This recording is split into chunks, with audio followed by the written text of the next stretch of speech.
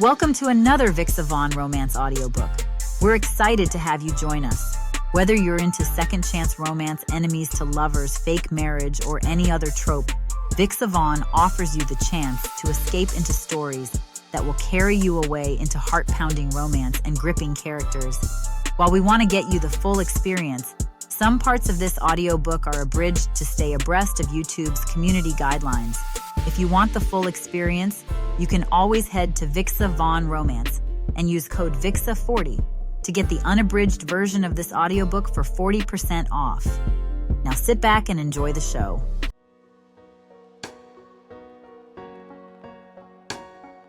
Chapter 1. Maya. Who are you here to see? The hospital receptionist asks, as her fingers tap rapidly against the keyboard.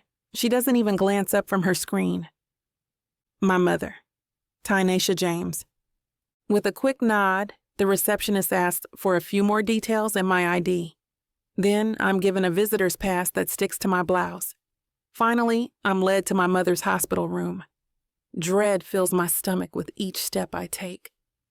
Thank you, I whisper to the attendant who accompanies me there. Once she's gone, I sigh. This isn't what I thought a homecoming would look like. It's been 10 years since I last stepped foot in Pine Cove. Back then, I swore up and down that this little town would never see me again. There was nothing for me here. I remember praying before bed each night, begging for God to lead me away from this place. My ambitions fueled my desire to leave, but Hunter played a part in it too. He was the reason why I couldn't hear the name Pine Cove without grimacing for so long. I wonder what he's like now. Does he remember what we used to have? Does he regret what he did? Shaking those thoughts away, I suck in a deep breath and enter my mother's hospital room. There's an IV hooked to her arm, supplying her with fluids.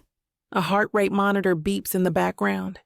A sickly hue clings to her face, and her dark skin is ashen. But she perks up slightly once I walk in. Maya, my mother rasps, beckoning me over with a frail hand. Maya, it's you. I'm so glad to see you again, my love. I was never going to stay away, I reply, offering a small smile. I grab the back of a nearby armchair and drag it to her bedside so that I can hold her hand easily. How are you feeling? I'm suddenly overwhelmed with guilt for not coming back when she first started dialysis. I kept telling myself I had plenty of time to visit. It wasn't until she got sepsis that reality set in, and I admitted how serious her condition could be. I had to come back before it was too late, and I regretted it for the rest of my life. Better with you around. My God, Maya. You're so beautiful. The photos you send home don't do you justice. She mumbles, raising a trembling hand to brush a curly strand out of my face. I knew that you'd come back to Pine Cove one day. Not under these circumstances, but... A dry laugh escapes me. My hand wraps around my mother's, gently squeezing. Yeah, well, it feels good to be home. How's the bakery? How's Nana? She frowns, then shakes her head. We're not doing too well, Maya. Why? A pang of fear ripples through my heart. The bakery's been in our lives since forever. I thought business was going well. It's been getting difficult since I've been in the hospital, sweetheart. Nana does her best, but she's only one woman. The medical bills are adding up, along with upkeep and maintenance for the shop. We had to cut our hours since Nana can't be everywhere at once. I hate to say it, but I think we might lose the bakery. Damn it. I swore I wasn't going to cry, but with my mom's condition and our bakery on the verge of bankruptcy, my bottom lip quivers and my vision quickly muddles from the tears. I try to hide it for my mom's sake, ducking my head and furiously wiping my eyes, but it doesn't work. Mom knows me too well. Oh, sweetie, I'm sorry, she says gently. I shouldn't have said anything. No, you did the right thing. I sniffle, wiping my eyes until the skin underneath them is raw. You should have told me that you and Nana needed the help. I would have come sooner. Do you mean that? Of course, Mom. I love you too, and I love the bakery. Sure, Pine Cove's not really my style anymore, but I shrug, playing up my indifference, even while memories of Hunter and I come to the forefront. Family comes first before anything else. My mother smiles weakly before her arm lands limply at her side. Gazing at the heart rate monitor, my shoulders drop in relief to see a constant pattern, up and down every second, within an acceptable range. You should stop by the bakery and see Nana. I'm sure she'd be thrilled to see you again, she remarks, eyes drifting closed. And I'm sure you have some old friends who would like to see you too. I crack my knuckles nervously. I don't think so, Mom. Besides you and Nana, I don't think anyone else is excited about my arrival. How can you be so sure? Because it's obvious. Why would anyone in Pine Cove want to see me again? I basically hightailed it out of here the first chance I got, letting everyone know that I hated this place and never wanted to come back. If I were them, I wouldn't be welcoming a person like me back with open arms. Maybe it was because we were one of the few Black families in town, and I never quite felt like I belonged. I don't know. I spent more than my share of time dreaming of how I'd get out of Pine Cove and acting like I was above small-town life. And it's a little embarrassing now to be here. Wetting my lips, I gaze at my mother. I know it. God, I whisper, pulling up to the bakery and bringing my car to a gradual stop right outside the desolate spot. What happened to this place?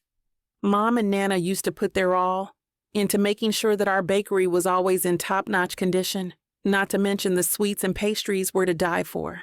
Everyone would line up around the block every morning for a chance to get a taste. Now, it's a shell of what it used to be, and that breaks my heart.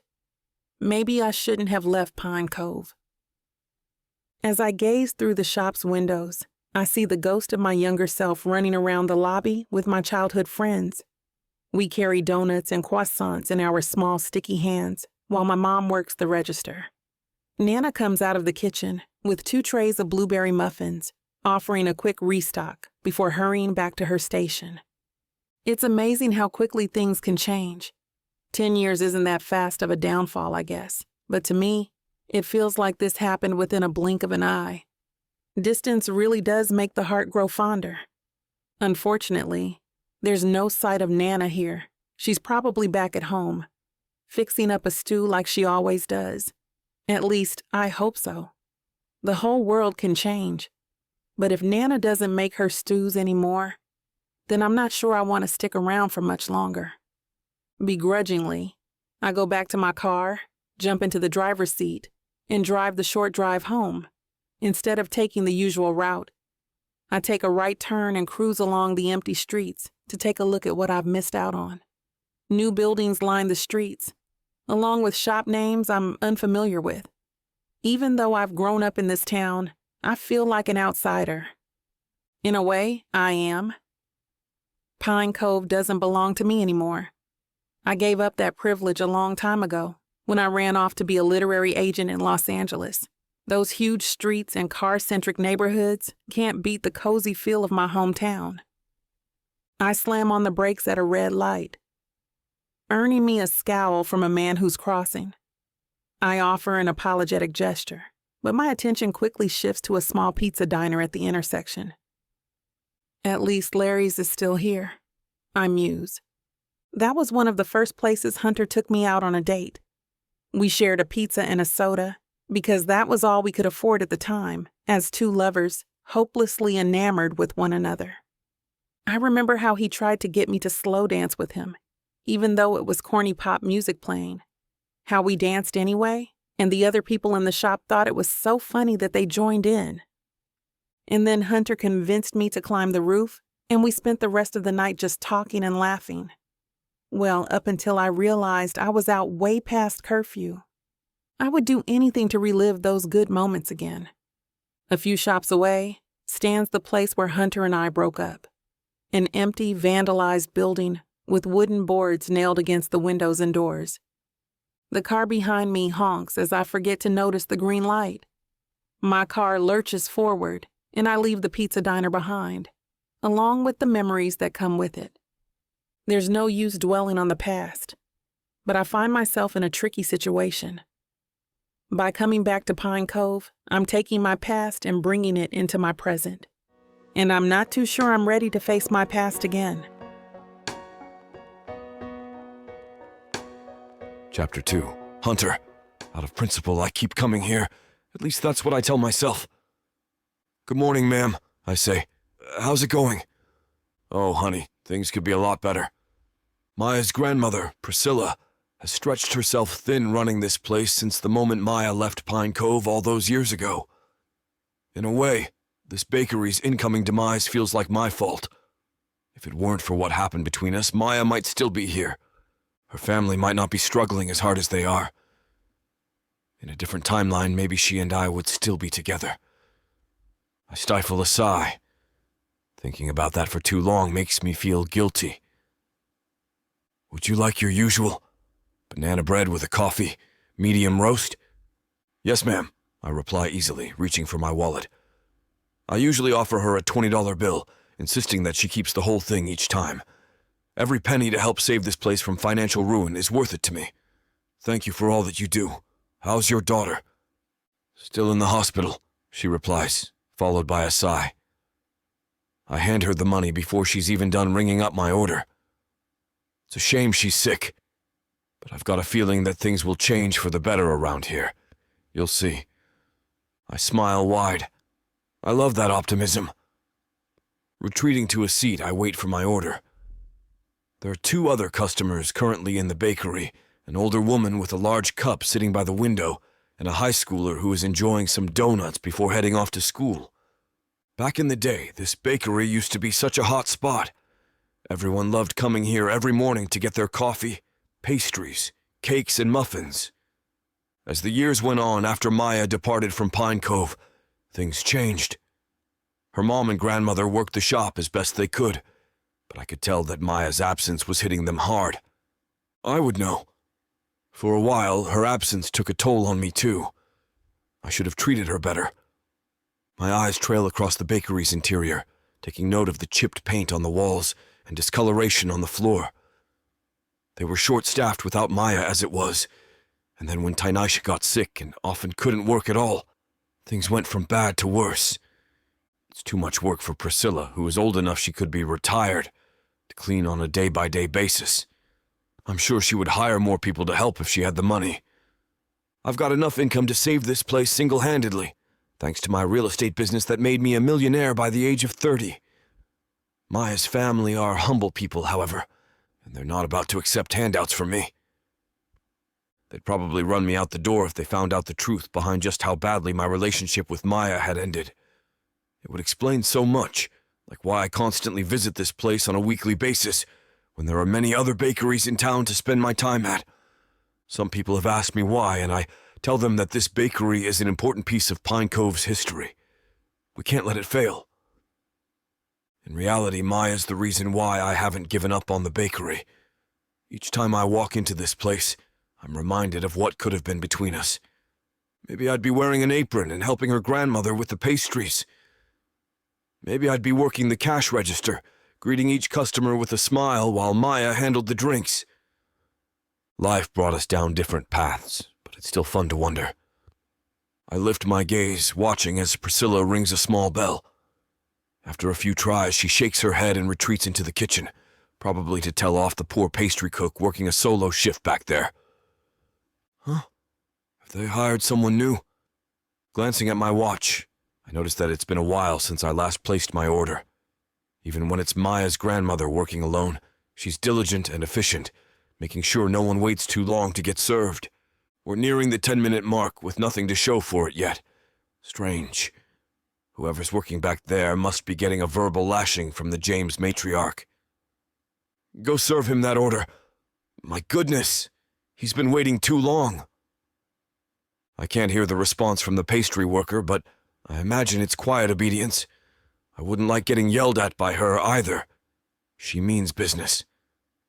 Though I'm curious to see who they managed to wrangle in as a pastry cook.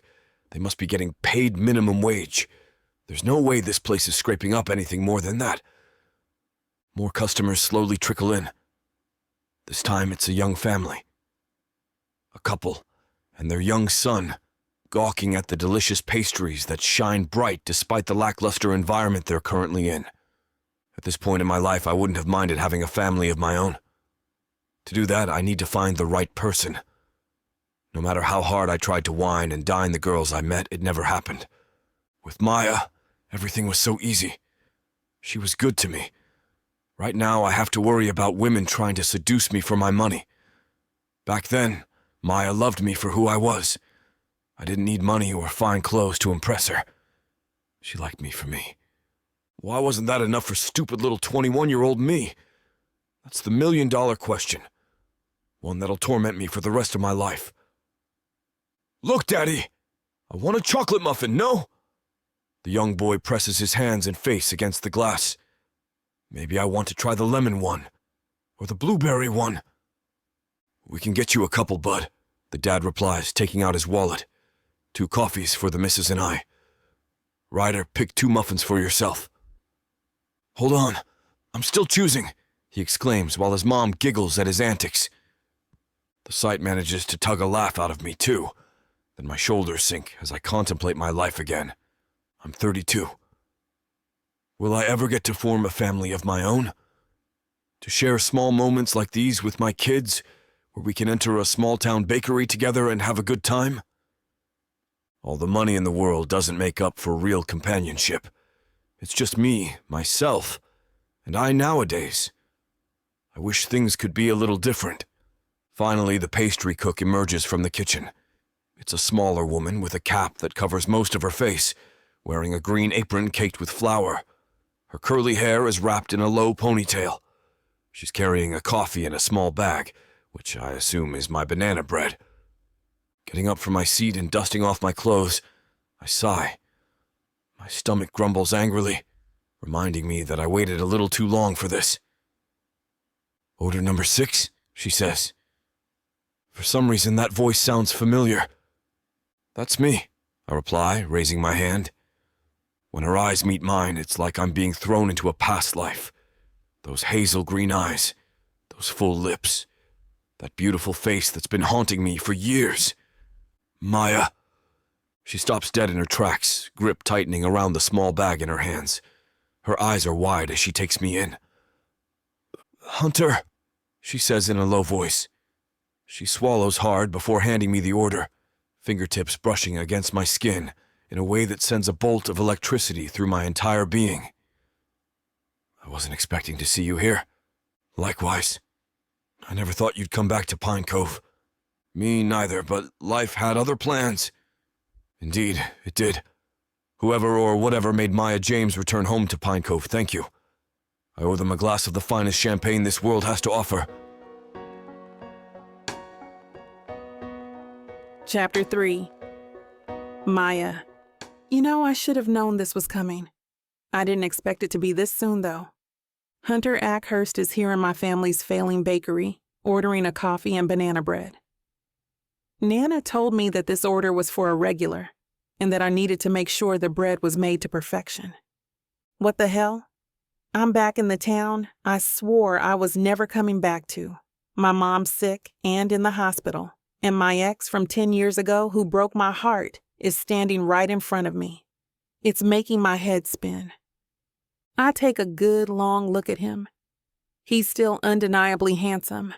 I'll give him that, but in other ways, he looks so different. He's polished and has clothes on that probably cost more than half my wardrobe. Definitely not like the Hunter I knew, who couldn't have even afforded the laces he's wearing now. And of course, here I am, completely covered in flour.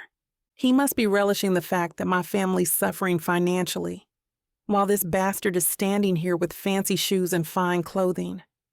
The one thing that hasn't changed is that infuriating smirk of his. Screw him straight to hell if that's how he really thinks. Hunter sticks his hands in his pockets. I think it's nice that you're here to help out with your family's business. My eyes narrow immediately, taking a step back to put some distance between us. Do you come here often? Is that a pickup line? He asks, perking a brow. If the deadpan expression on my face is anything to go by, that should be a big fat no. He chuckles to himself before clearing his throat, realizing his joke fell flat with me. Why are you here? I shoot back, making him flinch slightly. Why did my grandmother say that you're a regular? Because I am, he replies as if it were obvious.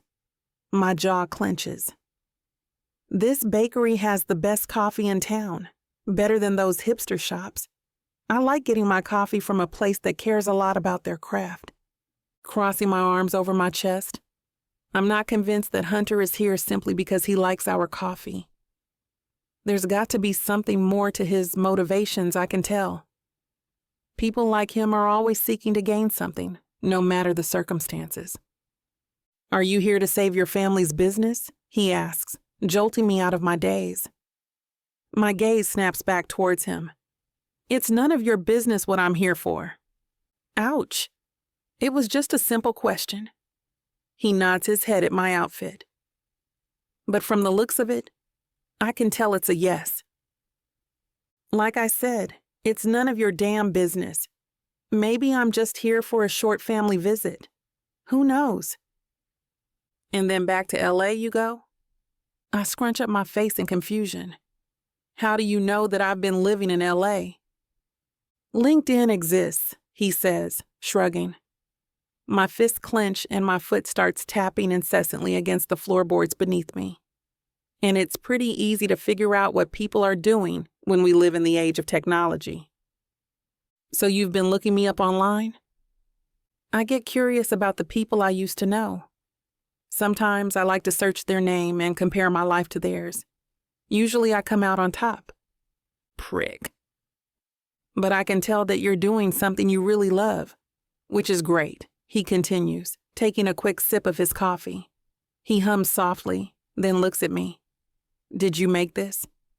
Yes. You know, your grandmother tends to add a spritz of vanilla to my coffee, sometimes at no extra cost. Don't worry, though. I wouldn't expect a newbie like you to know the orders of a regular like me. Oh, go away, I mumble, rolling my eyes. He laughs, leaning a little closer. What was that? Nothing. Come on now. You don't want to tick off one of your regulars now, would you? I'll do whatever I want in my bakery. Thank you very much, I reply bluntly, feeling my eyes start to twitch the longer he speaks with me. This reminds me of when we used to date. He was always one who wouldn't back down to my banter. At the time, I thought he was the cutest thing in the world. Witty, too. Right now, I want to spit on his $1,000 shoes and rub it in with the heel of my sneakers. Maybe then he'll learn some goddamn respect. Does that mean I'll be seeing you around town more often? He asks. I don't know. I might go out of my way to avoid you if I see you in the grocery store. Or I might start hanging out at these hipster shops that you hate so much. Damn, he says, smirking. I really hope you're joking, because I don't think you'd be a big fan of those shops either. They tried selling me candles and tarot cards the last time I went. In my peripheral vision, I catch glimpses of Nana. Even though I'm clearly slacking on the job, she doesn't seem to mind. She takes orders happily and pulls everything together as if I'm not even here. But I'm serious, Maya. We should catch up sometime. If you want, we can grab lunch at some other spot in town. I don't know if that's a good idea, I reply, shaking my head. I didn't come back to Pine Cove to rekindle past relationships. I thought you said it wasn't my business why you came back to Pine Cove, but now you're cluing me into some details. Interesting. Oh, stop it. Just as I'm about to walk away, he calls out for me, and I stop. I know I shouldn't, but I do.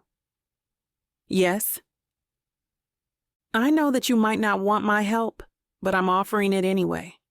Hunter reaches into his pocket and pulls out a business card. He hands it to me, and I give it a once-over. The card features his name, business, and contact information. My eyes linger on his number. It's different from the one I blocked years ago. This place is going through a lot, I can tell. Financial struggles are huge for small businesses like these. But I want to help if you'd let me. I glare at him from underneath my brows. I mean, who does this guy think he is? My knight in shining armor? I would have never thought that the guy who I told he was dead to me directly to his face would ever come back around with a stunt like this. If you ever need to contact an expert on how to save this place, let me know. I'm all ears. Just know it may come with a fee. I'm not doing anything for a fee. The fee might be going out to lunch or dinner with me. I don't know. I haven't decided yet, he says, offering a small smile as he gathers his banana bread and coffee. I'll see you around, Maya. I don't reply. I only watch him as he departs from the shop, tossing me a glance over his shoulder before he's out of the building completely. Just like that, he's ruined my morning. What a jerk. He's got a lot of nerve coming around like that. Just because he's got a bit of money and confidence, he thinks I'll just bow down to his every word. That's not how things work around here. I'll never let him get the best of me again. Retreating back into the kitchen, I realize that I'm still holding the business card. His name is engraved in gold lettering, which shines when you hold it underneath the light at a certain angle. I scoff, wanting to chuck this thing in the trash. However, something compels me to pocket the card instead. I'll forget about it later. It'll dissolve in the washing machine when it's left in my back pocket, I'm sure. Chapter 4, Hunter. Be cool, Hunter. Be cool. It's only Maya James. Back in my life now after how many years? I try to hold on to my swagger as the shop bell dings behind me, but I just can't get over my luck. The girl who got away is back in town. I can't help myself but smile. There's just something about Maya I could never shake. After she left, I tried dating. From local girls to the online scene. It's not that I don't look. It's just that no girl is her. Maya James. The name still rings in my ears. Time has passed. Obviously not enough time to soften the tone of her voice when she speaks to me. Clearly, she remembers how we left things. I try not to stare at her through the bakery window as I make my way out to the sidewalk. The window is dusty and dirty, but she fills the space with that luster that only Maya has. I don't want to get ahead of myself, though. She wasn't happy to see me. Can't say I blame her. I don't get far before I run into the post lady Debbie, very nice local gossip in Pine Cove. "Why, Hunter Ackhurst, I thought that was you!" She beams at me with her mailbag in tow. Maya might not know this yet, but nowadays I'm kind of something in this town. She knows I'm successful in real estate, that I own half the commercial spaces around here. What she doesn't know is that I give 10% of my company revenue to after-school leadership programs. I rebuilt the animal shelter with my private funds. I'm at the nursing home every Christmas, and I coach a little league in the spring. Did you see our Maya has moved back? All the way from LA. Her smile infects me with something sinister. The small-town rumor mill churns inside her head. I dread the question before it escapes her lips. She was your high school sweetheart, wasn't she? Why, Mrs. McCleary. I search my brain for a way out of the conversation. I did see Miss James. She's taking over the bakery for her mom. But tell me about this new haircut. I take Mrs. McCleary through the arm, escorting her back across the bakery doors. As Mrs. McCleary talks, I disguise myself around her heavy-set form. I can't have Maya seeing me like this. But I can't stop myself from turning my head just as we pass the shop window. I need just one more look. And there she is. I didn't see it before. I didn't have time, what with her still mad at me and all. But there's something noticeably different about Maya James. The girl I knew is gone. Now lines contour her face in a way I can't place. She also looks fiercer than she did as a girl. Like she's been carrying a load no one sees. I hate to think about it. Going back to that last goodbye. She meant it when she said she never wanted to come back. She still doesn't want to be here, obviously. I'd be glad to see the two of you back together. Mrs. McCleary winks. I give a polite farewell to the post lady, hoping this will be the last speculation about me and Maya. But I know better.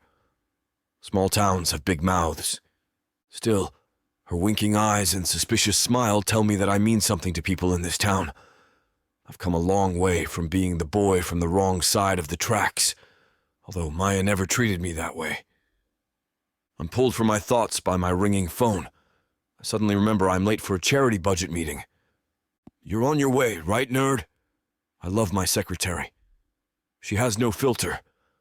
If you don't get here quickly, they'll try to give our money to yoga with goats. I think we can do better. There in a flash, I tell her. She knows I mean it too. Big money can buy big dreams, and in my case, custom-modified cars. Today I'm driving one of my favorites, a classic '79 Charger in burnt orange. It's the dream car I used to talk about when we were kids. But I know Maya better than to think she'd be impressed. She might notice my patent leather shoes and bespoke navy suit. She might compliment me, but she won't be swayed. Yet, she's more than just some girl from my past. High school sweetheart doesn't do it justice either. She was my soul and my everything, until my parents died at least. I was a broken mess after that. No one can say she didn't try to reach me, that she wasn't patient. I just didn't want to be reached. I yank myself from these thoughts as I make it to my office at last. The bright hum of my V8 purrs delightfully until I kill the engine. She might not be impressed by my car or shiny offices, but I am. Of all the things we dreamed of, I did everything I set out to do. Everything but leave this town. I rush into my meeting. The warmth of the bakery coffee in my hand brings me back to her. Maybe her anger is a good sign. Maybe it means that I'm still under her skin as much as she's under mine. If I can only find a way to bump into her without looking like a chump. What's this about yoga with goats? I address my team, sitting at the head of the table. Surely we can do better than that. It's one idea, Heidi begins, but I have another. We need to do more for the people of Pine Cove. COVID hurt a lot of businesses, and it shows on every storefront. If we want people to move here, we need to divert some funds to city revitalization. I'm thinking we recreate that mom and pop feel, while also trying to appeal to the youth. A little old and new. We can pay respect to the city's history while bringing in something fresh and different. You think store owners will be up to it? My business manager, Trevor, asks. As he delves into the particulars with Heidi, I find my eyes locked on my coffee cup. Maya and I always wanted to leave this town. And now here I am, trying to save the little town I've grown to love. If we work closely with store owners, I think we build trust for this and future projects, Heidi says. Suddenly it hits me. I need to make Pine Cove a place Maya never wants to leave. We'll throw a charity gala. When I speak, the room is silent. We'll invite the town and all the donors. I'll handpick a few select businesses and pay for them myself. If it's a success, the rest of the town may choose to work with us. The rest of the meeting is a rush of figures and numbers I have no head for. Instead, I'm brimming with ideas for the gala. A memory of us hits me in the pit of my stomach. A dance that was promised. A promise that was never fulfilled. Like I said, she tried. A decade ago, I was losing myself to parties and drinking. Just before she left for college, Maya joined the Summer Under the Stars committee. She talked them into displaying black and white movies against City Hall. The kind my parents used to love. I should have been there. Instead, I left her waiting. We never had that dance. Somehow, drinking with my friends seemed like a better idea at the time. Looking back, I realize I don't have those friends anymore. And I certainly don't have Maya. Hunter! Heidi draws my attention back into focus. Did you have a particular business in mind? The bakery coffee cup stares back at me from my boardroom table. As a matter of fact, I think I do. Chapter 5. Maya. Nana, you don't need to worry about the bakery, I say into the old corded phone. To think after 10 years this phone is still here. Maybe that's why the shop is struggling, I think to myself. Although I know this isn't the case, the vintage look is what gives it its appeal. I know, it's just been a while since you've managed the counter by yourself. She sounds worried, but I'm sure it's more about Mom than me running the counter alone. She knows I can handle it. I know this bakery like the back of my hand. Not much has changed here. I'll manage. It is true, nothing has changed. The phone in my hand is the same, so are the booths, chairs, most of the menu, and even the practically rustic POS system. Even the town and the people seem the same. My mind flashes to my encounter with Hunter. I shake my head to clear it. I'd rather not think of him right now. Okay, honey. Just call me if you need anything, she says before hanging up. Will do, Nana. I place the phone back on its hook with a sigh before taking a look at the empty dining room. There's not much help needed if no one's here, I say to myself. I remember when this place was packed full. It was when I was in high school. Mom had me help her run the counter. Her cream cheese danishes paired with an iced vanilla coffee were the talk of the town. That wasn't the only thing that the town talked about. My eyes slide over to the booth Hunter and I used to sit. Almost like an old projector screen, I see the scene play out in front of me. There we are, sitting in a booth on my lunch break, talking about making it big and our plan to get away from Pine Cove. Everyone thought we were dreamers for wanting to leave Pine Cove. Maybe it was just a dream, at least for him. How could I have been so stupid and naive back then to think it was real? We were teenagers. Nothing was real. I close my eyes, trying to make the scene stop playing in my head. Why am I even thinking about him now when I have a million other things to worry about? Take, for example, my mom, my Nana, and this God-forsaken bakery. The last thing I should be worrying about, or even thinking about, is Hunter Ackhurst. I'm interrupted by my thoughts when the front door's bell rings. When my eyes quickly flash open to see who it is, my jaw almost drops. You have got to be kidding me. He catches the glare that comes over me and gives me a cheeky grin. I groan out loud. I just can't catch a break, can I? It's Hunter damn Ackhurst. Well, if it isn't Maya James. He oozes with confidence as he says my name. I look at him with discontent. It's as if he takes my lack of response as a prompt to continue talking. How's business going? My glare turns to disbelief. Is he actually asking me this question? He can clearly look and see for himself just how business is going. Are you kidding me? I snapped out. Look around. You know exactly how business is going. I take a deep breath, trying to compose myself. Don't let his comment get to you, Maya. I close my eyes and shake my head before looking back at him. Is this some kind of joke? Are you here to rub it in my face or something? His face becomes an unreadable expression.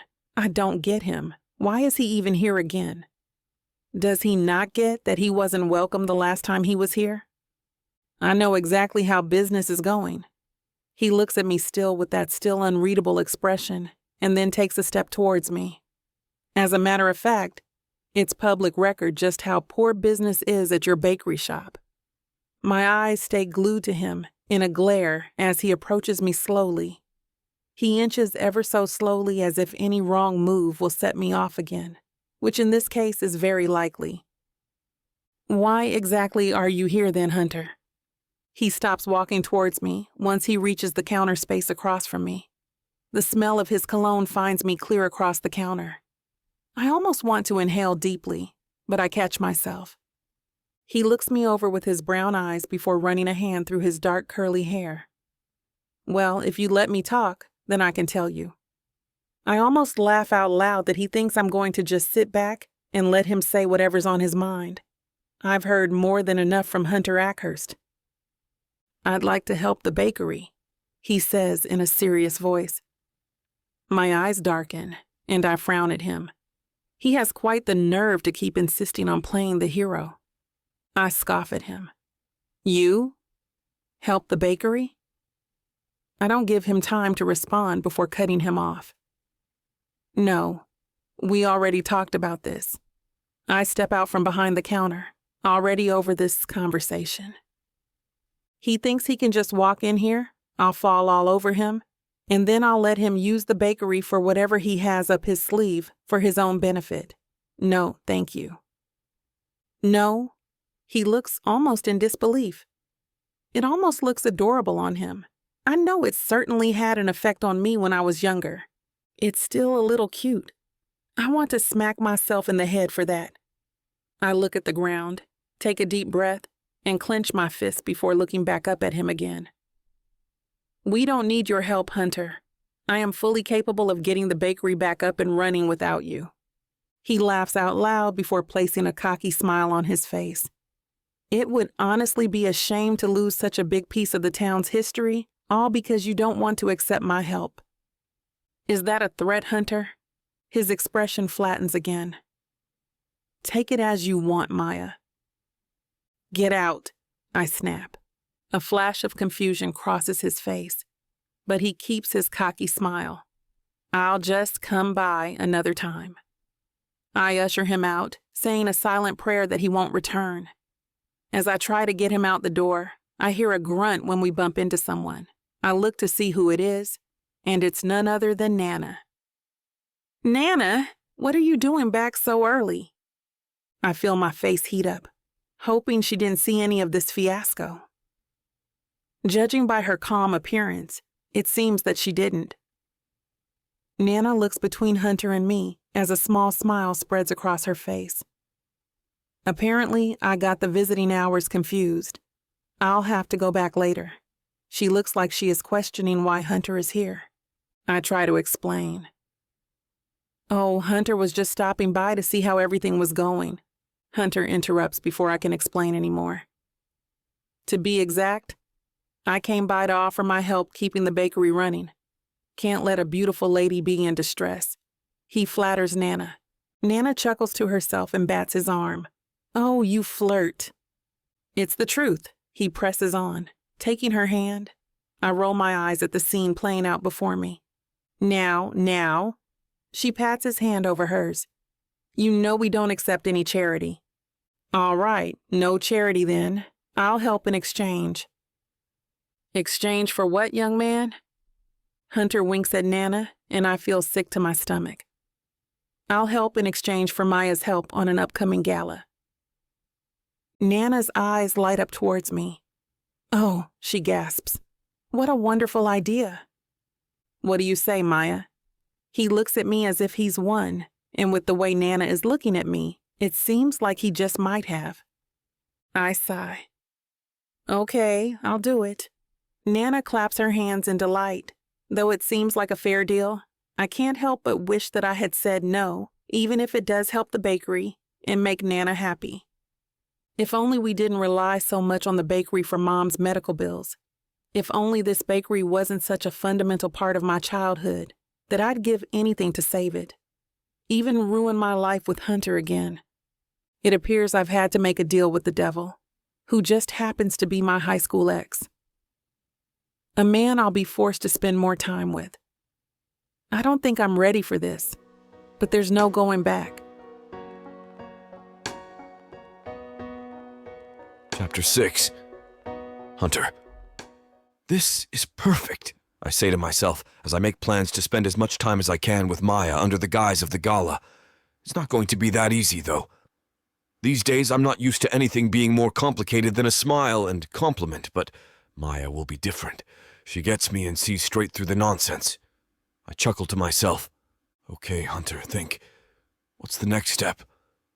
I struggle for a moment, and then it hits me. I have changed. I've learned a lot in the years we spent apart. Surely there is something in my skill set that can help me. What would I do if I were researching a new property? Everyone knows that being a successful realtor means learning everything there is to know about the property. Is this any different? When I find a building I'm interested in, there are always two separate things to consider: what I already know and what I need to know. With Maya, there is a lot I know, but there is even more to find out. Where should I start? As I walk through town, I use the same strategy I would with structures. I use information I know, things I've known for years, to guide me to the people who can provide me with some new information. Except this time, my queries seem a lot more important. I spend the next few days casually dropping in on the people who I think could have some information about Maya's time in the city and her return. After a while, I begin to think I'm looking in the wrong places. Even using my notorious charm, there seem to be too many people who either don't know anything good or won't say anything. It seems to be the same story no matter who I ask. No one knows anything about her relationships, and most think there have been none to speak of. Although that isn't the worst news, the rest worries me. If she hasn't gotten close to anyone in LA, does that mean I was the last person she trusted? I try not to get frustrated. For the last stop, I decide to duck into Chelsea's bar. As a rule, I tend to avoid the place. Along with it being an obvious breeding ground for chaos and drama, it's run by the one person that Maya may have kept in touch with. Knowing I need to make this visit about something other than Maya, I order a scotch on the rocks and sip it slowly, in hopes that the owner is lurking somewhere near and will recognize me. She doesn't disappoint. Of all the people in the world, why would you choose my bar to grace with your presence, jerk? I hear the woman's voice behind me, roll my eyes to the ceiling, and issue a silent groan, knowing she will continue. And when she's in town, no less. I'll save you the time and energy. Leave her alone. You haven't got a chance in hell. Nice to see you too, Chelsea. I've certainly missed your wit. Your use of expletives and hatred of me, though, not so much. I know there's no wooing her, so I banter with her the best I can. Can a man have a drink without getting the third degree? I try to sound undisturbed. You know, Hunter, Chelsea starts, then pauses, seeming to reconsider her words. With a sigh, she turns away from me and storms to the back. As an afterthought, she spins around. Just leave her alone. She's going through enough with her mom being sick. She had no plans to come back, but she had to. As an exclamation to the statement, the swinging door slams shut behind her. With no reason to stay, I make my way outside into my car. Nothing, not my business, my wealth. Absolutely nothing can replace the guilt I now feel for practically rubbing Maya's face in the fact that I, alone, can help her save the bakery.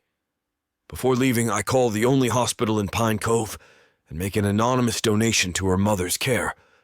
That's the least I can do, and is a good start. After the revelations, I park my car at the town center and walk in and out of several stores, hoping to run into Maya since the bakery is just around the corner. It doesn't work, and the frustration comes back. Instead of letting it overpower my logic, I decide to try again the next day. Surely if I meander through town long enough, I'll bump into her. Each day I'm disappointed, and there's no sign of Maya. I can't help but wonder if maybe she went back to LA, but I have a feeling she's just dodging an interaction with me. If I'm honest with myself, I don't blame her for not wanting to see me. As an afterthought, I enter the coffee shop. Hey, Hunter, long time no see. The silky voice catches me off guard, but before turning around, I regroup. What are you doing here? I know I sounded uncaring, but this woman doesn't deserve my care. Tiffany, I thought you were gone for good. Hunter, if I didn't know better, I'd think you weren't happy to see me. As she inches closer to me, I find myself backing up towards the door I just came through. I can't right now. I have things to do and they don't include you or this conversation. Well, no worries, I'll see you soon. Bye now. I practically run to my car, silently cursing myself for allowing anyone to catch me off guard. Even though I know my anger should be directed at Tiffany, I can't help but feel some animosity towards Maya as well. I'm acting like a lovesick puppy dog, chasing my own tail for a girl who doesn't even want to talk to me. I scoff at the thought and realize that if my thoughts of her had not been at the forefront of my mind, I wouldn't have almost been caught unaware by Tiffany. Great. Now I have to deal with both of them being back in town. I've got to get myself together. Chapter 7. Maya. No, dear. It's already been settled that you will help with the gala. I mean, the man specifically requested you. She looks up at me once the tray is in and puts her flowered hands on her hips with an arched brow. Nana's always had a soft spot for Hunter since we were dating in high school, especially after his parents died. But even though she has a soft spot for him, that doesn't mean I have to. He's my ex, for God's sake. You're the one he batted his eyes at. I'm sure he'd love your company much more than me. Nana laughs at my remark about their encounter at the bakery. Honey, you know that man was just being sweet to this old woman. I'm far too old for the likes of him. He needs someone young to help with the gala. Nana turns to set the timer on the stove. I know it's the end of the discussion, since no matter how hard I've tried, she's not budging. Once she has her mind made up, then that is the end of it. Though I was really hoping just this once she'd change her mind. After taking my sweet time to get ready, I finally dragged myself to Hunter's office. Nana told me the location before leaving the shop. I was surprised to see that it's particularly close to the bakery, so this is how he's been able to come to the shop so often. I groaned before entering and mentally braced myself for the discomfort I'm about to endure. When I enter, I see a small blonde woman give me a welcoming smile. Hi there, welcome to Ackhurst Real Estate. How can we help you today? Hi, I'm here to meet with Hunter Ackhurst about the upcoming gala. I look around the building to figure out where he might be. Oh, you must be Maya. Mr. Ackhurst is waiting for you in the meeting room, right this way. She immediately gets up from her desk to lead the way. I'm grateful. Otherwise, I'd be completely lost. We walk down a hall before entering the last room. After we go in, I see the room has a large meeting table in the center, and Hunter is already standing at the end waiting for me. He's dressed in a navy blue suit, tie, and white button-up. It takes a moment before he realizes our presence. He seems focused on something. Once he notices, a broad grin spreads across his face. You're here? I was just looking over some ideas we have for the upcoming gala. Thank you, Jenny. You can go now. I panic at her quick dismissal when I realize there's no one else here. I was hoping we would be working with others. Oh, is there no one else coming? Hunter laughs, almost amused as he sets down the papers in his hand. No, I currently have Trevor checking out the venue and getting estimates. Today, it will be just us. I feel the heat rising to my face. The last time I was alone with Hunter, it did not go well. It's going to be much harder to do this by myself without mediation. Let's be civil, Maya. As Jenny leaves, Hunter grabs the papers he was studying and then moves closer to me. Next thing I know, he's behind me, sliding the papers in my hands and looking over my shoulder. Easy for a man of his height. I can almost feel the heat coming off his body with how close he is behind me. I shudder. It brings back other memories from when we were together. Quiet, stolen moments huddled together behind the bleachers, skipping class just so we could spend more time together. And then the less innocent moments. So I was thinking that the theme would be Alice in Wonderland. What do you think? The hairs on my neck rise when I feel the breath of his words. I'm not sure if I want to run or stay with how close he is. If I turn my face to respond to him, he would be right there. I try not to focus on this. I don't like how my body and mind respond to his presence, the familiarity of his warmth, but thankfully, my mind knows better. This is Hunter we're talking about, and we're here because of the bakery. Oh yeah, that's a great idea. I've always liked Alice in Wonderland. I'm not sure if this is a coincidence or if he actually remembers that.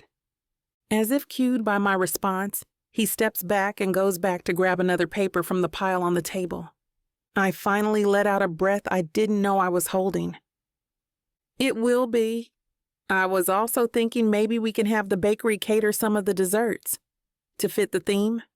He looks up at me with a questioning look.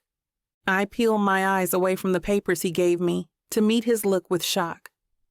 The bakery? He seems excited when he responds. Yes, the bakery. What other bakery would I be talking about? The gala needs the help, and so does the bakery with promotion. He moves back over towards me with the new paper. I shift over before he makes it so he can't get behind me again. I'd rather not lose my resolve so quickly. Keeping a distance is best. I'm here for the bakery, I remind myself. I shift my thoughts back and almost feel excited by the suggestion. That would be great. We could do themed cookies, macarons, and of course cake. Perfect. Let's get a list made up and talk it over with your family on what all we need to do. He hands me another paper. I'm taken aback by how determined he is to help. Is this the same Hunter I knew? He seems so different. My eyes scan over his body to see the man he is now, before suddenly stopping. No, stop it. He's still a jerk, Maya. This isn't someone new. He's still the same Hunter from back then. I hurry to take my eyes off him and clear my mind with the paper he gave me. It notes the budget for the catering service. The amount is much larger than I was expecting. Is this how much the bakery will be given for catering? It is. He gives me a pleased grin. I hesitate before responding. This is quite a lot for some bakery goods. It's not nearly enough. It's exactly what you deserve. I'm taken aback by his response. Is this sentiment that I'm reading on his face? I try to look for any trace of insincerity, but he seems genuine in his words. My heart's pounding. I'm not sure if it's because the bakery might have a chance, or if it's because of the way he's looking at me. I let my guard down long enough to whisper a quiet response. Thank you. We get a lot done in the short hour we set aside to meet. I find myself growing comfortable with Hunter's presence. It's almost like before. My heart is beating incredibly fast, and I'm ready to get back to the bakery. I'm uncertain about all these emotions I'm having. Thankfully, I don't have to stay back any longer since he has another meeting. We plan to meet again tomorrow to go over some more details. As I walk out the door, I suddenly hear my name being called. Maya! When I turn to look down the sidewalk and see who it is, dread comes over me. It's someone I was hoping I wouldn't have to encounter. Tiffany. I try to hold back my grimace. Why is she here? It's funny to see you. Were you just with Hunter? She gives a haughty smile. I don't care to talk to her, but I do wonder why she's asking about Hunter. Yeah, we were just going over the gala details. Oh, I didn't know you were meeting with him about the gala. He didn't tell me. Why should Hunter tell her he was meeting me? I don't want to ask. Well, I'll see you around, she says in her too chipper voice, and then brushes past me to go inside the building.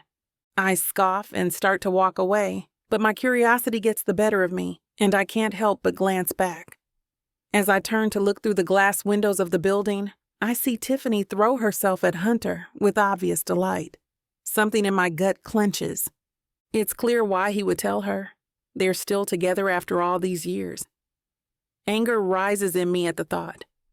Why would he have me work with him then? Questions flood my mind. My heart hurts for reasons I still don't know the answer to. I need to get back to the bakery.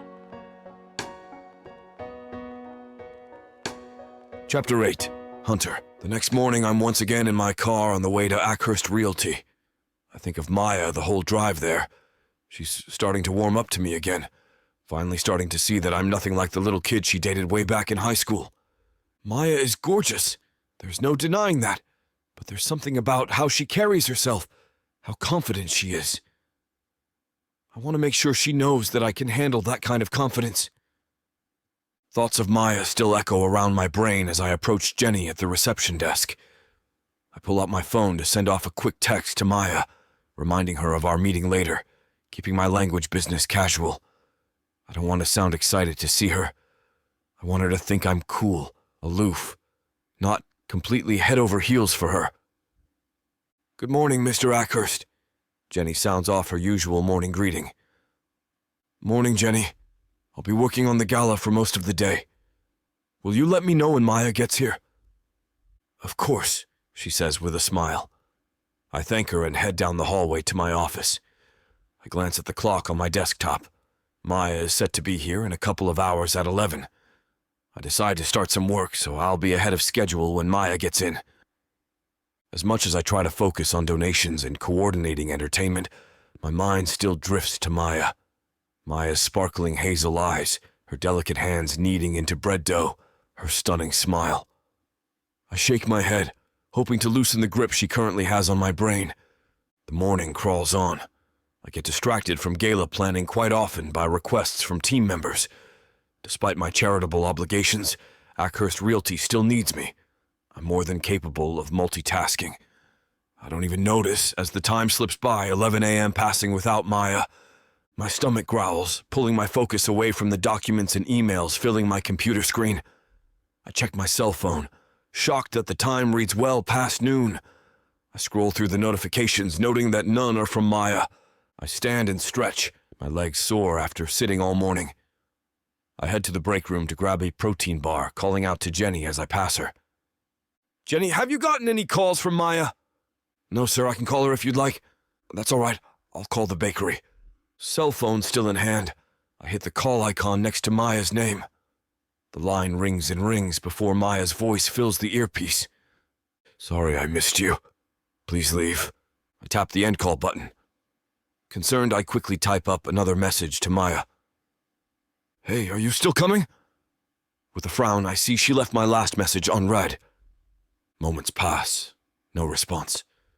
I call her cell phone again. No answer. I try the bakery line.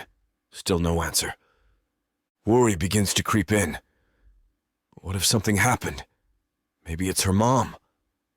She could have taken a turn for the worse. Maybe there was an accident at the bakery. Maya could be injured. I won't be able to handle the guilt if something happened, and I know I didn't try to help. I decide I need to go and see Maya for myself. I rush to gather my things and shuffle past Jenny, stammering out an explanation while barreling out the front doors. I get in my car and peel out of the parking lot, driving way too fast in the direction of the bakery. As I approach the bakery and see no fire trucks or ambulances outside, I relax a little. Everything seems perfectly normal. I get out of my car, slamming the door shut with a heavy clunk. The world stills as I walk through the door of the bakery, the bell above the door ringing softly. I pause, taking in the scene. I didn't expect to see Maya at the front counter, conducting business as usual. I half expected to see Maya's grandmother running the counter or Maya in tears, just barely holding it together. Instead, Maya is powering through a short line of customers, taking orders and handling the cash register. Her eyes meet mine, and she freezes. Her face falls and she looks away, suddenly becoming cold. She keeps her face neutral as she speaks with her last customer, an old man, handing back his change before turning her back to pack up the order. She keeps her focus on the elderly man as she presses the package into his hands. He hobbles away from the counter, leaving just Maya and I facing each other. Before I can get a word out, Maya whips around and hustles away, pushing through the swinging double doors behind her into the back kitchen. Confused, I call out her name, trying hard not to seem like I'm yelling at her. I still don't know what happened, and I don't want to make it worse. Maya ignores me. I can hear her moving around the kitchen, tossing dishes in the sink, rolling bread trays back into their place. I call her name again, slightly louder. Silence. I debate just stepping behind the counter and walking into the kitchen when Maya returns to the front with a fresh tray of bagels in her arms. Maya, what's going on? We had a meeting this morning, I question, hoping she doesn't hear the concern in my voice. She sets the tray down on top of the glass display case and looks up at me, her eyes steely. Good morning, sir. How can I help you? She says, propping her clenched fist on her hip. What are you doing? We had a deal, I said. Did I upset you? I'm confused. I wasn't sure if your girlfriend would really want us hanging out alone in your office together, Maya says, turning away to fiddle with the bakery display case. Girlfriend? What are you talking about? I don't have a girlfriend, I say. Whatever, Hunter, I saw you with Tiffany. You know, it's just unbelievable. I laugh incredulously. Hold on, Tiffany? You think I'm still with Tiffany? She was all over you yesterday, she retorts. Are you jealous? No, she scoffs. A smile creeps over my face. She avoids my gaze, pushing her bagels into the display case. It hits me that she is actually jealous. Yeah, you are jealous. It's okay, I'd be jealous of her too, since she got to be here when I got hot, rich, and successful, I tease, hoping the joke will ease some tension. Maya huffs at my joke, clearly not amused. Seriously, though, I'm not with Tiffany. Haven't been together for a while. She's great and all, but she's really not my type, I reassure her. Maya's face seems to soften at the news. Well, why not? Maya asks. You liked her so much when we were younger? I guess my type has changed. I like my women more salt of the earth, you could say. Not afraid to get her hands dirty. I look down at the flower that covers Maya's arms and apron. She catches me looking and turns away again. I smirk at her reaction, secretly loving how easily she responds to my teasing. She levels a glare at me, as though she can read my thoughts. As much as I love teasing her, I want her back more. That means playing my cards just right. Chapter 9. Maya. I glare at Hunter, looking more smug than usual. Honestly, he looks like a man who just scaled Mount Rainier. I suppose any man with 2 women falling all over him looks that way. Wait, what am I thinking? I'm not falling over him. I don't want him. Gah! Why am I even bothered about him getting back with Tiffany? Stop staring at me, I bark. I realize I'm not perfect. You're good about reminding me of that. That's not what I meant. Why are you twisting my words? Nana's voice jerks me away from answering. You better get cleaned up if you're going with Hunter. What? I ask her, as if I didn't understand her words. Deliberately slowing down her speech, she responds. The gala, the planning. Mom's supposed to be released from the hospital tomorrow, I spit out. I really should make sure the house is ready for her. So sorry, Hunter. Sorry, Nana. I'm not going to be able to help with the gala planning anymore. I turn to face Nana as she puts her hands on her hips in her I know I didn't hear what you just said gesture. I refuse to look at Hunter. I don't want him to think that I care about anything that has to do with him. Maya, Nana, she steps closer to me in a way she hasn't done in years. I'm going to say this once, she begins. Her voice is low and serious. I feel myself standing up straight, bracing myself for the tongue lashing I probably deserve. From the side, I catch Hunter putting his head down. Is he praying for me? Is he trying to hold back laughter? And damn it, why do I care? Nana continues. Your mother would never allow you to use her as an excuse. An excuse for what? I ask. Without waiting for an answer, I speak to both Hunter and Nana. I'm not using her as an excuse. She's going to need help when she gets back. This bakery is going to need help when she gets back. I'm not letting you take that burden, Nana. The burden will be lightened if you allow this young man to help you. She's right. I know that, but I can't be near him. I don't want him to think I still have feelings for him. I finally turn to look directly at Hunter. His eyes are different. He doesn't have the smug look from before. They seem sincere, trusting. Damn it. I take a deep breath. Although I'm speaking to Nana, my eyes don't leave Hunter's. You're right, Nana. I'll get cleaned up and we can get going. Good. I'm glad you're talking sense now. She turns to Hunter. Mr. Ackhurst, while she's cleaning up, why don't you and I do a little strategizing of our own? Hunter, who somehow managed to keep quiet during my futile showdown, turns to Nana and flashes a dazzling, heartwarming smile. I would be delighted to know what you have planned, especially since no one seems to be able to resist you. Nana giggles. wraps one arm in Hunter's and guides him to a corner of the bakery. They sit and huddle. I clean. As I finish cleaning, I yell over at the huddled couple. I'm done. Let's get going.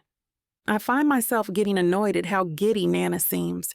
Why does he insist on bewitching every female in his orbit? He's just not the kind to give his heart to one woman. I'm glad I know that now. I try again to get their attention. The sooner we start, the sooner we can finish. I want to be here for Mom. That gets Nana's attention. She looks up at me and is about to say something. I step on her reply, cutting her off. I'm not making an excuse. I just want to be here to greet her. Fine. Then I won't hold you two young ones up. She flashes a smile at Hunter. Get going. Go do what you need to do to turn things around. Make it all better.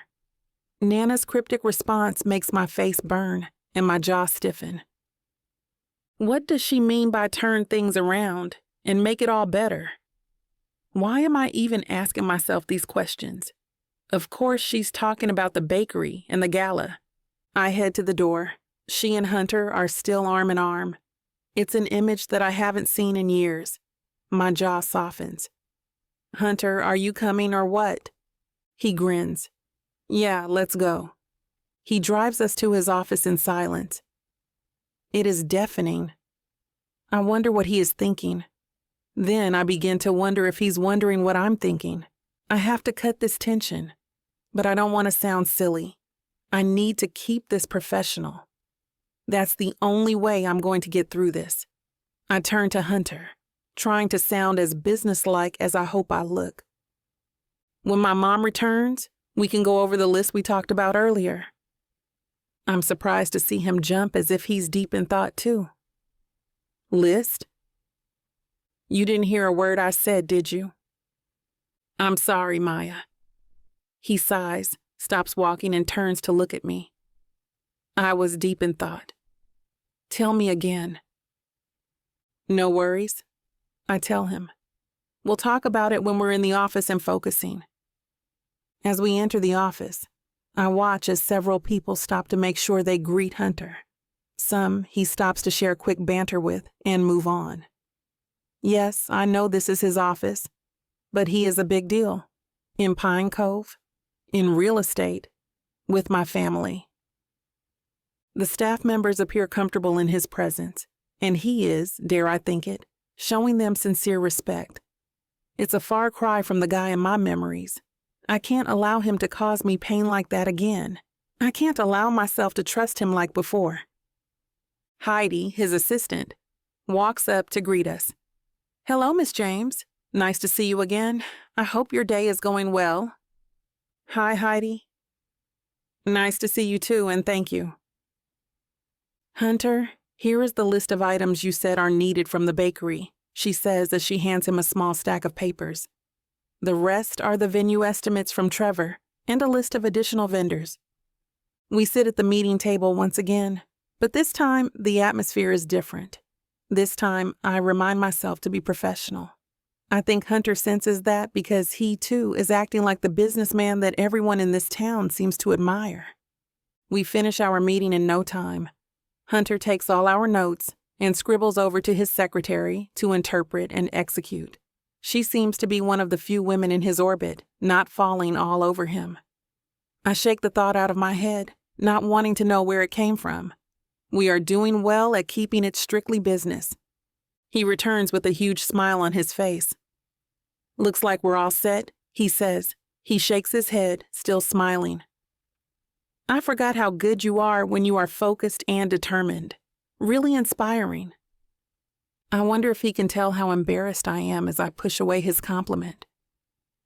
I don't think deciding on the options given is anything to inspire anyone but thank you. Hey, Hunter says as if he just had a thought. You want to join me at Mountain View? I have some business there, but we can have a quick bite and a couple of drinks in the meantime. My head wants me to say no. But since he said it was for business, I agree. I can be professional a bit longer. We leave the office and head out for dinner. I can't believe how relaxed I'm feeling in his presence. It's just like old times. I guess it's because I know there are no strings attached. We are done with the planning, and that's something to celebrate. Everything from now on will include other people. Once the bakery is saved, I won't have to be so close to him. Chapter 10. Hunter, it's just like old times. I don't want to get ahead of myself. I'd be a fool to think I'm safe. Still, I can't deny that having Maya beside me in the Charger is a dream come true. The sun falls low in the Pine Cove hills as we traverse up to Mountain View.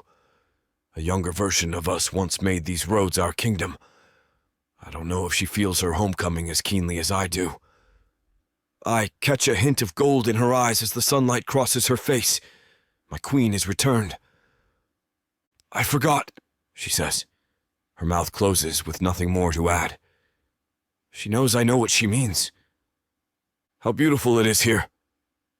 Yeah, she says. Her eyes are lost in the golden hills. It really is. The rest of the drive is silent. I piece together the right words to say at dinner, the right questions to ask. But my thoughts go quiet as we pull into the parking area. I casually button my suit as I make my way around to open the door for her. Young me always missed these marks. Grown me will get it right. The man I am now, he knows to cradle the small of her back as we enter the restaurant, to pull the chair out for her, to order good wine without looking at the menu. She's remarkably quiet, aside from the massive grin spreading across her lips. Enjoying your wine? I finally muster the courage to ask. I'm enjoying this show.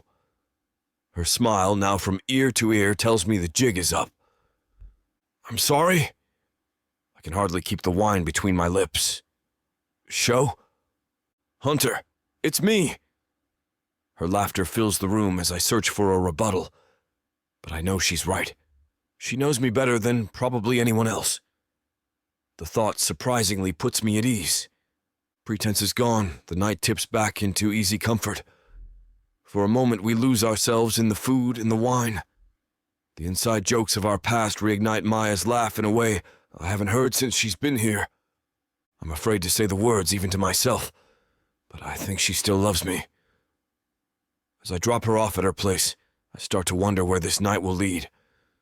Any hopes I have are dashed before we make it to the door. Look, Hunter, tonight was great! My nerves hit the pit of my stomach. But I don't want to give you the wrong idea. With my mom in the bakery, this isn't going to happen.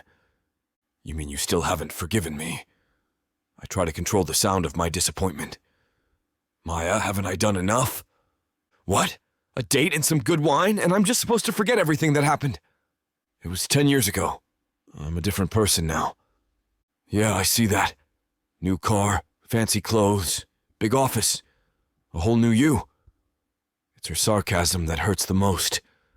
Hunter. I can't read the look on her face. There's something she wants to say, but she won't. It was a nice night, that's all it was.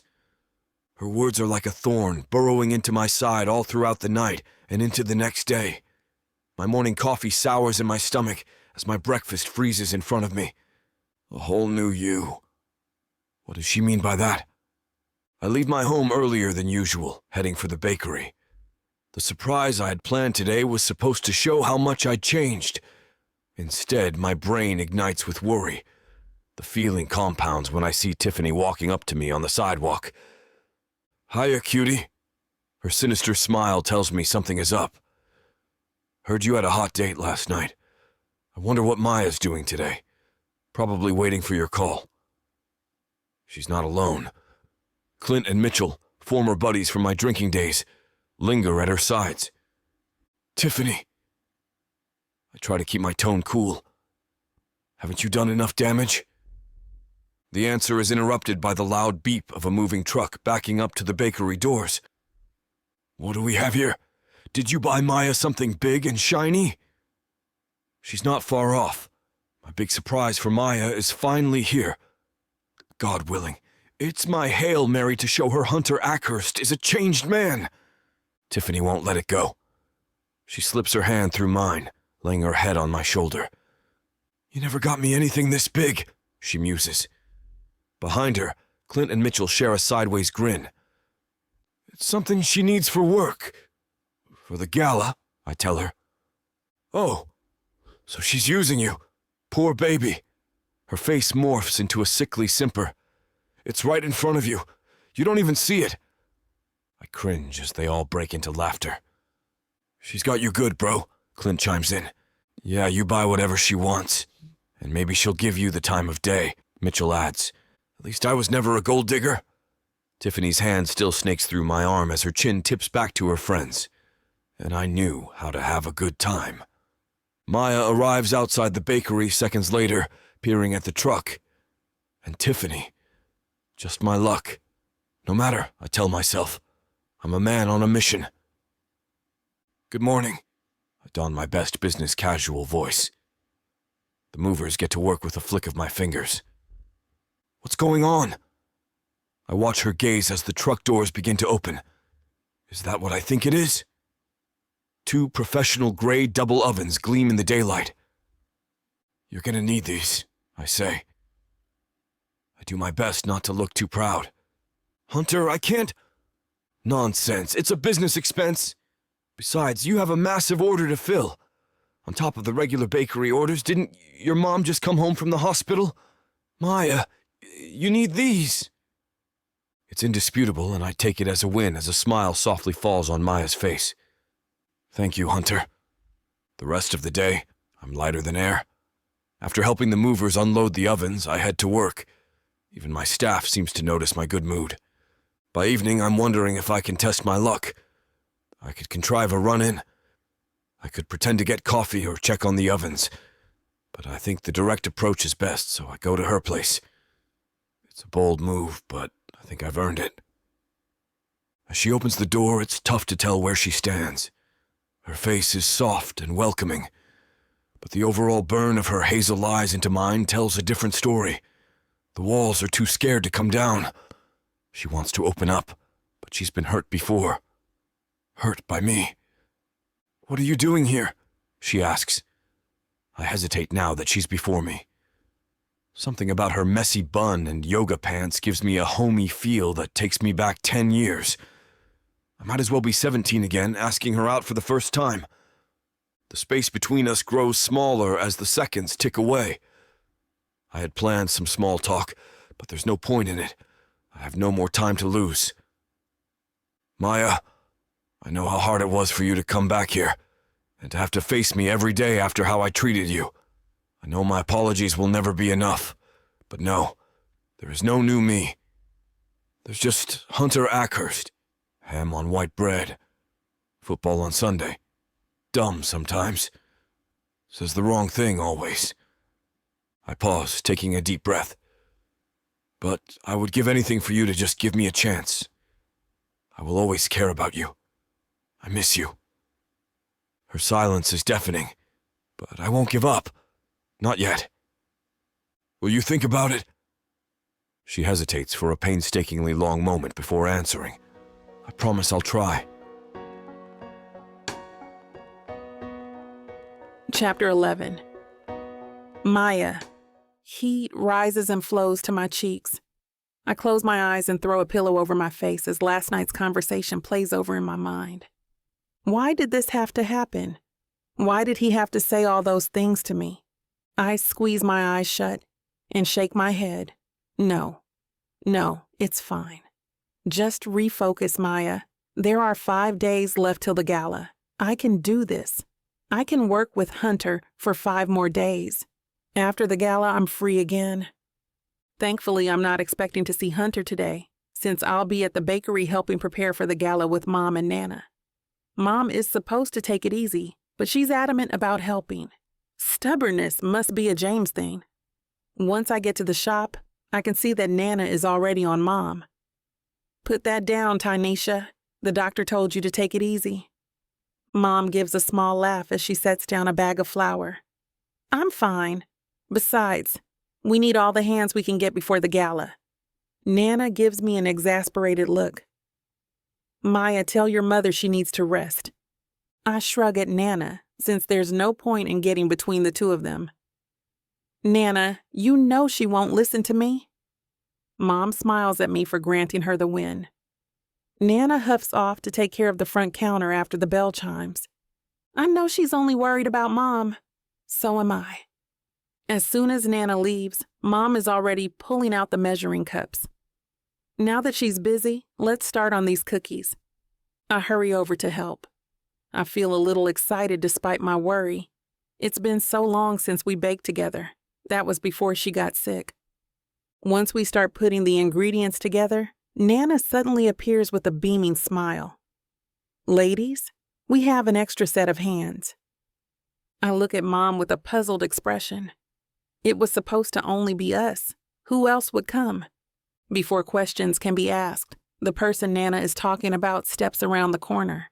Plastered on his face is a smile. It's Hunter. I stop what I'm doing and look at him full of questions. Nana grasps his arm and pats it, giving him an approving smile for being here. Is he here because of last night? I try to reason with myself. No, Maya, he's probably not overthinking everything like you are. I'm sure he's just here to check on the progress. I don't have time to ask for clarification since he's already explaining. I had just stopped by to get some of that amazing iced vanilla coffee you serve. That is, until Nana here said you guys needed some help. He gives Nana a warm smile and then looks back in my and Mom's direction. I'm still at a loss for words. Mom fills the silence before I can. We won't turn down an extra set of hands today. Go wash up then. Hunter quickly turns to do what Mom says. Though I feel awkward about last night, I can't help but smile to myself as he takes directions from Mom. A man who is usually the one giving direction is now taking them. A memory flashes back through my mind. This is almost like when we were together. He'd come over for family movie night. We would bake sweets and make popcorn before piling on the couch to watch what was picked out earlier in the day. That was one of the highlights of our relationship. Seems like at least this much hasn't changed. Hunter interrupts my memory when he walks back into the kitchen. He tosses a paper towel in the trash before shooting a smile at us. All right, what's next? Mom directs him to the mixer that we've added the ingredients to. Maybe this isn't so bad, I think to myself. Maybe I could get used to doing this with him again. A dark cloud of fear rolls through my head, and the ever so persistent, intrusive thought appears afterwards. But also, what if he leaves again? I stare at Hunter as he finishes blending all the ingredients and prepares to take out the dough. No. I mean, he said he misses us too. He's here now. This must mean something. I hurry to switch my focus back on the cookies. I need to focus on the gala. After a hard day of work, we met our goals and started to clean up. Thankfully, Mom ended up going home to rest. Nana would like to think it was due to her persistence, but I think it was when she came to the realization that Hunter intended to stay. Once I finish my own cleaning, I watch as Hunter wipes down a counter. I'm sure he was not planning to stay the whole day, though I'm thankful that he did. I stifle a laugh when I see all the flour dusted all over his dress pants. He's a mess. He catches my stare and gives me a smug smile. Like what you see? I let out a sudden burst of laughter. Don't get ahead of yourself. I just noticed how much flour you have all over. You're a mess. He looks down at himself only to realize that he is a mess and laughs with me. Looks like I am. How about we get cleaned up and grab a late dinner at Chelsea's since we're finished? I accept his request. It's been a long day and I wouldn't mind getting something to eat. He picks me up at my mom's place after we split ways to get ready. I'm wearing a tight black dress and heels. I tell myself it's because I want to look nice for Chelsea, not because Hunter is picking me up or the fact that we are going out for dinner. Although a little piece of me knows that this is exactly why I'm wearing this dress. Chelsea is my close friend. She wouldn't care what I wear, even if I showed up in sweatpants and a t-shirt. Hunter gets the door for me to his car and looks me over. You look amazing. I try to brush it off. You're not too bad yourself. He's still dressed for business, but on the casual side due to the dark jeans.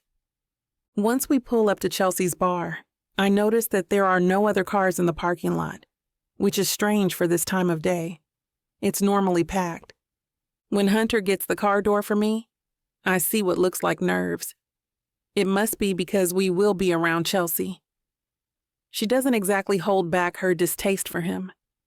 I try to keep a smile to myself from the thought. He seems so tough to everyone else. Yet here he is losing his cool.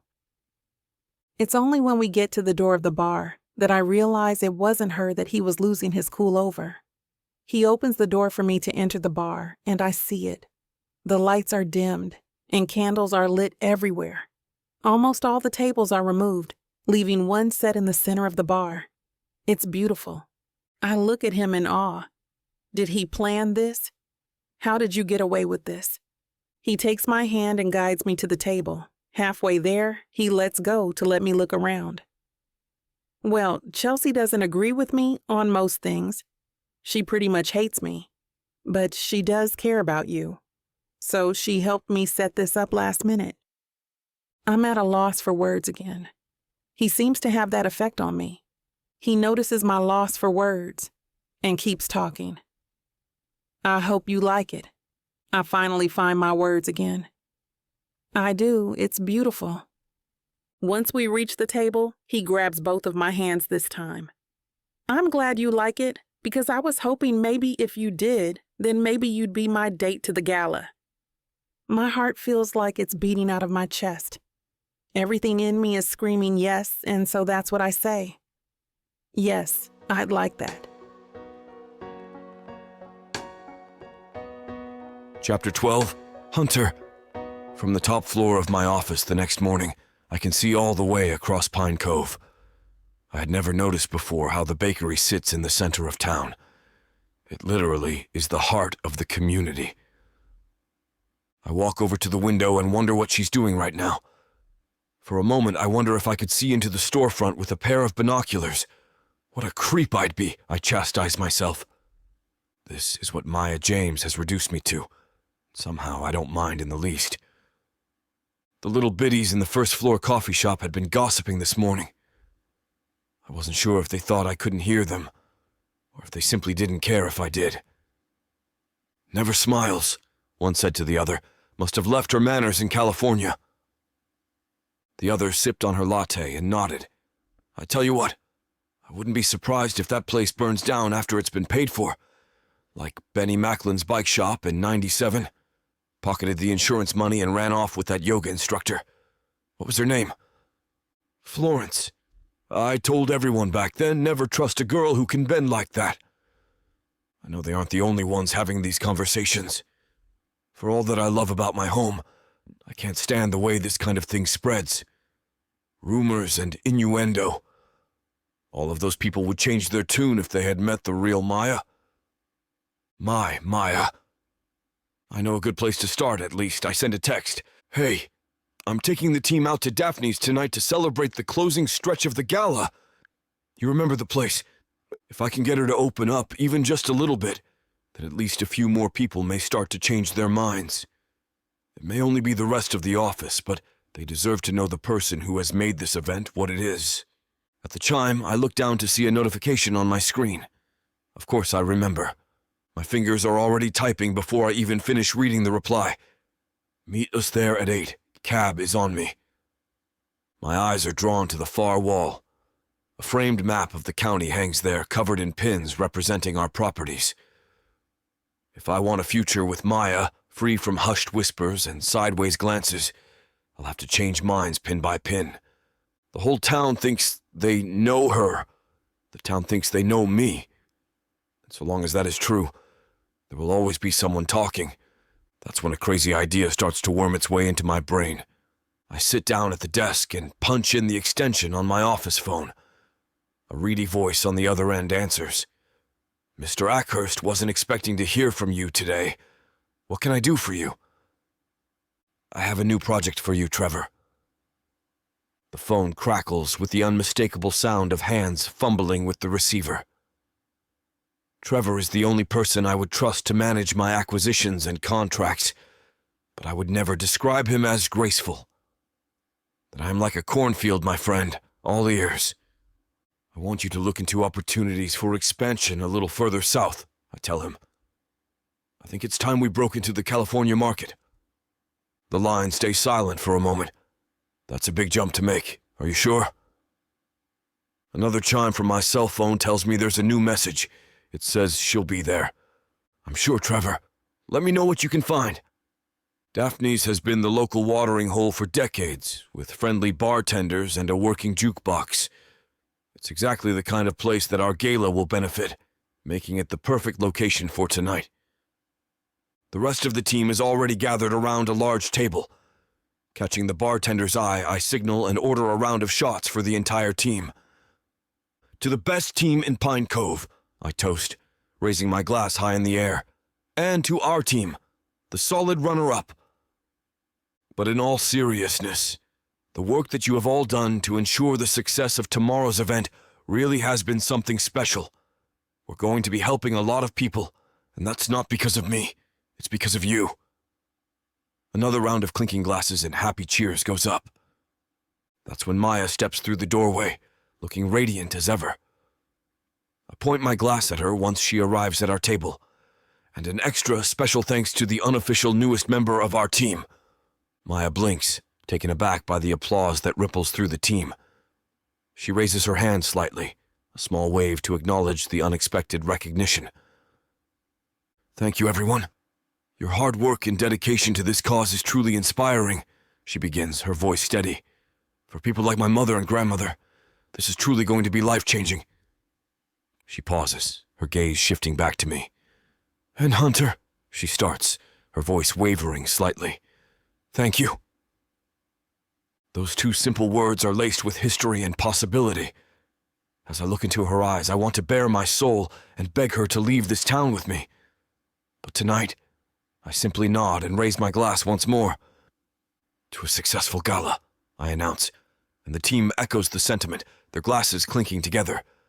The next 2 hours are spent drinking, laughing, and exchanging stories. Even the serious Maya can't hold it back anymore.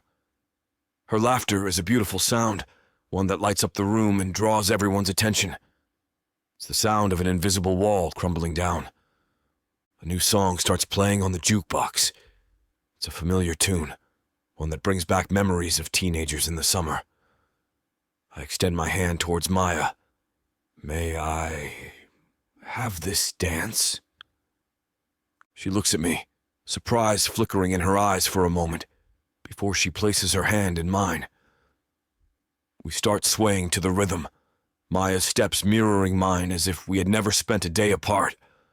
The line between the past and the present seems to blur as we dance and drink with our friends. As the night winds down, she glances at her phone. Oh, my ride's almost here. She looks back at me with a tinge of regret. I guess I should go wait for it. I'll walk you out, I say. Whiskey always made you a little unsteady. I help her with her coat and hold the door open for her as we step out onto the sidewalk. Maya throws her arms wide and stares up into the crisp night sky. You know what I'll miss when I go back to Los Angeles? Really getting to see the stars. She turns around to smile at me. And you? A little. There are easy solutions to that, you know, I tell her. But she places a finger on my lips before I can continue. I can't think about that right now, she whispers. She's standing so close to me that I can feel the heat radiating from her body, even in the cool breeze. Then think about something else, I say, as I look down into her eyes. She leans closer, her lips brushing up against mine. I am. And just like that, the space between us ceases to exist. Our lips meet with a momentary hesitance that gives way to a deep urgency. I wrap my arms around her and pull her in tightly. She puts her hands on my face and my senses go crazy. Her scent, the taste of her mouth, the curve of her body against mine. It's all exactly as I remember. When we finally pull away, we're both breathless. Her eyes are wide with anticipation. She knows that all I want to do is take her home, rip off her clothes, and never let her put them back on again. I lean my forehead against hers as we each struggle to regain control. Rain check until after the gala? She swallows hard and exhales slowly. If you're lucky, her car pulls up. As it takes her away from me, I cast my eyes up to the sky. The universe is full of possibilities. Chapter 13. Maya. It's the day of the gala, and I don't think I've ever felt so nervous before. I know I agreed to let Hunter pick me up, but last night's kiss haunts me. It's insane how much I'm still attracted to him.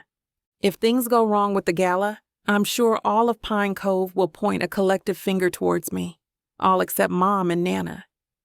They'll always have my back. Mom's even making an appearance. I guess I'm nervous about that too. I want them all to be proud of me. Maya James is not the girl who runs away, I say to myself. She faces her problems and conquers them, including the one that haunts me now, a memory that creeps into my dreams every now and then. Haven't you had enough to drink, Hunter? Come on, let's get you home. Home? Yeah, come on. He stumbles to his feet. You don't get it, Maya. I don't have a home anymore. They're gone. Those memories seem so recent. I walk up to my full-length wall mirror and give myself a once-over. I like the olive Victoria Beckham knee-length dress I've chosen. The short sleeves say I'm approachable, but the straight cut says I mean business. Maybe I'm putting too much thought into my hair and lip color, but I'm not sure how things are going to roll tonight. If something should happen between Hunter and me, I don't want to look like Sex on the Beach with all of Pine Cove in attendance, so I choose sheer nude lips with my hair in a low ponytail. My phone rings inside my matching clutch. It's Hunter. Hello? I hope I sound casual and upbeat. Hey, I'm outside. Okay, be right there. I put my phone back in the clutch, inhale, exhale, and walk out the door. As I step outside, I see Hunter standing next to an amazing classic car. The image brings another flood of memories. Hunter, everything your parents like is old. Old movies, old music, old cars. I like old classic cars. Watch me get one when we leave Pine Cove. Whatever. He looks good next to that car. In his left hand, he holds a small bouquet. My eyebrows raise. Are those orchids? They're still your favorite flower? Yes. Good. He offers me the bouquet while opening my door. I get in while he shuts the door behind me and makes his way to the driver's side.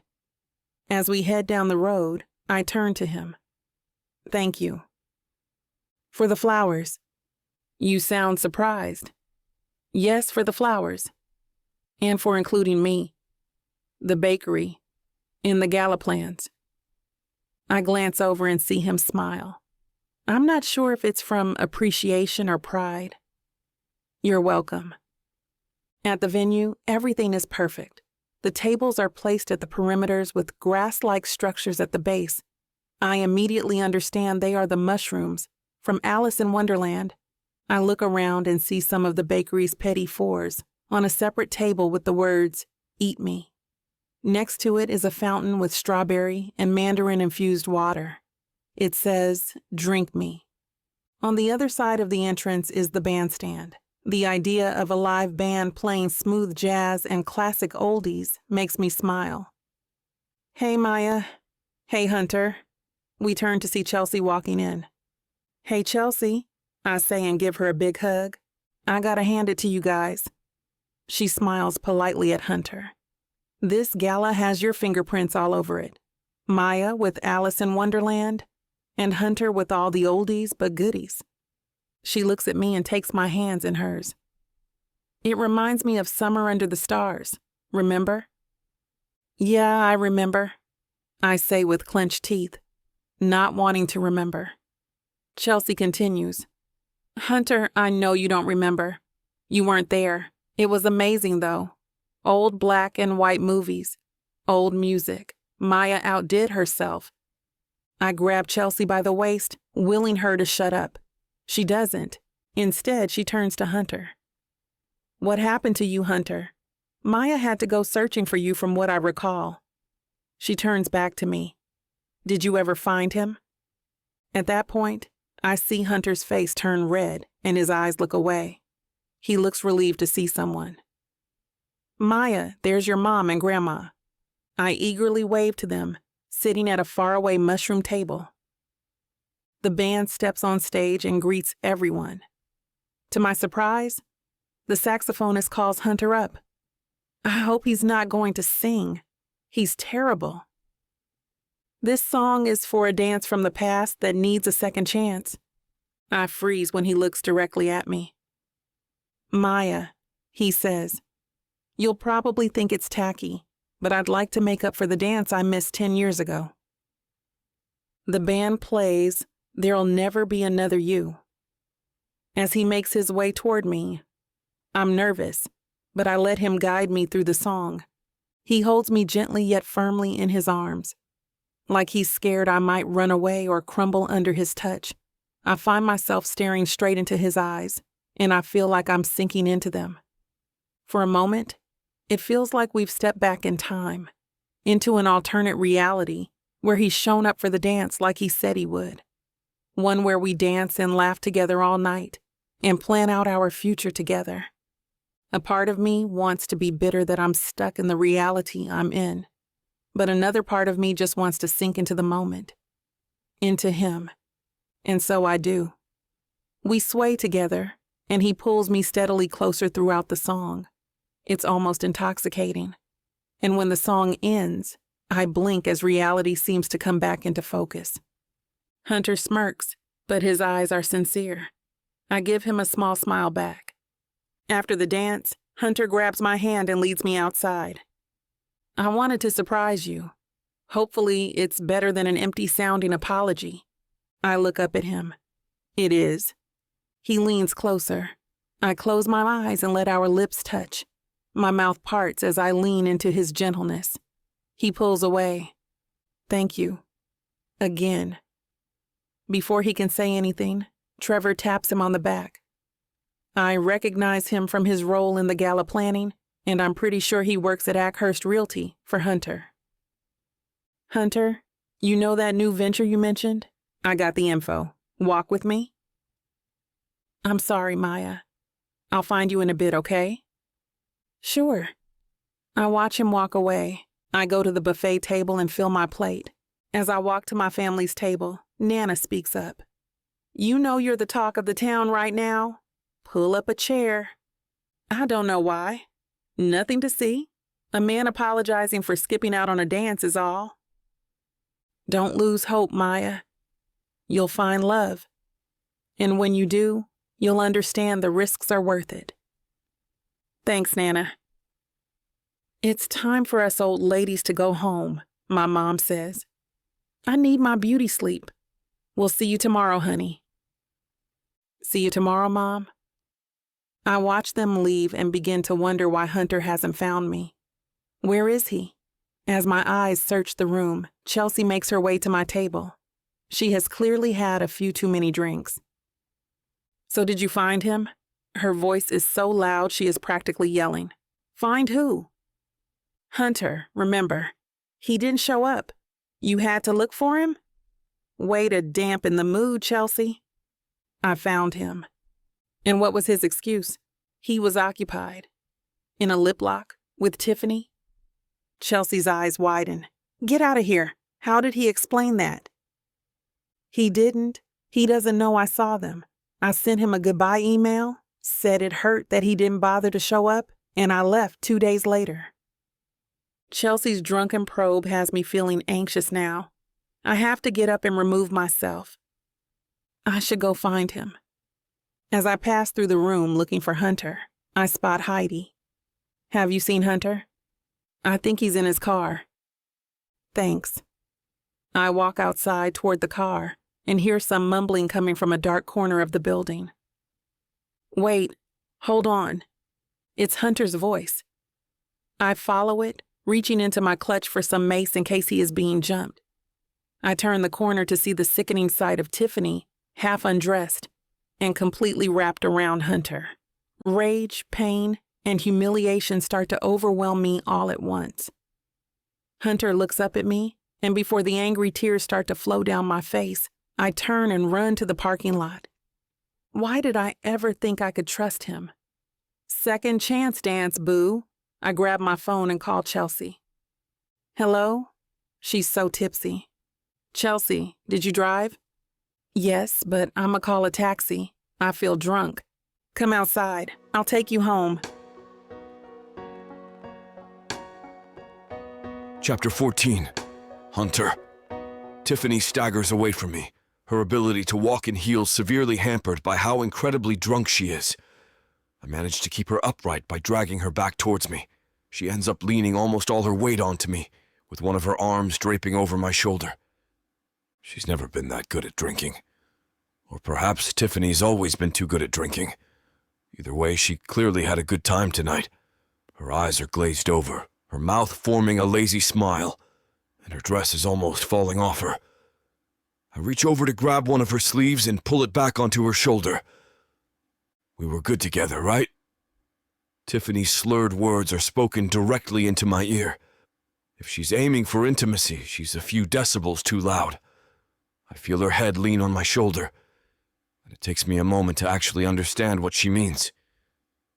She tries to open her mouth to press a kiss to my neck, but I jerk my head away. Wait. Hold on.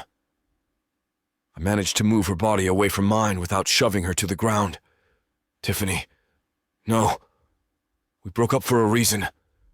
Lots of reasons, actually. It's been ages, and I'd like to think we're both better off as friends instead of a couple. And most importantly, you're drunk. Stop this. Glancing around, I see Maya.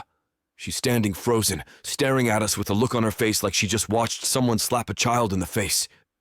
Before I have a chance to say anything, she turns on the spot, pulling her phone out. I try to follow her, and only just manage to keep Tiffany and myself from falling down. I want to follow Maya. I have to follow her, but I'm hamstrung by holding up a very drunk woman. Trevor! I'm lucky he's standing close to the gala exit. He glances at me and hurries over when he sees Tiffany draped across my arms. Trevor, just make sure she gets home, all right? Barely waiting for his response, I push Tiffany at him and spin back towards Maya. She's already standing outside her car. Maya, wait! I call out, but she ignores me. I know she heard because I see her freeze up for a moment, her shoulders tensing up. I just want to talk. I jog towards her, accelerating into a run as she continues to get into her car. By the time I reach it, she's buckled her seatbelt and is turning her key in the ignition. Frantically, I knock on her window. Maya, please, just give me a second. It wasn't what... I'm cut off by the rev of her engine.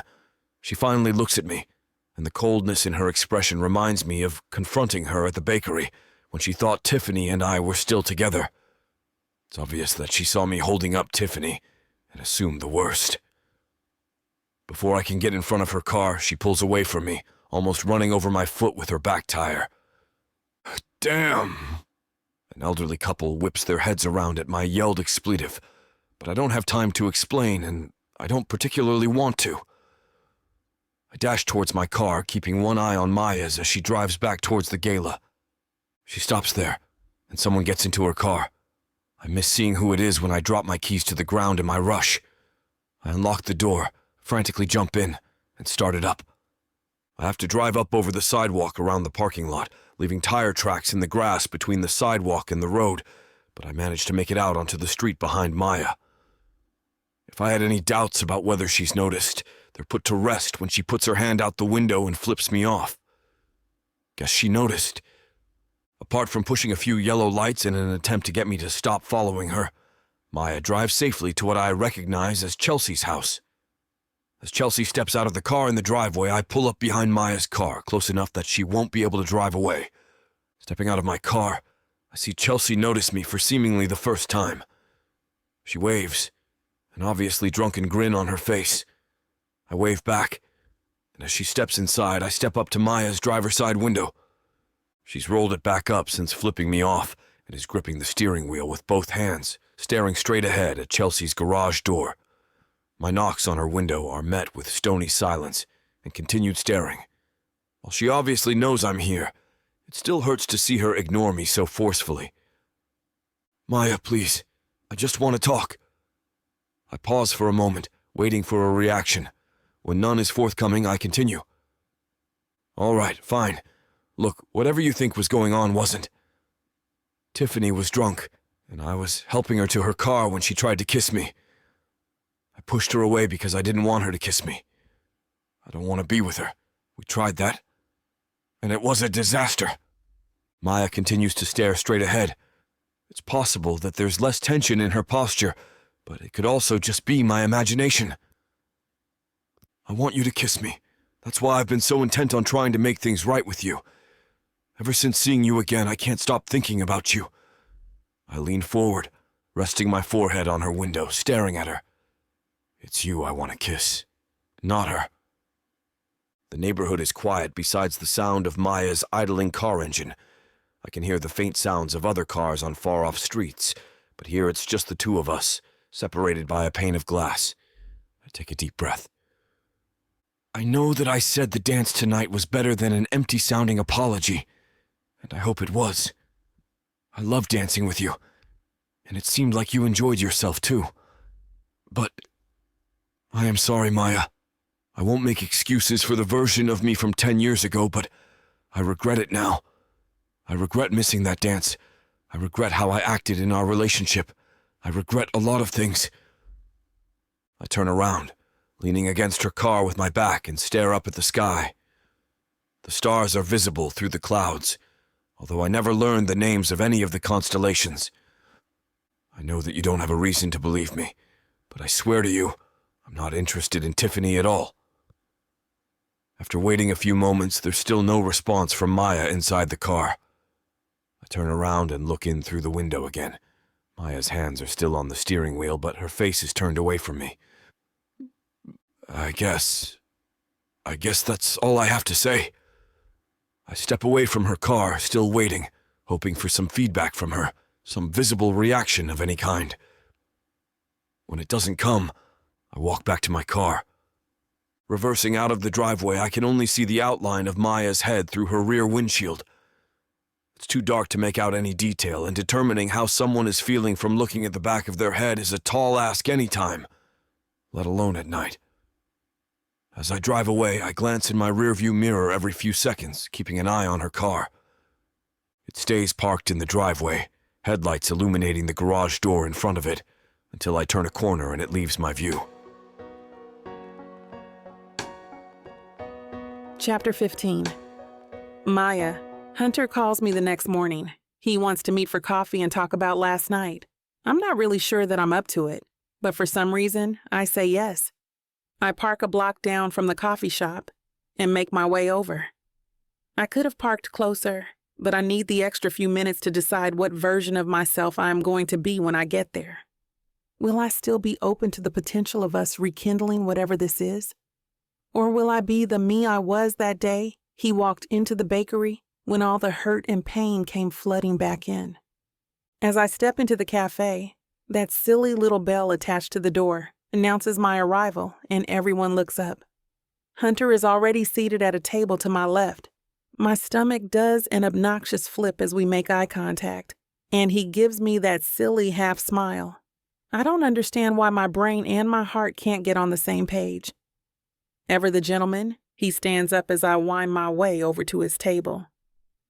"Hey," he says, as he moves over to the other side of the table to pull back a chair for me.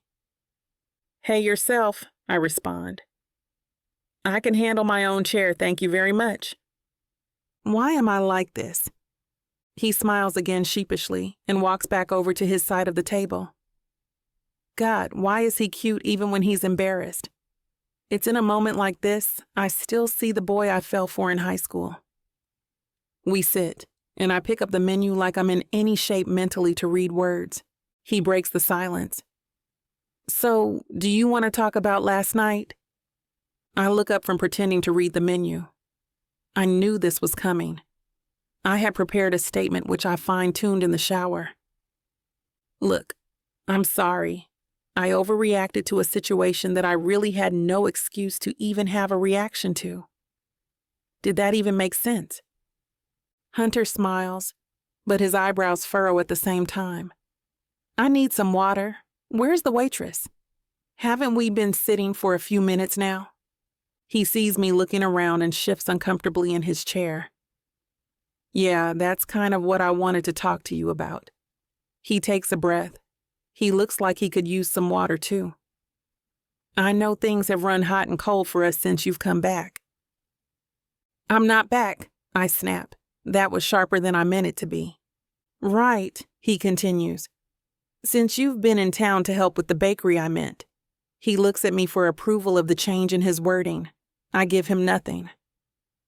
Nonplussed, he continues. I've been very open about the fact that I have feelings for you. I know I hurt you all those years ago, and I'm sorry. I don't think either one of us is the same person anymore. He pauses again, perhaps to give me a chance to respond. I would if my throat wasn't so dry. Where is the waitress? Look, Maya, I think this could be more than just a fling. I think... He pauses. I'm assuming to find the right words. I feel like there could be more here than just some old feeling stirred up again. Maybe if we can get away together, just for a few days, without any distractions, we could figure this thing out together. Take some time to figure out if this is real. What do you think? He's not wrong. I need to figure this out too. I just thought I had to do it on my own, but maybe I don't have to. And now the waitress shows up. We order our coffee, and out of nowhere, I switch gears from where I was going 5 seconds ago. I can't, Hunter. I wish I could, but I've got the bakery and my mom to think about. I hear what you are saying. He sips his coffee. But I'm not talking about going away for a long time. A day or two, that's all I'm asking for. Don't get the wrong impression here. I'm not asking you to scamper away for a weekend filled with screwing in 12 different positions. I mean, hey, if that happens, great. He gives me a devilish grin and wags his eyebrows. I sigh, but I let him continue. I want closure for us either way, he says, his tone serious now. You've been going through so much lately, and I feel like until you came back, I was just going through the motions. I think we both deserve to know, you know? Does he know 12 different sexual positions? Okay, Hunter. I don't know what this thing is either. You're right, though. I need to know. I can't risk being hurt again. But I don't vocalize that. I'm sure it will come up over the 2 days he's asking for. I'm both looking forward to vocalizing it and dreading it with all my heart at the same time. It's my turn to contemplatively sip my coffee. To his credit, he says nothing, but his eyes are filled with hope. One of my core beliefs is that life is just a series of decisions we must make. Every day, every hour, the quality of our life, both good and bad, is directly correlated to every decision that we make. Sometimes the difference between a good decision and a bad decision is very clear. Other times, like right now, it's a gray area. If I fall all the way for Hunter again, I don't know that I'll be able to pick up the pieces this time around, but it comes out of my mouth before I can stop it. Okay, Hunter, let's go away together and figure us out. Where did you have in mind? Chapter 16. Hunter. I drive the whole way to the resort. I booked us this incredible vacation as a break after all the stress from the gala. A time for us to really sort things out. I figure a change of scenery would do us both well. And so it's a whole weekend away at an exclusive ski resort up in the mountains for us. I'm not thrilled about the drive up to the resort. I wanted to rent a private island, take a private plane out there, the whole 9 yards. Maya shot that idea down immediately, saying an island in the middle of the ocean was too far away from home. I tried to reason with her, saying the island would just be a quick flight away, but She went off on me about how bad jet fuel emissions were for the environment, and she would have nothing to do with that, as if driving in a car was really better, but I didn't push it. So we settled on a trip to the mountains closer to home. The resort was under an hour away, up a twisty drive tucked into the Cascades. She offered to drive us there herself, but I don't trust that old beater she's been driving. We take my much larger, much safer SUV instead.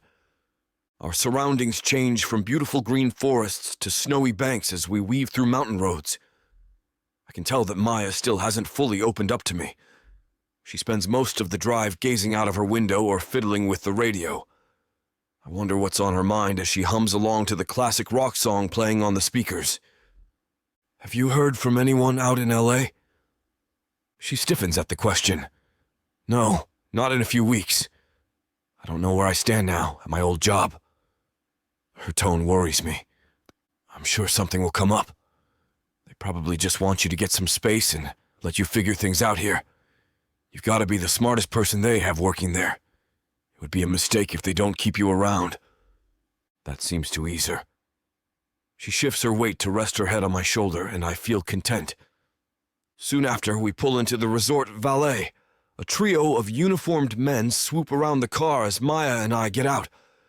I hand over the keys to one while two others start unloading our luggage. Wow, this place is really up and moving, huh?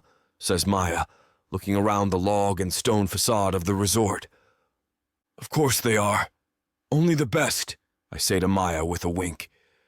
She rolls her eyes, but I can see her suppressing a smile. The car door slams shut and motors away, leaving the men to take off with our luggage piled into a cart.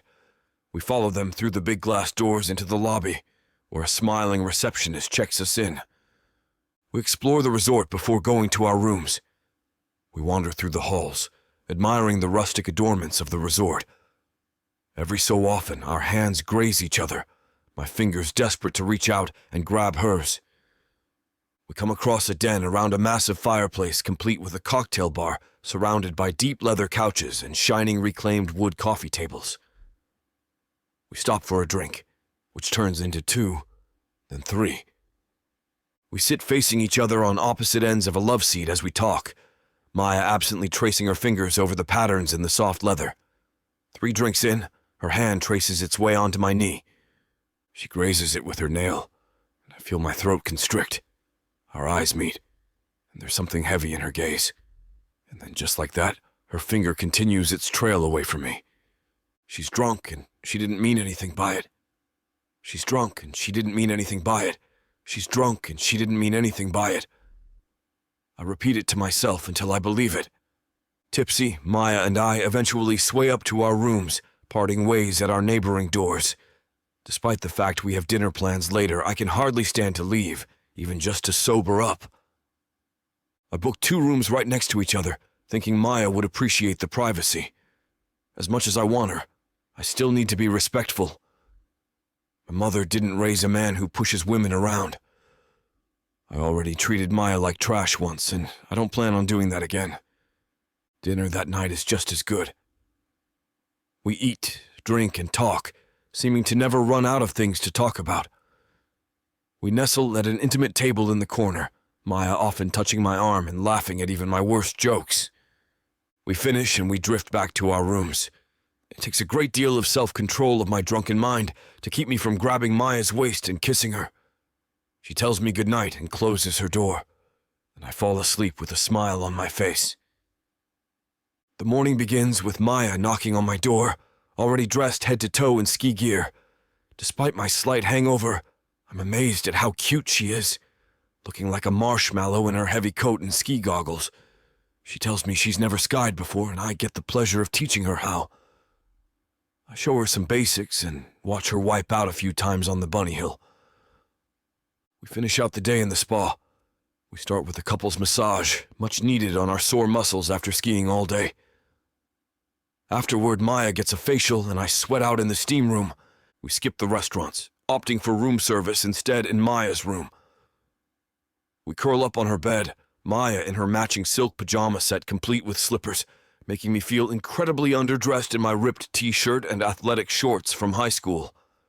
We inhale burgers and fries and watch raunchy comedies on the hotel TV. Maya falls asleep under my arm during our third consecutive movie. I quietly slip out, careful not to wake her. We hit the slopes early again the next morning with some time to relax after. Maya reads and I return some work calls. I also make a special reservation at the resort's finest restaurant before returning to our regular lives. The last 2 days have already been going so well, but I'm itching to see Maya over candlelight one more time. This dinner needs to be incredible since I have exciting news for Maya. I'm outside Maya's door right before 7. She opens the door, looking absolutely radiant in a soft, cream-colored dress. I'm nearly speechless, stuttering out something like, "Yeah, you look good. Great.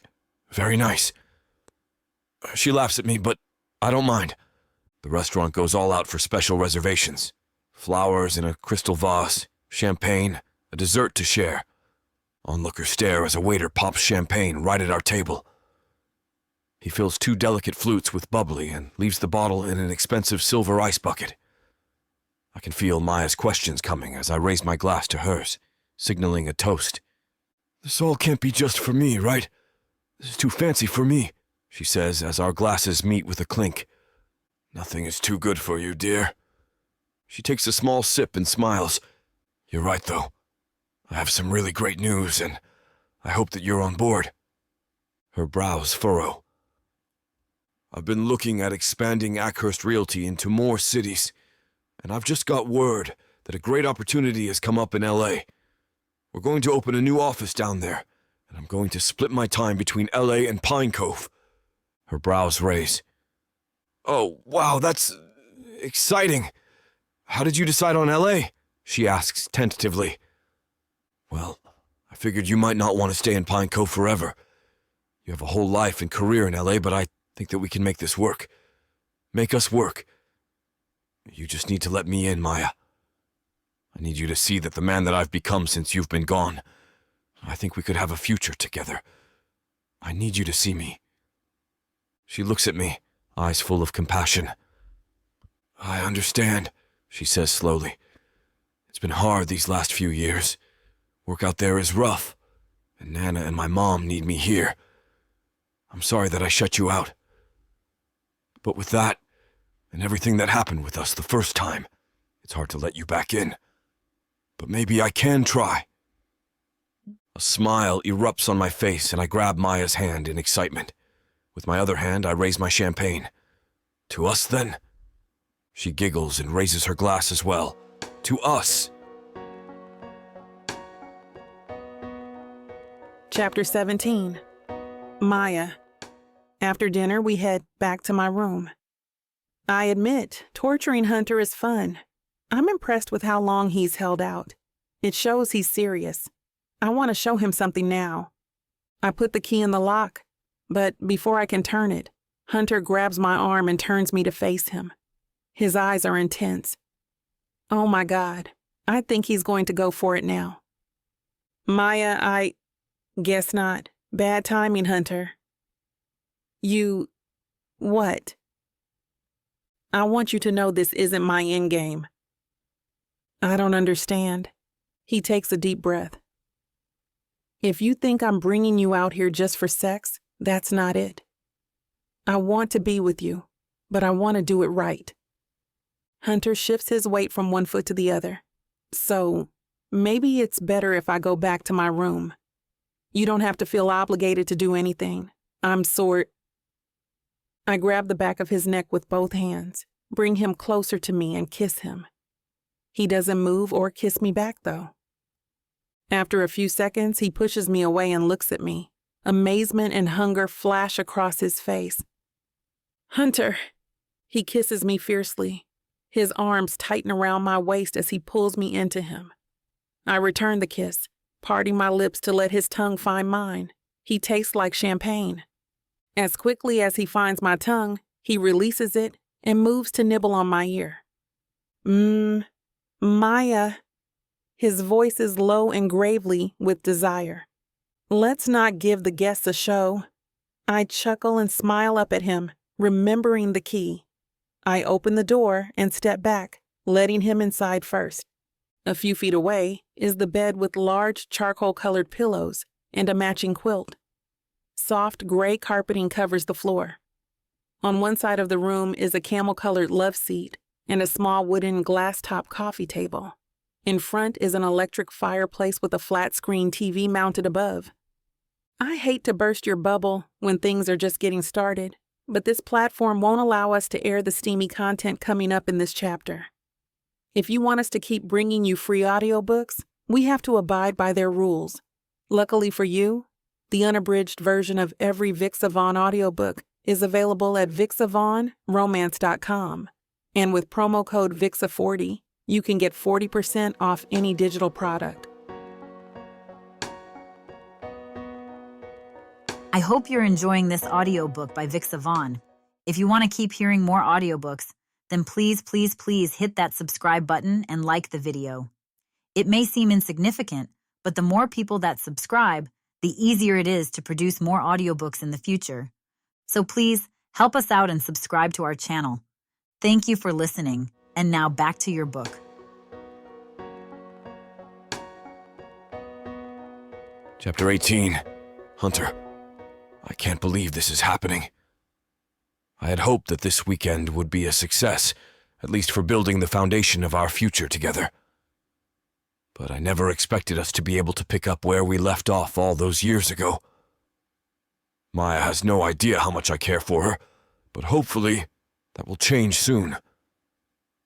I roll over and away from her a bit to stare into her beautiful hazel eyes, only to find she is staring into mine just as intensely. If a bath is what you want, I can draw one.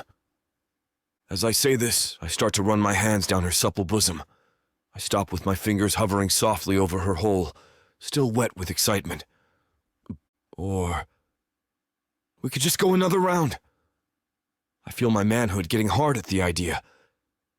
You are a ravenously insatiable specimen of a man, Hunter. I do believe she is back to teasing me. I think a bath would do us both some good, but that shower seems much more enticing at this point. By the time she finishes her sentence, she slid off the bed and started to slink toward the bathroom. In a sexually enticed trance, I follow her toward the shower. Just as her hand reaches the handle to turn on the water, I reach for her hand and turn her around, pinning her against the cold tile wall of the shower. With my hands on her hips, I bury my face into the nape of her neck, kissing my way down to her warm chest. If you want to know where this naughty scene is headed, you'll have to get it from BWWM.romance.com. This platform has rules and guidelines that we have to follow in order to keep these free stories coming.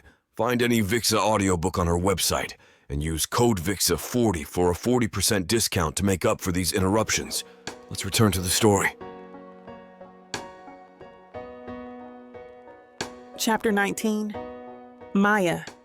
I stretch my sore body across the once tightly made resort bed. The bright white snow-covered mountains light up the entire room in a way that makes this all feel like a dream. I turn over and reach for Hunter. He's gone. I pop up and look around, questioning if his ego is big enough to not only break my heart as a teen, but then bring me here just to get laid and leave. I notice the hotel-provided notepad on the nightstand has writing on it. Going to see if I remember your breakfast order correctly. Be back soon. I think back to our many meals together before he traded breakfast for booze fests. When the person who is supposed to love you the most decides he'd rather be blacked out than with you, it's hard to ever feel good enough. No matter how hard I worked in LA and all I accomplished in my literary career, I still sometimes wonder if I'll ever be good enough. My thoughts are interrupted by a call. I look for my cell and see it's buried under our pile of dirty clothes on the floor. I dig it out, accidentally knocking Hunter's wallet out in the process. Money and a small piece of paper fall out. My boss is finally calling.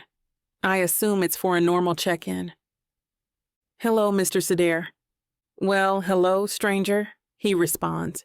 It's official. I'm fired. Everyone knows, hey, stranger, is passive-aggressive code for, where have you been? I try to save myself. I wanted to apologize for not checking in frequently enough. I've been preoccupied with helping my sick mother, however. I'm still interested in my role at your agency. Maya, please. There's no need to explain. Family comes first. Even the head of a major literary agency knows that. You were entitled to leave time, and I'm not going to go sneaking around looking for a reason to punish you for using it. Speaking of which, I'm calling with some news. Good news or bad news? I ask, still wondering whether my job is really waiting for me when I return. Both. I'll start with the bad. I swallow hard, hoping he didn't hear it. The bad news is I won't be here when you return. The good news is that's because I'm retiring, and I've chosen you as my successor. My mouth drops open.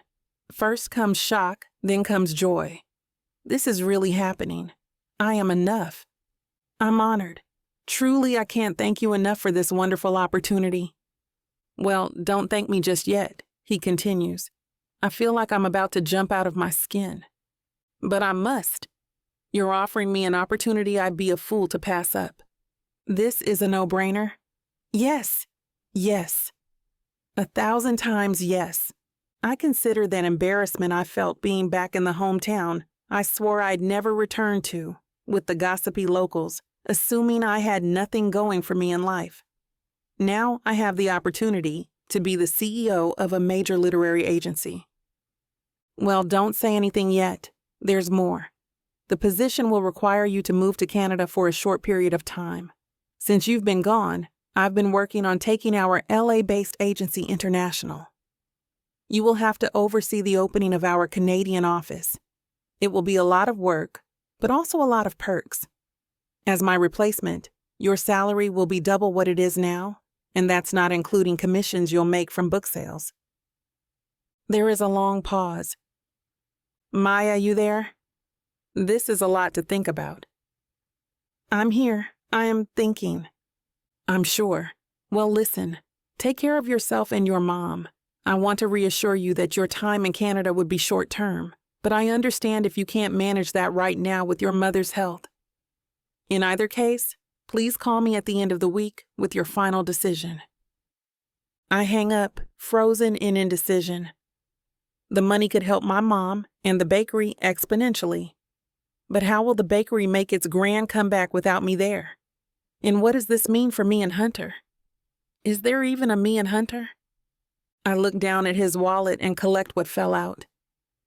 If I can't collect my thoughts, I may as well get something together. I scan the small piece of paper and see 99.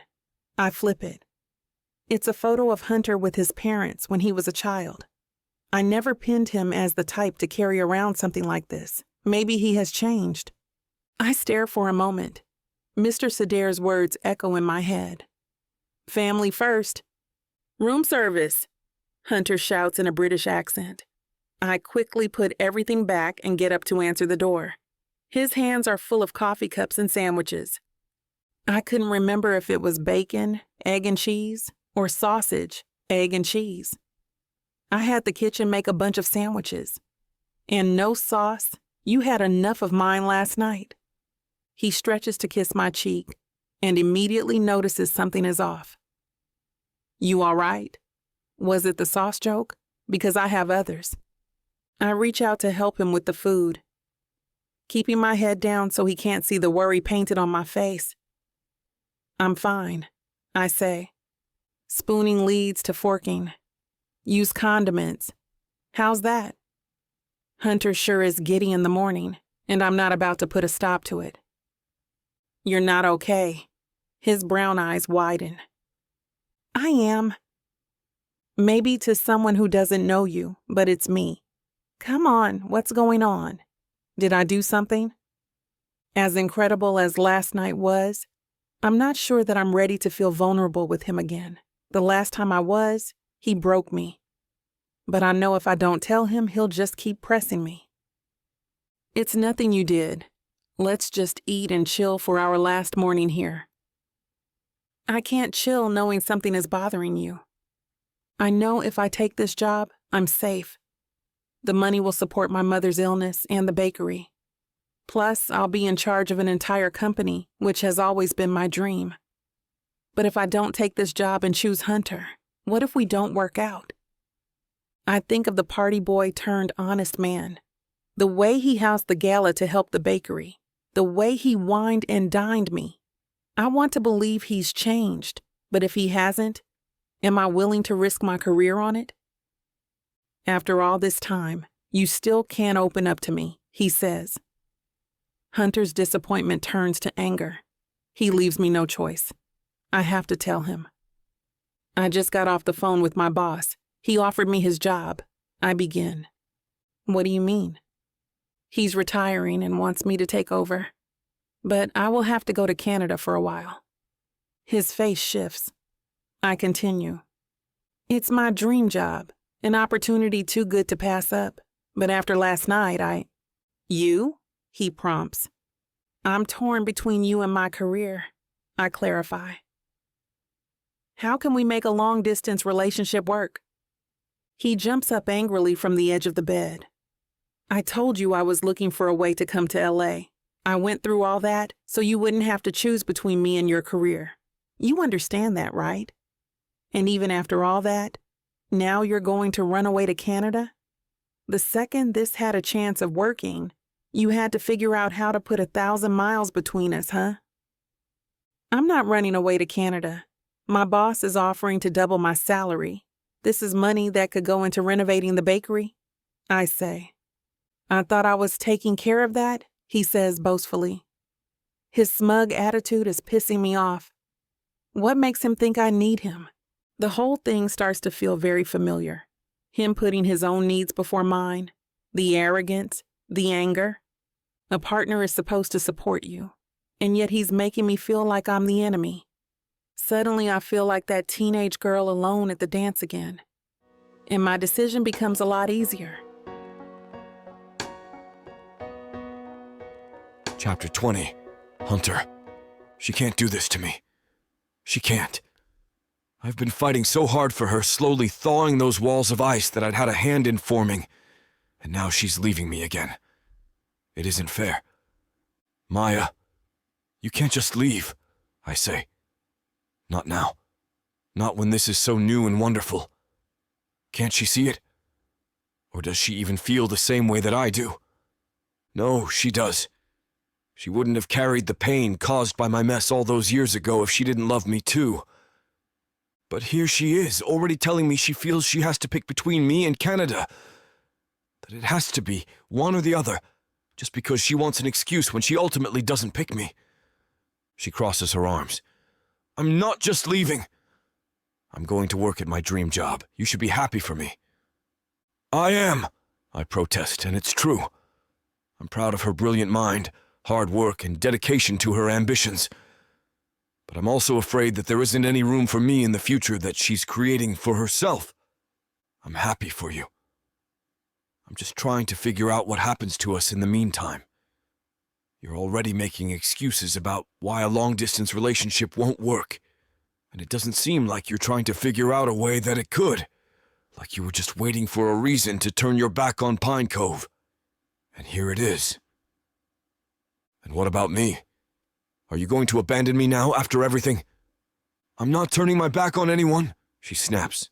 Her hazel eyes flash dangerously. Mom and Nana will be taken care of. Hell, with this raise, I can pay off Mom's medical bills and help keep the bakery afloat. Anything to get away from who you are and where you came from, I growl. It's not fair, but I'm not in the mood for fairness at the moment. She scoffs and turns her back to me, instead bracing on the sill as she looks out the window at the Cascade Mountain view. If I wasn't so furious, I'd marvel at the beauty of her chestnut hair in the morning light, like a Vermeer painting brought to life. What? I snap. What did I say wrong? She whirls around on me, her face twisted with fury, but behind it is an undercurrent of hurt. Her eyes glisten with unshed tears. So, let me get this straight, Mr. Brilliant Businessman. Your career and company are important, but mine are not. Just because I can't afford a private jet, it doesn't mean my dreams are worthless. I want this chance to go to Canada and see if I can succeed. How dare you make me feel guilty for that? That's not fair, I stammer. How could she even imply that I'm trying to guilt her out of it? Is that what I'm trying to do? Then what are you saying? Seriously, I'd like to know. Did you expect that now that we're together, I'd just stay at home, barefoot and pregnant? Are you really that much of a Neanderthal? Maya, come on! You're overreacting and... I begin, but she cuts me off. I'm overreacting? She repeats shrilly, which really doesn't help her argument otherwise. Do you hear yourself? I tell you I just got my dream job, and you're acting like I killed your dog. What about you? I retort. I'm losing control, I know I am, but I can't stop. You're running away again. You always run away and freeze out the people that love you most. It's like you're allergic to intimacy. Gee, I wonder why that might be, she says. Seriously? I thought we were past that stupid dance. That was 10 years ago, Maya. Are you really going to hold it over me for the rest of our lives? I tangle my fingers in my hair, tugging it until it almost hurts.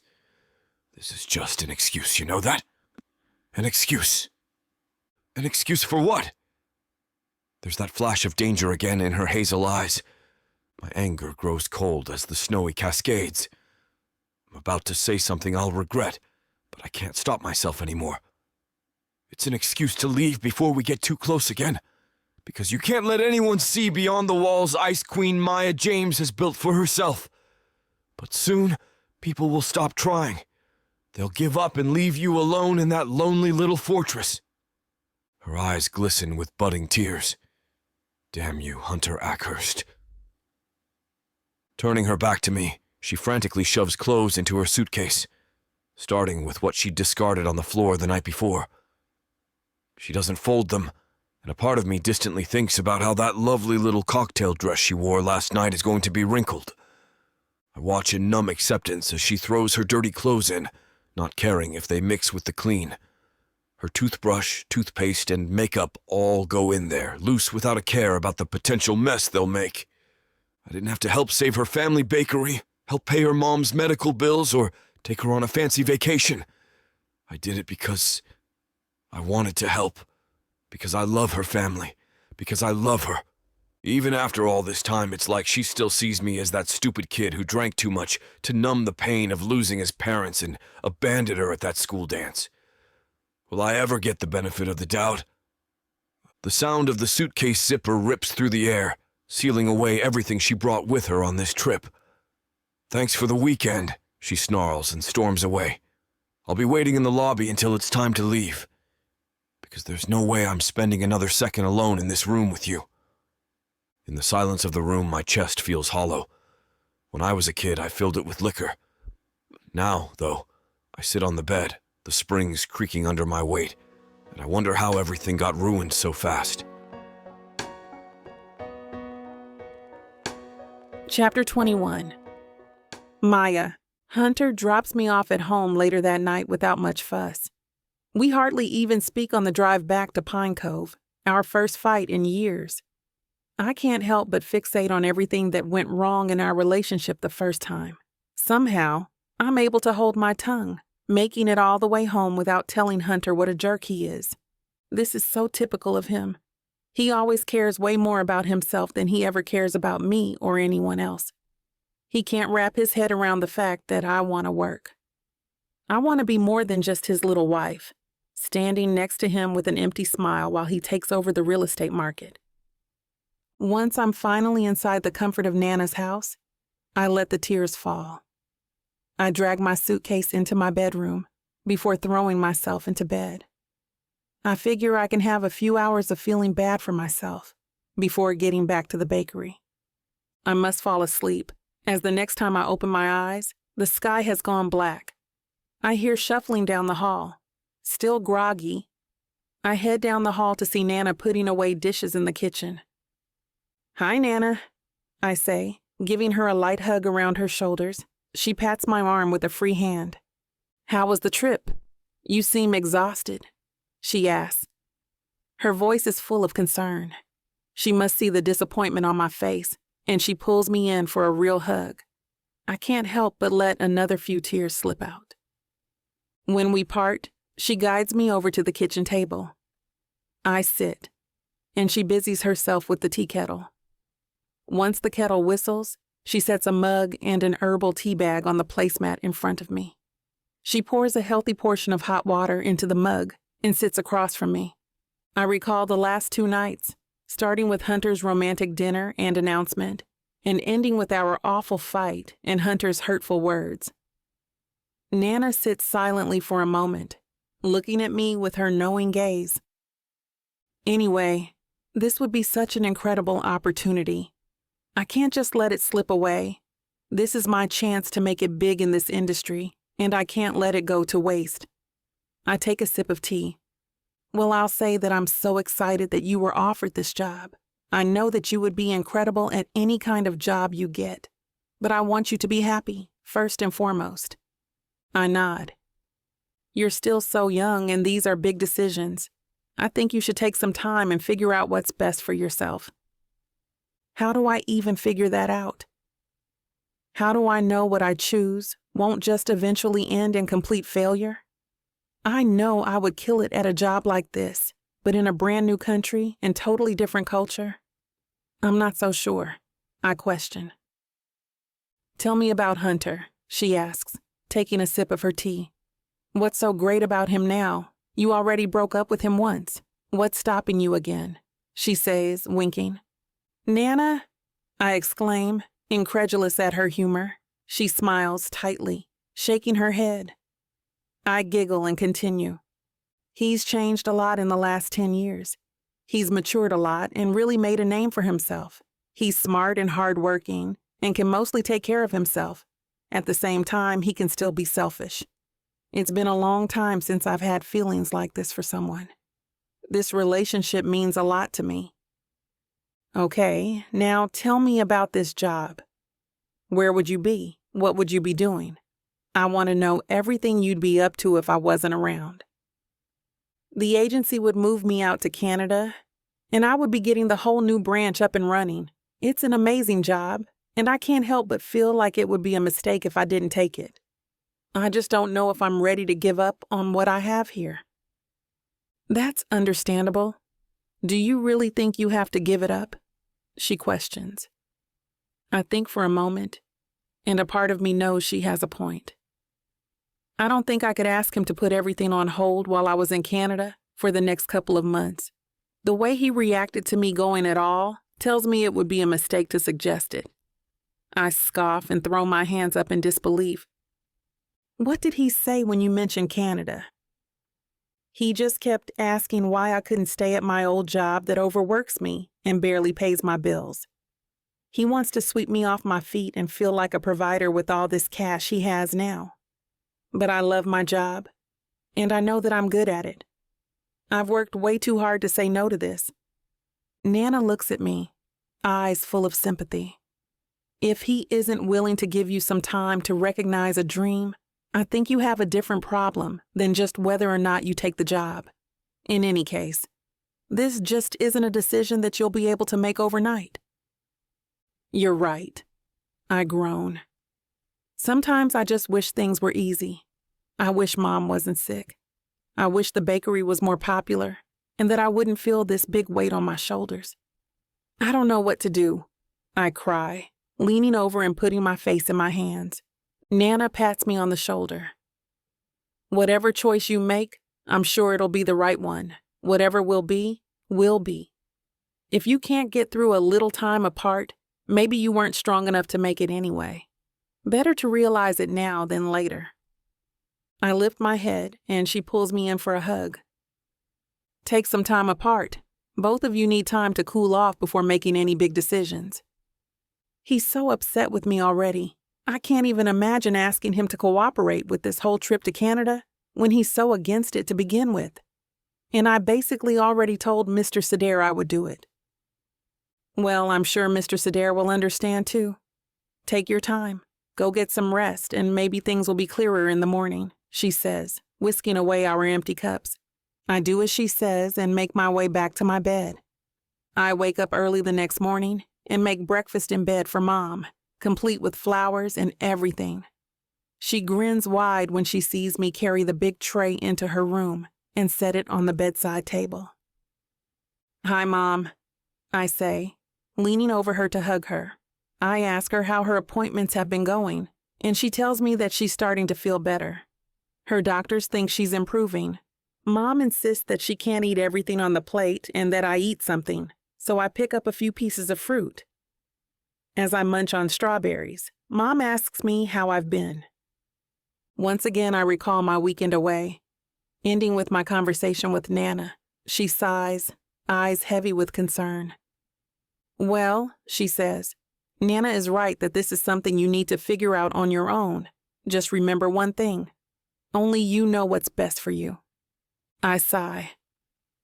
I know that she's right, but deep down, I just want someone to tell me what to choose. I don't want to lose Hunter or this job. I want to have both. And if he wouldn't be so damn stubborn, maybe we could. I'll wait for Hunter to come around to the idea. He can call me when he's ready to grow up and talk about this like two adults. If he would come around to the idea of splitting time between Pine Cove and Canada, maybe we could make this work after all. Chapter 22. Hunter. I can't believe we're back to arguing so quickly. It feels like I just barely swept her back into my arms, and Maya's already storming back off in the opposite direction. I thought I could bring her back home and continue to woo her over. How could I be so blind? So obsessed with my own intentions. I don't know if I can bring her back to my side after giving her that ridiculous ultimatum. Asking her to choose my career over hers. To choose a life by my side over chasing her own dreams. How could I be so stupid? I should have known better, and I will make sure to correct my actions when, if she ever talks to me again, I'll give her some time to cool off. I'm sure she'll reach out. Once she calms down and feels more level-headed, right? When she calls me again, I swear I will have all the right words, and I will find a way to make it work. To make us work. I will show her just how much I love her, and show her how much I'm willing to support her choices, and help her reach her dreams. It's been a month, and I can't believe she left for Canada without so much as a word to me about it. She didn't even say goodbye. I don't blame her for choosing her job over me. I haven't exactly shown her that I am willing to do anything to make her happy. If I had done that, I would have found a way sooner to split time between Pine Cove and Canada, or Los Angeles if she ended up staying there. I'm sure holding her family's bakery over her head didn't help my case. Still, I miss those hazel eyes, the way she walked, and that almost sculpted body of hers. I still remember how she moaned when she wanted more of me in bed. I miss the way she kissed me like she was hungry for my love. More than that, though, I miss the way I could simply exist around her. With Maya, there was never anything to prove. I feel more like myself with her than I do anywhere else. I miss her sweet laughter and sharp wit. I miss everything about her so much that I can't stop the ache in my chest. I don't know that I will get over her love, and I definitely won't be able to fall for anyone else. It's probably for the best anyway. At least for her it is. I would only keep her from her dreams. Hello? My phone ringing brings me out of my deeply depressing thoughts. Hunter, have you heard about Maya? Tiffany rarely calls anymore, thankfully. She was getting so tiresome and annoying. No, I haven't heard about her or from her in at least a month. God, I wish she was the one speaking on the other end of the line. Why? What was so important about Maya that you had to call me? I hate hearing you say her name.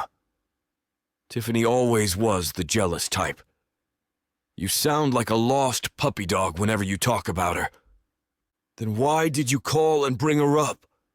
She knew we had been trying to rekindle the relationship and that it did not go how I had planned. What do you want, Tiffany? I heard that Maya isn't in Los Angeles anymore. Something about a new position. I knew Tiffany wasn't calling with any good news. Probably just wanted to rub it in my face. I figured she was going to take the job and assume she would not be returning here. To me. The more I listen to her voice, the more grating it becomes. Is that all you wanted from me? Or do you have another annoying reason to be calling and bothering me? Well, she's always extending our conversations as long as she can, as if she can't figure out exactly what she's trying to say to me. I was hoping that we could go to lunch together at some point. You know, I don't want to date you anymore. We have had this conversation more than enough times for you to have understood and comprehend my intentions. I mean, just to clear the air between us. Jeez, what's got your boxers in a bunch? Tiffany, I don't really feel like talking to you at all, let alone clearing the air. I understand that, but I really feel like there is so much negative energy between the two of us. I really just want to sit down and talk like two grown adults and see if we can communicate in a way that allows us to rid ourselves of this negativity. I say we talk so there won't be this tension anymore. I can't help feeling like it's a trick, but I decide to hear her out. What place did you have in mind exactly? I suppose just to smooth over some part of my life. It won't hurt to hear her out and grab some grub while we are at it. You know, there's that playfulness in her voice again. It's one of the reasons I dated her in the first place, but it won't win me over anymore. That old place that we used to get burgers together, for old time's sake. You would pick that place. I sigh. Come on. For old time's sake and for me. She says the last bit of this statement with the flair of a Cheshire cat that only she is able to nail. I guess it would be good for us to meet up at least, and that place does make some excellent burgers. Hope this isn't going to be the worst decision of my life. I'll meet you there for lunch tomorrow. Does 11:30 in the morning work for you? Perfect. I have so much to do today still, so tomorrow fits right into my plans. How wonderfully convenient. Bye, Tiffany. God, I hope I don't regret this tomorrow. She at least confirmed my suspicions. Maya is moving to Canada, and I won't hear from her again anytime soon. Maybe ever at this point. I guess for now I just need to take things one step at a time. It's the only way to get over her with any of my dignity left. Getting over her last time meant sleeping with half the female populace of the town. Nobody maintains dignity that way, certainly not me. Thinking back on my life, I don't know how I managed to do so well as an agent in my own hometown. Definitely not considering all the people I slept with, although maybe that is why I did so well. For now, I'll have to settle with hoping lunch tomorrow goes well, and I can clear negative energy with one person. Unfortunately, that person won't be Maya. I really wish she would call me. Maybe I should call her at some point. But when is that point? Chapter 23. Maya. It has been 5 weeks since Hunter and I last saw each other. I know we have not been seeing eye to eye, but I thought he was going to reach out by now. I suppose my cold shoulder treatment must have him feeling less than conversational. And I can't really blame him. I probably could have handled things better when I left Pine Cove. Still, I know if we take a moment to really talk, we can come to a middle ground and be happy in our relationship. I'll be done in Canada soon and back to living in LA. If he still wanted to, he could make the compromise he wanted to earlier. He could start working out of LA and we could split our time between both locations. And that's why I'm heading home to Pine Cove yet again. I'm confident I can work remotely part of the time, and we could figure out a way to balance both our lives together. As long as Hunter's willing to work with me, as long as he gives me a reason to believe it's worth the effort. Nana? I know she should be home right now. Nana, are you home? I am just walking through the door when Nana responds. I'm in the kitchen, dear. Just like her to be in the kitchen. What could she possibly be doing in there at this hour? I know it's only about 7 p.m., but at her age, she should be resting already. I walk into the kitchen to see her in her usual state, slaving away over a bowl while food is in the oven. Nana, what are you doing? And why aren't you resting? She is older than Mom, and yet she acts like she is still in her 20s. You know, Mom is younger than you are, and she's resting like she should be. Which is why I am trying to take care of the baking for the next small business soiree tomorrow. This woman is relentless. Now, I know you just landed, but I could use a hand with prepping for tomorrow. I'm on it, I say as I render a lazy salute. I do have to admit, I'm impressed that Hunter has stuck by his promise to help promote and raise funds for Pine Ridge's small businesses. Because of the success of the gala, he decided to make it a monthly event, changing the theme and plans a little every time. This one is a much smaller scale. It's a late afternoon soiree featuring wine from a local vineyard, cheese and produce from some small farms, and of course, some goods from the bakery. I have lots of time to help you out as long as we can talk while we work. I need a little life advice from the woman who knows the most. Nana is always my go-to person when I need a little pep talk. Of course, dear. Just lend the use of your arm, and we can discuss whatever is on your mind. I know that I can talk to her about anything, and yet the words to this conversation seem hard to come by. You know I was sort of seeing Hunter. You also know that our last conversation did not go so well. I am kind of leading her into my question, but I am not completely sure she will understand my perspective. She would push me to move back to Pine Ridge no matter what the question was. You have an interesting definition for sort of seeing someone, but go on. I haven't heard from him this whole month, and I'm not sure if I should even bother to reach out to him. After everything that happened, maybe I've missed my mark completely and already lost him. I give up leading her into my questions and decide to just go for it and have out with my whole thought process. On top of all that, I don't know if he will care if I do tell him I want to compromise. He is always so pig-headed and full of himself. I knew you had a lot on your mind, but at this point you are outstriding me. I can't help it. I am full of thoughts that I have kept quiet for weeks, and I am bursting to get the questions out of my brain. First, we need to discuss the fact that he was out at lunch with Tiffany yesterday. Tiffany Moore? I know about his previous relationship with her, of course, but he swore that was done with. I bet he's moved on from me again if he was out with her. My hopes of rekindling our relationship after the fight are dwindling.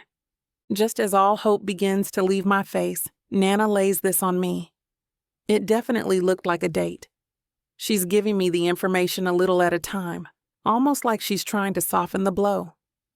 They went to that old burger joint that you children always went to for dates. So it sounds like it's over between us. Who was I kidding? It is taking time for me to wrap my head around this information, knowing how he feels about Tiffany. Anger and hurt burn within me. The way I hear it, he believes he has lost you completely. Something about you moving to Canada and choosing your career over him. I know what she is doing. She does this thing where she helps me see that I should fight for something. Only she lets me reach the conclusion on my own. That's what our argument was about, but I'm back in LA now. If he still wanted to give it a shot, I wish I could turn back the clock and decide to call him before now.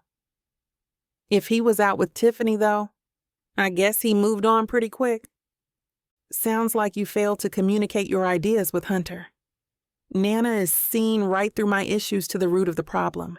Same old Nana. Yes and no. Before we had our argument, Hunter had agreed to split time between here and Los Angeles. Thinking back to that conversation, I remember feeling like our lives were beginning to click and everything was going to work out. When I got the call and the new job opportunity, he developed his usual jealous streak and decided to argue instead of help me think. He always did have a jealous side, but you also always seemed to be able to soften his rough edges. Of course, Nana still wants me to date him. The problem is that he seemed to be backsliding on the agreement and acted like he wanted me to give up my career and move back here to be by his side. The problem is neither of you tried to reach out to each other and make things right, to try and work through the problem together once your heads were cool. I know what she is telling me is correct, but I can't get the idea that he is no longer looking for my company out of my head. I would love to, Nana, but I think it's too late now. Looking like she is ready to wallop me over the head with the spoon in her hand, Nana takes a deep breath before continuing the discussion. You know him better than that by now, or at least you should. Do you really think he would be able to get over you so quickly? Just be honest with him finally. Do you really think it'll matter? I'll just look like an idiot. You didn't see how mad he was? And then I just walked right out and refused to even talk about it. I understand what Nana is saying, but I just fail to see how he even wants to talk to me. I know that you are helping me right now, but you are wasting an awful lot of your energy on this discussion. She is reaching her point of exhaustion with my stubbornness. You are also wasting too much of your time doubting yourself. You need to make the decision to talk to him at the dinner tomorrow, so we can get back to work. You're right, Nana. Go tell your Prince Charming what you're thinking. It's the only way the two of you can ever get on the same page. More like Prince Disarming, I mutter, and Nana laughs boisterously. Chapter 24, Hunter. I finally see Maya across the room from me at the soiree, and I remember how much I still feel for her. The love that I still feel between the two of us is pushing me to try to talk to her tonight. I know the bakery had a part in the desserts here, and it reminds me of the event we planned together. All of this started with the gala we planned. It makes my heart ache to remember our reconnection and subsequent crash landing. I'm just thinking about asking Maya to at least sit with me when I see Tiffany. Hey, there you are! The party has been going on for 30 minutes. And by this point, I'm tired of pining over Maya on my own. I told you I would be here, but you know I like to be fashionably late. She enjoys making people wait for her, and she enjoys making me uncomfortable. I thought we were past that part in our lives where you decide to make me wait on my own. The air is clear between us now. Shockingly, she wasn't kidding or tricking me when she called me up, wanting to move on. The conversation between us was a little strange, but in the end, I think it was worth it. Now we can really be friends, I hope, anyway. We cleared up our past, silly. That doesn't mean that I can't make some new memories with you. She's acting like she has something planned for our evening together that I'm not going to like very much. You aren't going to make me regret coming here with you as friends, are you? With her around, I feel like I have to keep my guard up at all times. I don't like the feeling. No, of course not. I'll stop, but I do feel like you need to talk to Maya before the evening is over. She pauses for a moment, looking like she is deep in thought. At the very least, to clear the air between the two of you like we did. You don't want to lose her and regret never having talked about it with her. She is right about one thing. I feel like I need to talk to Maya tonight, and we need to discuss our last conversation. I need to let her know how wrong I feel about my actions. You know, Maya and I had a lot of fun planning the first event together. I wish she could have had a part in this one. It could have been a regular thing we did. I know you did. I also remember how good it was. You two make a nice team. Sure would be a shame to let that go for no reason. Think of what next month's event could be if you get your head working. Tiffany is right. This event feels less cheerful. It's fine, but it isn't as exciting as the last one. I even swear I can hear the telltale sounds of thunder rumbling in the distance. I appreciate you being here tonight and keeping me from wallowing in my own self-pity. Of course, you aren't the only one who can grow up a little, you know. Just then, ironically considering her last words, she pretends to take a drink from her glass and pushes me right into Maya. Maya is just walking by, alone for the first time this evening. Oh, I am so sorry, Maya. Just being close enough to touch her sends sparks up my spine. Hunter, I've barely seen you here. You did a great job as always. Maya is staring intently at me, and I feel like the spark between us is still there. Maybe I still have a chance with her. Thank you, Maya. I was hoping to be able to talk to you tonight. I want to tell her how I feel and that I am sorry, but she is talking before I can get the words out. Hunter, I know it seems like we never seem to work out, but... She trails off when someone taps me on the shoulder. Tiffany is standing on the other side of the table, pretending not to listen and looking away from the whole encounter. I turn around to see one of the other committee members for the event. "Cameron, I'm in the middle of a conversation. Can I help with whatever it is in a few minutes?" "I'm afraid not, it's urgent." Cameron's timing is horrible with this little emergency. "Maya, I'm sorry. I want to talk more, but I need to handle this. Can I find you later this evening so we can finish this conversation?" "That's fine, Hunter. I know how busy you are." I follow Cameron outside the event to a more private area. "What could possibly be so important?" "We may need to cancel the event." Cameron looks like he is at his wit's end with his brown hair disheveled. I raise a steady hand like I'm approaching a startled horse. "Take a breath, Cameron," I say as I start to take a few deep breaths with him to provide him with examples. He does a few with me and seems slightly more relaxed. I give him a small smile. "Okay then, what seems to be the problem?" "I just got an alert on my phone and, well, there's a huge storm approaching." So much for trying to work him out of a panic. "So we'll tell everyone to stay inside," I reassure him. "We'll make it work." Cameron shakes his head. "No, sir, you don't understand. I'm not talking about a little rainfall. I'm talking about a massive, very violent storm coming this way." "Gather everyone you can and get them inside," I tell him, silently shifting from party mode to business mode. "If it's that bad, then it's better if everyone takes shelter now. We don't want to send them home and have them get caught out on the roadways unprotected. Now, if you'll excuse me, I need to try to find the beautiful woman I was talking to when you interrupted. Sorry about that." I watch Cameron walk away before I go back into the event. Unfortunately, by the time I return, Maya is nowhere in sight. I spot Tiffany at the same table that I left her. "Did you see where Maya went?" Tiffany gives me a stunned look. "I thought you left with her." Tiffany is usually oblivious to her surroundings, so the fact that she does not know where Maya is comes as no shock to me. "Well, I didn't, and she seems to be missing from the event." I bite my lip, uncharacteristically nervous. "She didn't get into her car to escape me with a big storm bearing down on the town, did she?" Chapter 25. Maya. Entering the venue, I can feel, or maybe I rather am imagining, eyes all over me. On the ride over, I considered a rom-com style arrival, wherein, across the room, the attendees would look up as I graced them with my presence. I thought Hunter would see me across the room and rush to greet me at the stairs as I descended into the ballroom.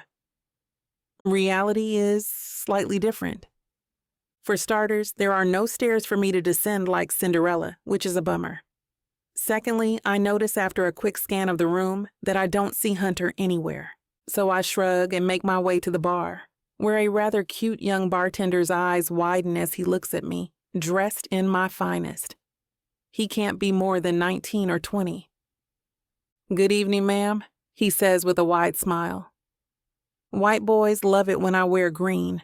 It complements my dark skin tone beautifully, so much so that I could ask this young man to give me the keys to his car and not ask why, and he would probably do it.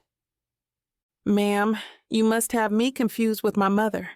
Well, maybe not. The only gown she's worn lately is a hospital gown." "Sorry, may I compliment how lovely you look?" "You may," I tell him with a smile. "But if you wanted to make a mojito, I'll give you a nice tip." He does just that, and I slip a $10 bill into the jar on the countertop. I do momentarily worry that he's too busy staring at me to pay attention to how the mojito is being made. However, upon tasting it, I find it's perfect. "Thank you," I say with a smile and a spin. Graceful as I want my exit from the bar area to be, someone bumps into me mid-turn. My drink sloshes a little and I stumble. "Oh, I am so sorry," we say in unison. Only the other party adds my name to the end, as though he saw me before we bumped into one another. We make small talk for a moment, and I can't help but notice Tiffany is standing nearby. Maybe it's true. Maybe they're together now, and I've blown everything. Still, I feel like I need to just get it all out and at least have closure. Hunter smiles and looks down at the ground. There's a bit of an awkward pause, which in turn makes me feel awkward as well. Maya, I was hoping to be able to talk to you tonight, Hunter finally says. I raise my hand to him gently and interrupt him, sensing my chance. It's taking a lot for me to work up the courage to talk to him so frankly. Not that I ever have issues being frank with most people, but with others, I don't have the vulnerability I have with Hunter. No risk of heartache. But it appears, or at least it feels like Hunter and I might be on the same page about this for once. Dunno why, and I guess I won't until I hear what he has to say too. I'm maybe starting to believe there's hope. Well, until an unexpected clap of thunder and the flash of lightning overhead. The latter can be seen through the skylight ceiling. Rain follows, and not normal Pacific Northwest rain like we have most days. This is an angrier, harsher storm I was not aware was coming. Suddenly, one of the gala committee members named Cameron appears behind Hunter. Before I even have time to nod in the young man's direction, he's slapping his palm on Hunter's shoulder. He turns to see what Cameron needs. Cameron, I am in the middle of a conversation. Can I help with whatever it is in a few minutes? I'm afraid not, Cameron says. Maya, I'm sorry. I want to talk more, but I need to handle this. Can I find you later this evening so we can finish this conversation? That's fine, Hunter. I know how busy you are. I hope he can hear the sincerity in my voice as I say this. I do understand he's busy. What's more, I'd rather have this conversation without feeling rushed through our thoughts and feelings. I wander around for a moment after Hunter is dragged away trying to look busy. The storm overhead is intensifying, so much so that the lights begin to flicker several times. The howling of the wind and the smattering of raindrops on the roof are so loud that most of the voices around me are difficult to hear. I pull my phone out of my black clutch to call and check on Nana and my mom. I stand near the bar out of the way but can't seem to find enough service for the call to go through, so I instead move toward a window. However, getting close enough to one is hard, considering everyone is crowded around all of them watching the storm. I try a text message instead, composing a simple group message. Pretty bad storm out. Y'all okay? Still, when I hit the send button, the message fails to send. There's another drum of thunder, and immediately the lights go completely out. Following the thunder comes a whip of blinding white lightning across the sky overhead. It illuminates the entire ballroom through the skylight windows. This is bad, I say aloud. Admittedly, I would feel a lot better if Hunter had not left my side. After all, I'm a planner at heart, career-driven, focused, and task-oriented. Details matter to me, both in my job and in all I do outside work. Yet none of them could have helped me plan for what I hear from two people next to me who I can't see in the darkness. Do you have cell service? A woman asks. No, a man replies. And I just heard when I was leaving the bathroom that one guy said it's down all across Pine Cove. Really? The woman asks with a gasp.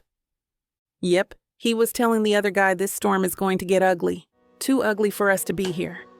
This is really bad. Chapter 26, Hunter. I try to keep my head up as I look outside. Tonight feels like a total failure. I didn't get my closure with Maya, and now all anyone will remember about this event is how bad it rained. Pissed. Doesn't cut it. I give the doors a hard push to exit, and they nearly fly off the hinges. A gust of wind pushes me back, and rain whips my face. The trees are rocking wildly. I look at the green leaves swaying and think of Maya in her emerald dress. Emerald is her color, and I imagine she knew that. But did she wear it for me tonight? Or to debut herself as the single career woman she has chosen to be? She looked awfully comfortable with that bartender. Wait a minute. A roar of thunder loud enough to wake the dead causes me to drop my keys. I quickly grab them and get in the car. I can only hope Maya is home safe with her family by now. She's grown so accustomed to the city life in LA that I fear she forgets how many trees are in Pine Cove and how easily one can land on her car in this weather. I attempt to call her, but I have no service. A huge branch frees itself from a turbulent tree and crashes into the windshield of the car next to me. With the storm progressing, I'm forced to make a choice. Drive into the storm to try and save the woman I love who I already lost once, or go back to the event to save the people I love from the town I grew up in. Can I do both? My thoughts are interrupted by someone frantically tapping on my window. It's Maya. I jump out of the car, strip off my sports jacket, and cover her. Maya, what are you doing here? I saw you from the window. You can't drive in this. My eyes shift from her concerned hazel eyes to the car next to me, smashed by the branch. You came out here for me? I say. It's half a question, half a statement. No, I just thought this weather would be great for my hair, she says sarcastically, her hair already coming undone from the way she'd pinned it up. I look down at her full lips and consider the fact that we may die tonight. I lean in to kiss her, but a flash of lightning stops me. We gotta move, she says, as her emerald dress viciously sways. The sexy slit in her dress can't withstand the wind, and she is one gust away from showing this town what only I'm meant to see. I sweep her off her feet and carry her toward the building, running as fast as I can. She wraps her arms around my neck and buries her face in the space between my ear and my neck. Whatever happens tonight, at this moment she is safe with me. I am rescuing Maya James, whether she wants it or not. As we enter, Cameron approaches us even more frantically than before. I know to stop him before he delves into another tangent. The storm is insane out there. Alert security that no one comes in or out of the building. After that, check how much food and water we have in case we lose power, I tell Cameron. The lights flicker and his eyes widen. Cameron, these people may be in danger. I need you to help them. Can you do that? He nods and runs off. I turn to Maya. You okay? I'm okay, she says, attempting to hide that she is shaken up. I need to leave you for a moment to make an announcement to these people. Then I need you to get everyone away from the windows. As much as I don't want to leave her, I know she can handle it. If she only knew how strong and capable I see her. When a man finds a lioness like that, it ignites a fire in him. I can't lose her again. She goes off. I get on stage and grab the microphone. We still have power, thank God. The lights flicker, reminding me that I'm running out of time. Attention, everyone! Hello? Can I have everyone's attention? The storm outside is getting progressively worse. It is not safe for anyone to drive or leave the building. We are safer here. Better together. I'm sorry today didn't go according to PLA. The mic cuts out and the lights go off. Power is down and the panicked cries begin. Now how the hell am I supposed to get all these people calm? It's pitch black when suddenly someone grabs my arm. Attention everyone. It is important to remain calm. Emergency services are on their way. I need everyone with a smartphone to take it out and turn the flashlight on. We will make their way around with candles shortly. Everything is going to be okay. It's Tiffany. Man, did she step up? I'm in shock at her maturity, but I also know better than anyone how people can change. Tiffany. Thank you. Don't thank me. Just go find Maya. This is your chance to prove yourself to her. Don't blow it. I realized that calming everyone down was not the only intention of her announcement. One by one, people turn on the flashlights on their phones, and the room seems to glow. I pause for a moment to consider how much I love this beautiful town and all the people in it. I find Maya reassuring one of the townspeople. I pull her away and we begin looking through every closet for supplies. She's shivering in my drenched sports jacket. Tiffany's words linger in my head, and not in the annoying way like they usually do. Tonight is your chance. I begin unbuttoning my white dress shirt as Maya continues to look through the closet. Something about the rain got you turned on? What the hell are you doing? She says playfully. Maya can't help but glare at my toned arms now completely revealed by my wife beater. I take my sports jacket back and put my white dress shirt over her. It's a bit damp, but certainly not as saturated as the sports jacket. You were shivering, I remind her. Was not, she says. Was too. I miss this banter. Coming together to help the town we fell in love in feels right. We smile at each other for a moment and look lovingly into each other's eyes. Maya quickly turns away. Found them, she says, pulling out candles and matches. We make our way down the hall and see Cameron and Tiffany running toward us. What's happening? Asks Maya. The emergency services are delayed, says Cameron, his brown curls now sticking up wildly. We think they're assisting other places in town that need help more, Tiffany adds. This does not get out to anyone here, do you understand me? I direct this toward Cameron, who has the tendency to make people more on edge when trying to help. It's just us four right now. If we are calm, they'll be calm. Did you find any supplies? There's 2 cases of bottled water in the kitchen, Cameron replies. Okay, start handing them out. Maya and I will hand out the candles. Cameron jets down the hall. Tiffany, thank you for being such a great friend tonight, I say. She nods and looks at Maya.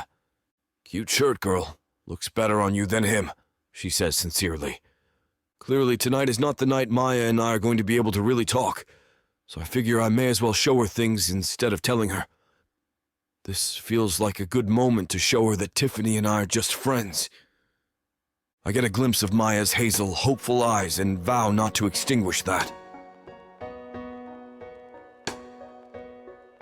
Chapter 27. Maya. We must do something to help the rest of the town, I say to Hunter.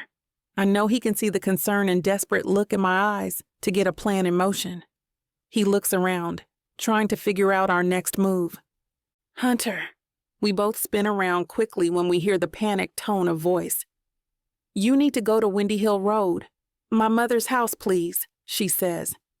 It's the lowest point in town, and I'm afraid there might be flooding.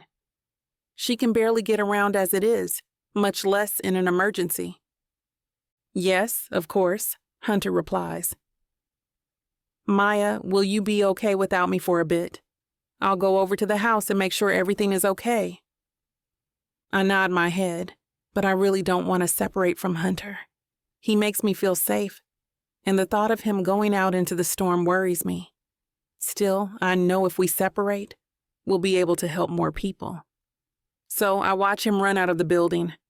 I grab a couple of people nearby and ask if they are willing to come with me to search the neighborhoods for anyone in need of help.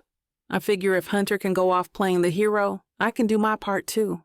Of course, they are more than willing. But first, we search the building to see if we can find any sort of emergency supplies. Luckily, we are able to find 2 large first aid kits that are hanging on the walls on separate ends of the building. I give one to the driver of another vehicle, then I hop into my car. I'm going to go check on Main Street to see if anyone needs help there, I tell the other car. They follow me, 2 people in each car. We stop every now and then to clear fallen limbs from the roads to keep them passable and prevent accidents. One particularly violent lightning strike in the direction of Windy Hill Road, where Hunter headed, makes me decide to go check. I tell myself he might need my assistance, but there's a little worried voice in my head that wants to know he's safe. I race to my car after moving yet another branch and jump in. I know if I take this same street, I'll find him sooner or later. Unfortunately, on my way, I see a woman running towards the street and my car and have to slam on my brakes. Help! Please help me! She screams. Finding Hunter will have to wait. I say another quick prayer in my head and jump out of the car. What's going on? What do you need? I ask. My son, I can't find him anywhere. I thought he went with his older brother to the basement when the storm hit, but after I went to go get the baby, I went down and he wasn't there.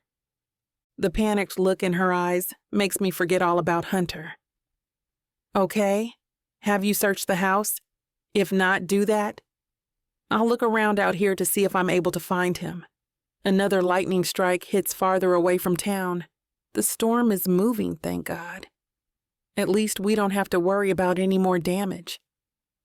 The mother runs into the house, and I grab my passenger, Donna. We start walking around their yard. There are branches broken everywhere. This is going to be a mess to clean up after we make sure everyone is okay. I look everywhere in the yard, but I can't find him anywhere. I run to the backsliding door of the house. "Have you been able to find him yet?" I ask. "No," his mother responds with a terrified look in her eye. He tends to hide when scared, but I looked in all his usual hiding spots. Then out of the corner of my eye, I notice a treehouse on the corner of their property. "Is that your treehouse?" I ask. "Yes," that was my first thought too, but I ran over there and yelled for him. "He wasn't there," she says. "I am going to run over there and double check just to be sure," I say. I run over and climb up the ladder. I put my foot on the last step, and it crashes through a soft board. I'm barely able to hold myself up by my fingertips, and I scream. Then I see two little hands reach out from the darkness of the treehouse and try to pull me up. "We've been looking for you," I yell in happiness as I pull myself into the treehouse. This little boy can't be more than 6 or 7 years old. I heard my mom out there yelling for me, but she couldn't hear me with the wind being so loud. So I just hid under the blanket. He bursts out with a sob. "Don't worry, I'll help you get down and back to your mom. She's very worried about you." Chapter 28. Hunter, holy cow! An older woman tries shouting over the howl of the wind and the machine gun-like rain. I hear her, but only faintly, even though she's only a few feet away. "Ma'am, you must come with us! The weather is too dangerous for anyone to remain in their homes," I tell her, looking over my shoulder to indicate the team of volunteer rescue workers behind me. "There are 9 of us total, and we all look ridiculous. Imagine 6 grown men and 3 grown women showing up at your door, clad in wet trash bags that are draped over even wetter tuxes and dresses, to tell you it is imperative you leave your home and come with them. The absurdity is not lost on me." The woman stares at us a moment longer than what is normally ideal for those trapped in a torrential storm. Just when I'm wondering whether she understands what I am saying, she finally cocks her head to one side and opens her mouth. "I'm not leaving my house. I was born here, and I will die here. But I'm not going to leave it to die alone just to come back alive and newly homeless. No, sir. If the storm is taking my house, it's taking me with it. This is the last house in this neighborhood we have, and I'm not leaving one elderly woman here to die alone." She begins to close the door. Something about this frustrating, bullheaded old woman irks me. It occurs to me as I extend my left foot out in front of me and into the threshold of her front door to keep her from closing it that I'm not used to having to ask people to do things a second time. And frankly, not a fan. "Excuse me, young man," she shouts as the door jams on my foot. "Please remove your oversized foot from my door." "Pardon me, ma'am, and I mean no disrespect. But did you just say that if the house was taken by the storm was taking you too?" "That's right, Clown Shoes," she says with a look of disdain. "Well, frankly, ma'am, and again, I mean no disrespect by this, but that's about the stupidest thing I think I've ever heard anyone say in the face of a natural disaster."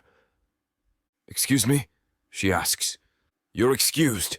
Now please come get in the truck or I'm going to ask some of these nice people to help me carry you out." "Over my dead body," she snaps at me. She's a feisty one, this woman.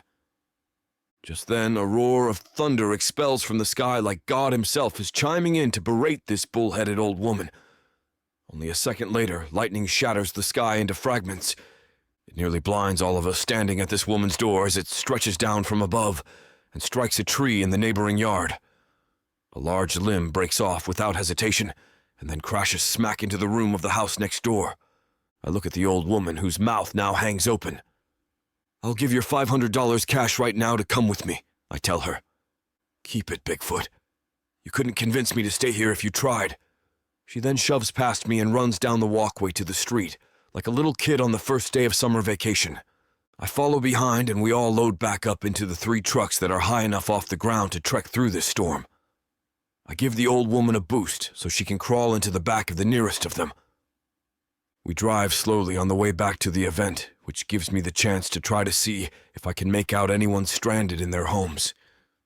As we pass some familiar-looking homes, I see an open front door where another small, older woman stands in the doorframe.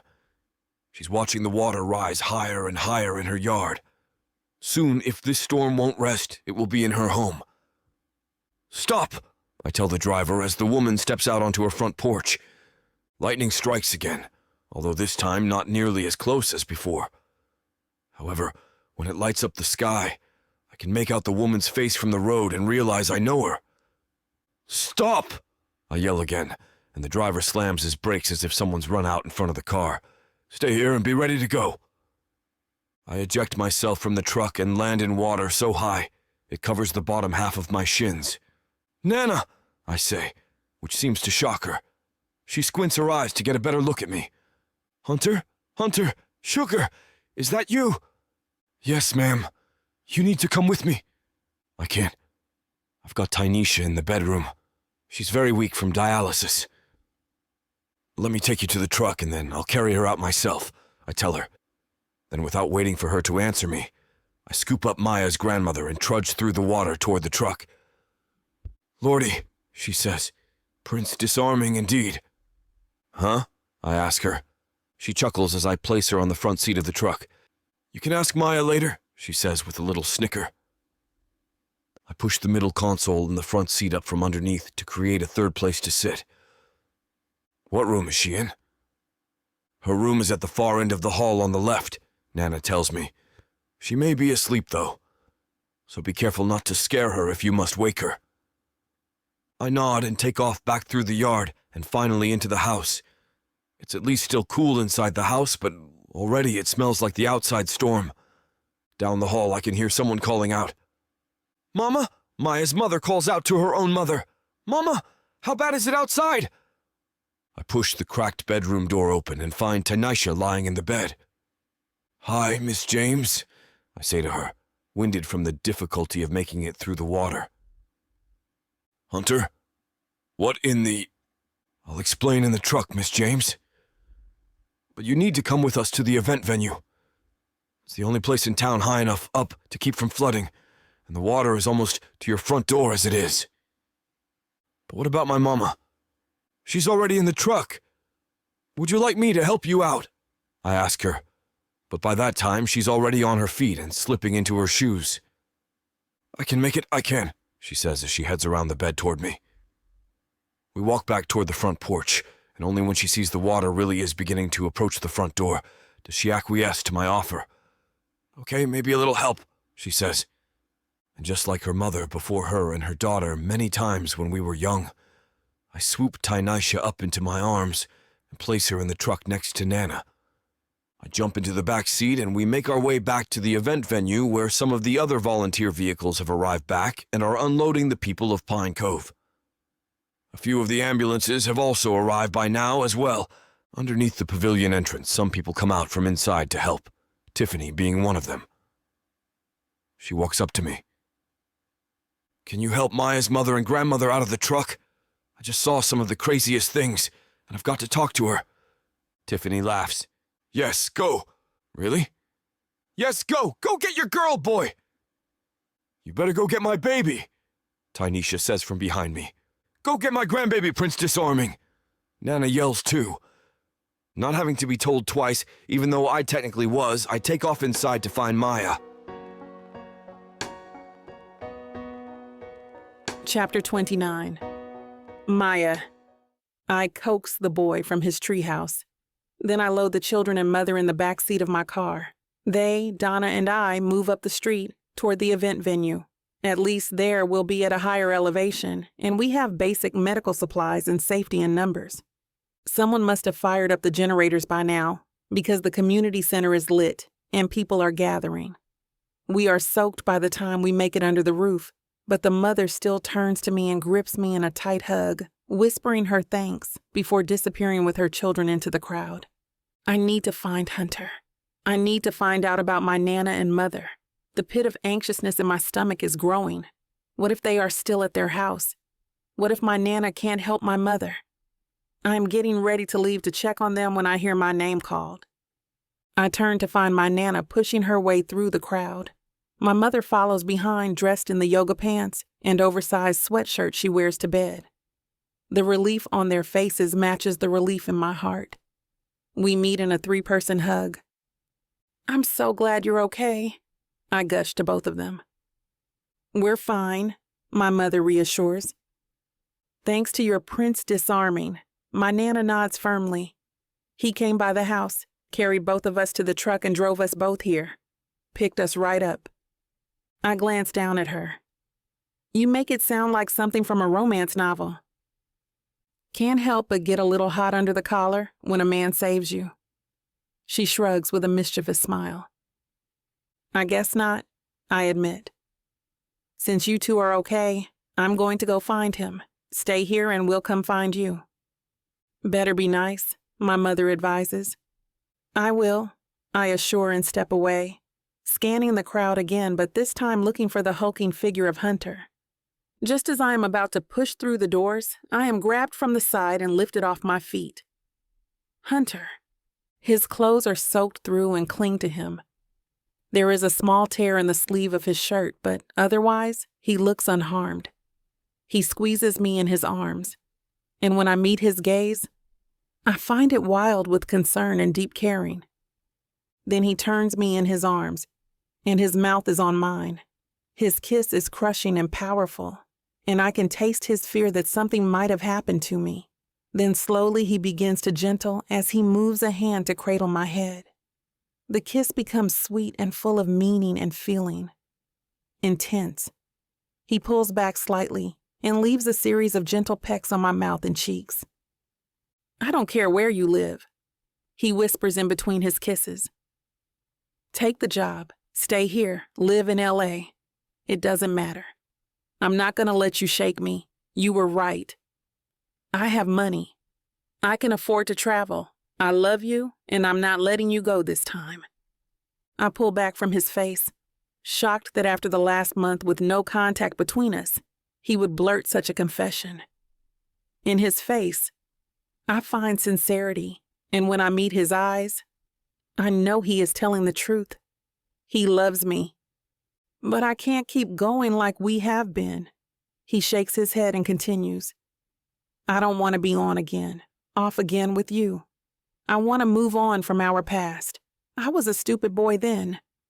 I had no tools to deal with the death of my parents. I hurt you. I know that, and I'm sorry, but that was an inconsiderate boy in over his head that hurt you. Not me. Not the man I am now that loves you." I feel my heart warm and my walls slip down. He said it. He loves me. In the midst of a storm and the crowd of people sheltering here, he is laying his heart bare to me. He is putting it all out there. You still make me feel like that silly boy who couldn't find the words to ask you out.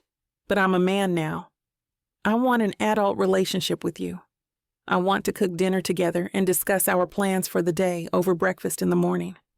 I want a relationship where we share the realities of life. Your mother's care, the bakery, my real estate investments, your agency. I want it all. I want everything with you.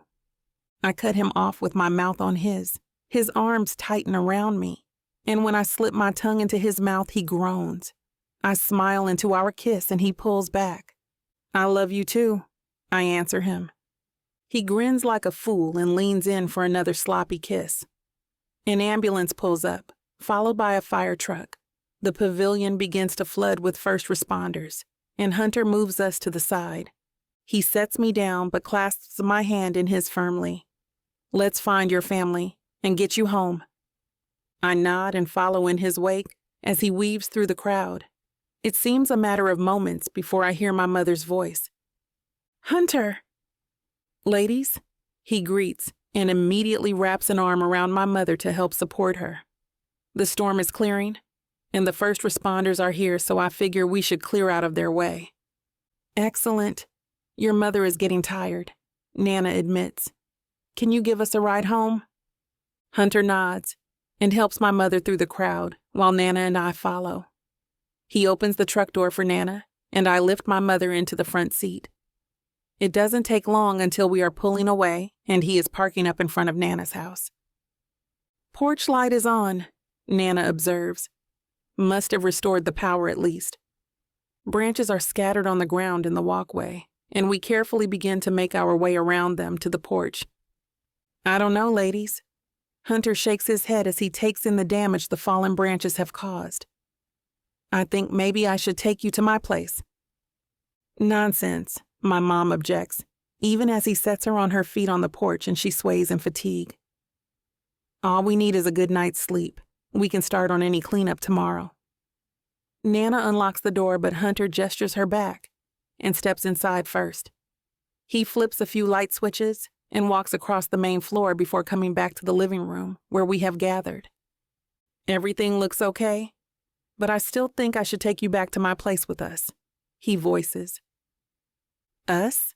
Nana raises her brows and glances at me with a smile. No. You kids go on. Come see us in the morning in the light of day. My mom grins slyly and gives me a wink. Yes, we'll be fine. The two of them begin to herd us out the door. There will be plenty to do tomorrow. Go enjoy your night for now, Nana says before she closes the door behind us. Why do I feel like that was a setup? He grins. I shrug with a laugh and make to step off the porch. But he sweeps me up and carries me like a bride through the damaged front yard. My hero. I swoon and hug his neck. Yeah, he grumbles, thinking I am teasing. I'll show you a hero once I get you in my bed. No, I mean it. I shake my head and speak seriously. You went into the storm without a thought and made sure my mom and Nana were safe. You are my hero. He chuckles as he opens the door and settles me in his truck. I snuggle closer to him as we drive to his house, and once there, we are surprised to find it relatively unscathed. It seems massive, and I'm about to comment on it as he opens the door on my side of the truck and yanks me against him in a searing kiss. Chapter 30, Hunter. I break away from her long enough to bring her in the house. When I close the door quietly behind us, I look down into her hazel green eyes. I can almost feel the need burning in them. This girl is everything to me. I need her to be mine. I will support her in anything she needs and whatever it takes. I put my finger to her cheek and gently stroke down her chin line. I am going to take my time with her. Well. Things are heating up again. You know what to do. Go to BWWM to get the dirty details that this platform won't put on the air. I know it sucks, but at least you can get a 40% discount with code VIXA40 to make up for it. Use it while it lasts, and apply it to every digital product in your cart. Back to the story. I hope you're enjoying this audiobook by BWWM. If you want to keep hearing more audiobooks, then please hit that subscribe button and like the video. It may seem insignificant, but the more people that subscribe, the easier it is to produce more audiobooks in the future. So please help us out and subscribe to our channel. Thank you for listening, and now back to your book.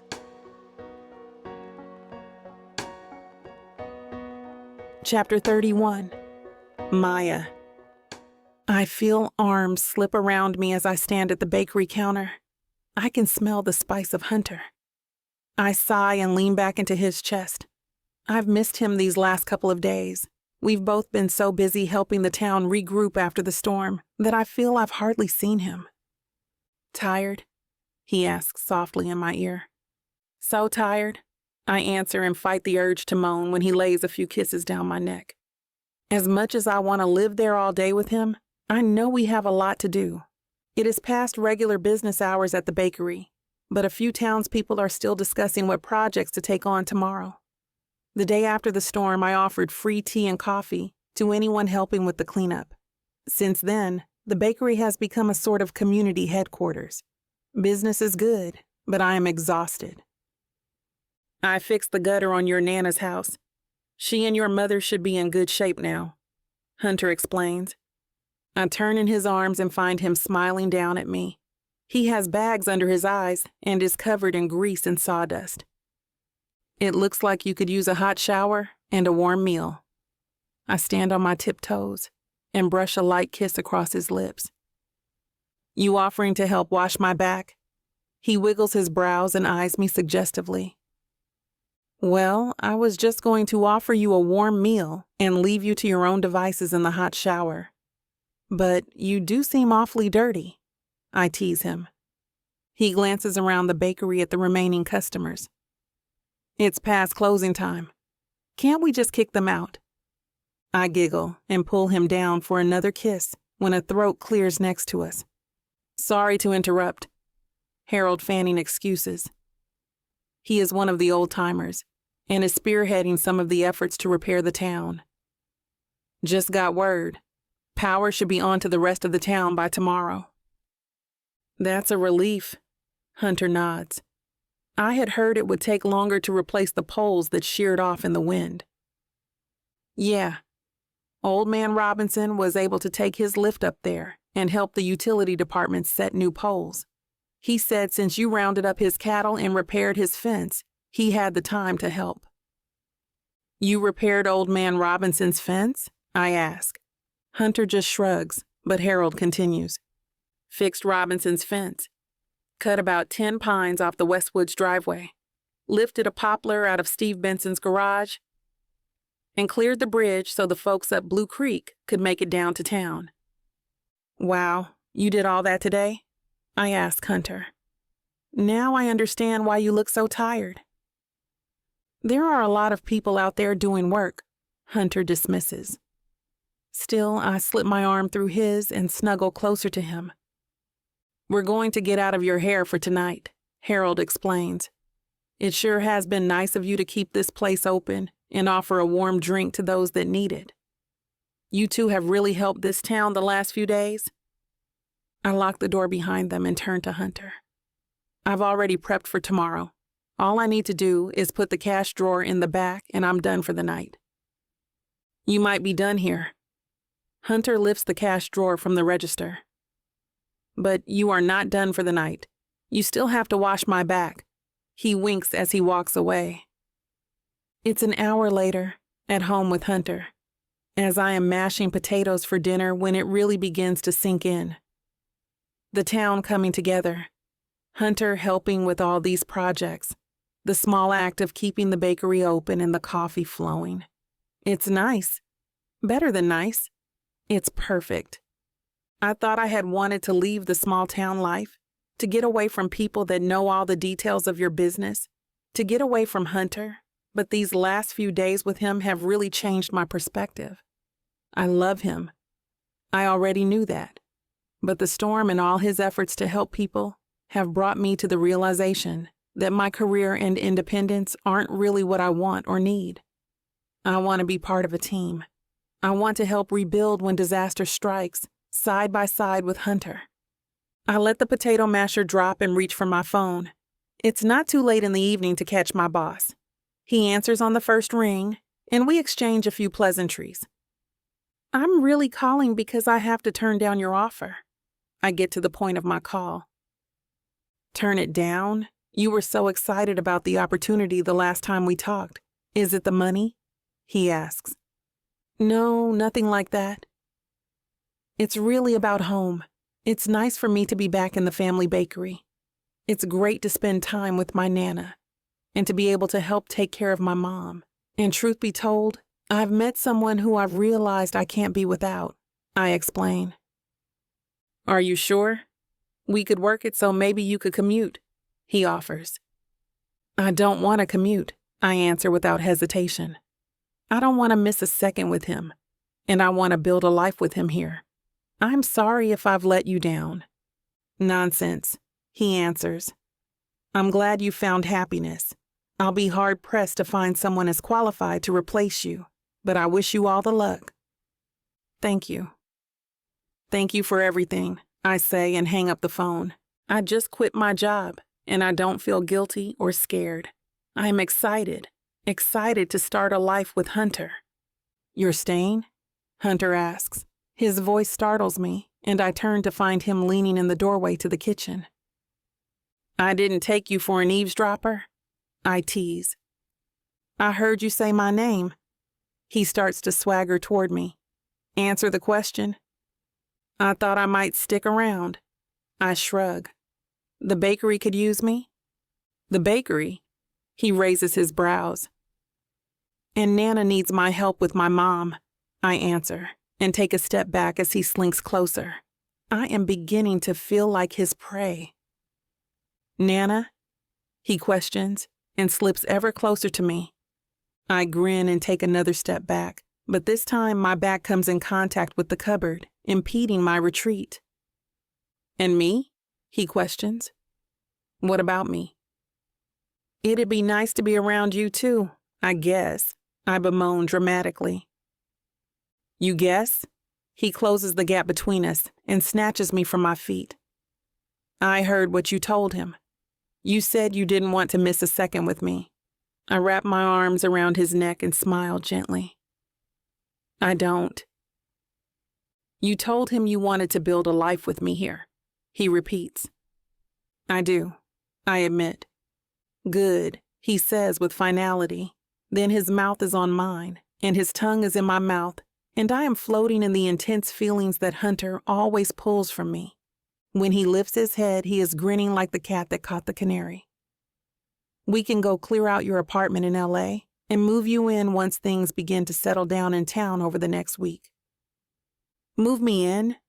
I ask. We haven't talked about moving in together. I told you I'm not letting you go again. He tightens his arms around me.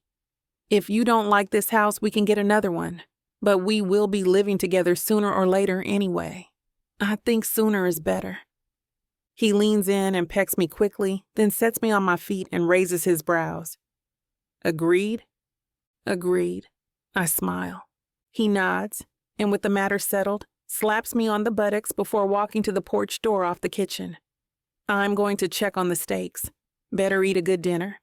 We've got to celebrate you staying and moving in. I don't plan on letting you out of bed until tomorrow morning. Chapter 32.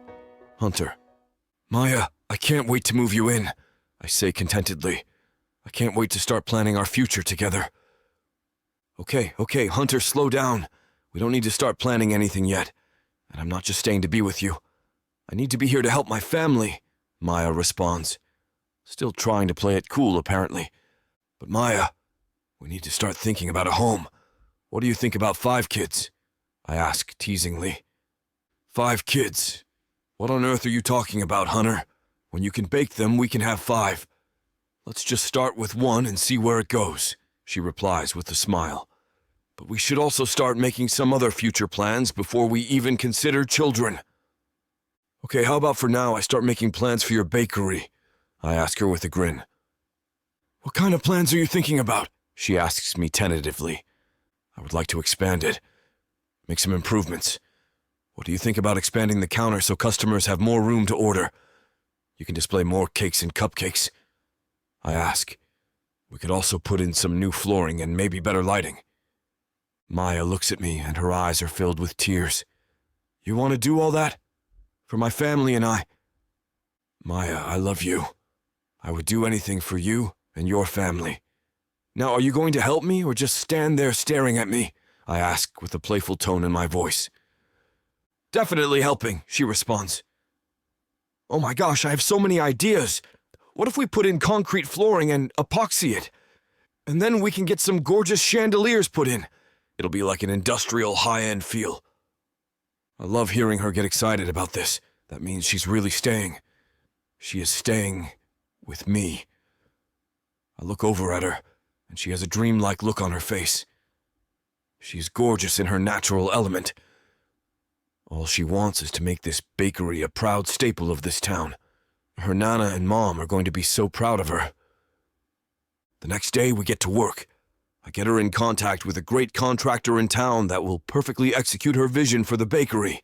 She's going to want to oversee this whole operation, so I better let her take control from the beginning. Immediately, the contractor comes over and says he has time to start the project right away. He brings in his crew and some lighting samples. Maya chooses a gorgeous light fixture. When it turns on, there's a sparkle in her eyes that I can't look away from. I feel beyond grateful that this woman has given me a second chance. Why and how did I get so lucky?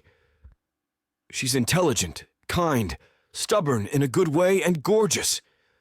Besides all that, there's just something between us, like magnets that pull us together. And that's when I get my next big idea. I'm going to propose to her. That's it. I'm not going to let her get away from me again. So I pick up my phone.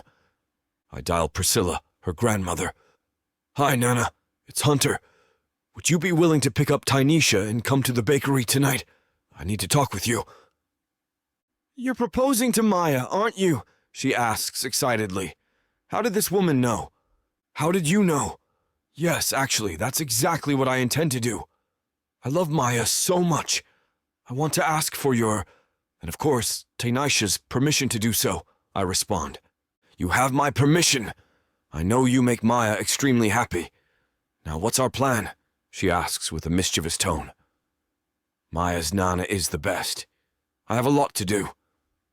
Now that I know I'll have Priscilla and Tynesha's blessing and their presence at the proposal, I just need to find the perfect ring. Luckily, we have the best jeweler around just a few blocks down from her bakery. I walk into the jewelry store with a bounce in my step. I need to find something perfect for Maya. She is unique and special in every way. Maybe I should pick out a few rings for her and let her choose. No, that will make it seem like I barely put any effort in. How can I help you? The jeweler asked. I would like to see some rings to propose to my girlfriend, I respond. Okay, that's wonderful. Let me show you some of my favorite rings, he says excitedly. I follow him to one of the glass cases. This is a nice jewelry store. It has a very classic and traditional style about it. There are at least 10 different cases filled with all kinds of sparkling jewelry. I'll find something perfect here. After a few tries, I find the most perfect ring I have ever seen. It's a large, solitaire ring that sparkles in this light. Maya will love it. I buy the ring and head back to the bakery. I need to get Maya out of there so I can get to work. When I arrive, she is placing some of her bakery items back in the glass cases for customers. Hey, Maya, how about you go home and take a shower and relax a bit? I can finish up here for the day. Then I'm taking you out for a nice dinner to celebrate, I say, trying to keep my voice level and normal. This sounds suspicious, but I am going to ignore that hunch. I need a shower, and I'm getting hungry. So I'm out. She's all yours, she says. I watch her walk out the door and start placing peony petals in a circle. Rose petals, I've decided, are too mainstream. Then I set up about 50 candles to set the mood. It takes me about an hour. Then I hear the shop doors open. Nana and Tynesha have arrived. They both get tears in their eyes when they see what I've done with the bakery. It's not just from the candles and peony petals. They love what Maya has done to the shop so far as well. It's gorgeous in here. We are so proud of you both. When is Maya supposed to be here? Nana asks. She should be here any minute, I respond. Then the door opens. It's Maya. She's lovely. There's a glow behind her from the setting sun. I can't take my eyes off her. She looks around in surprise at all the candles and flower petals. What is all this, Mom? Nana? What are you doing here? She asks. Maya, I need to talk to you, I say, trying to keep my voice steady. Her eyes go wide. She already knows where I'm going with this. I get down on one knee and reach for her hand. Maya, I love you so much. Your coming back home has been the biggest blessing and best second chance of my life. You make me a better man. You're amazing and perfect. If If you'll give me a chance, I'd like to spend forever making you as happy as you make me. I hear an audible, "Ah," from Priscilla. Maya's eyes are still like saucers. I think she might be in shock. She blinks a few times. "Yes," she says with the largest smile I've ever seen on her face. "Yes, I will marry you. I want to spend the rest of my life with you. However, we're going to talk about this 5-kid thing, okay?" She laughs. Her laughter is the most beautiful sound in the world. I pick her up, swing her in my arms, and give her the first kiss of our engagement. Then her Nana and Mom come running towards us with hugs. "Congratulations," Priscilla says. "Now we need to start planning a wedding."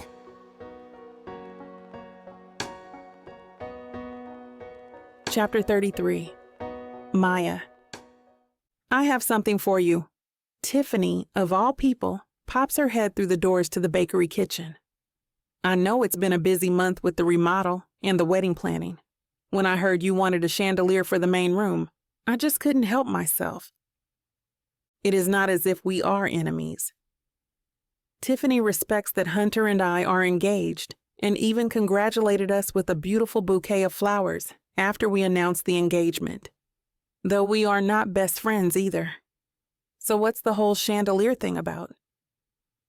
I follow her through the kitchen doors and find Harold Foreman standing next to the 2 teenage sons of Mary Drucker from Drucker's Second Hand. They are gently setting a box on the ground and opening the top. Slowly they pull a magnificent 2-tiered chandelier dripping in crystals from the box. It's gorgeous, and I hear myself inhale sharply. "Wow, I don't know what to say," I stammer. "Don't say anything. Harold had said you were looking for one. I saw it while I was shopping. I'm practically a professional shopper." She leans in. "I know it is an antique, and Harold said you might be looking for something more modern, but it was just too beautiful to pass up." "It looks like real crystal," I observe. "Oh, it is," the taller teenage boy offers.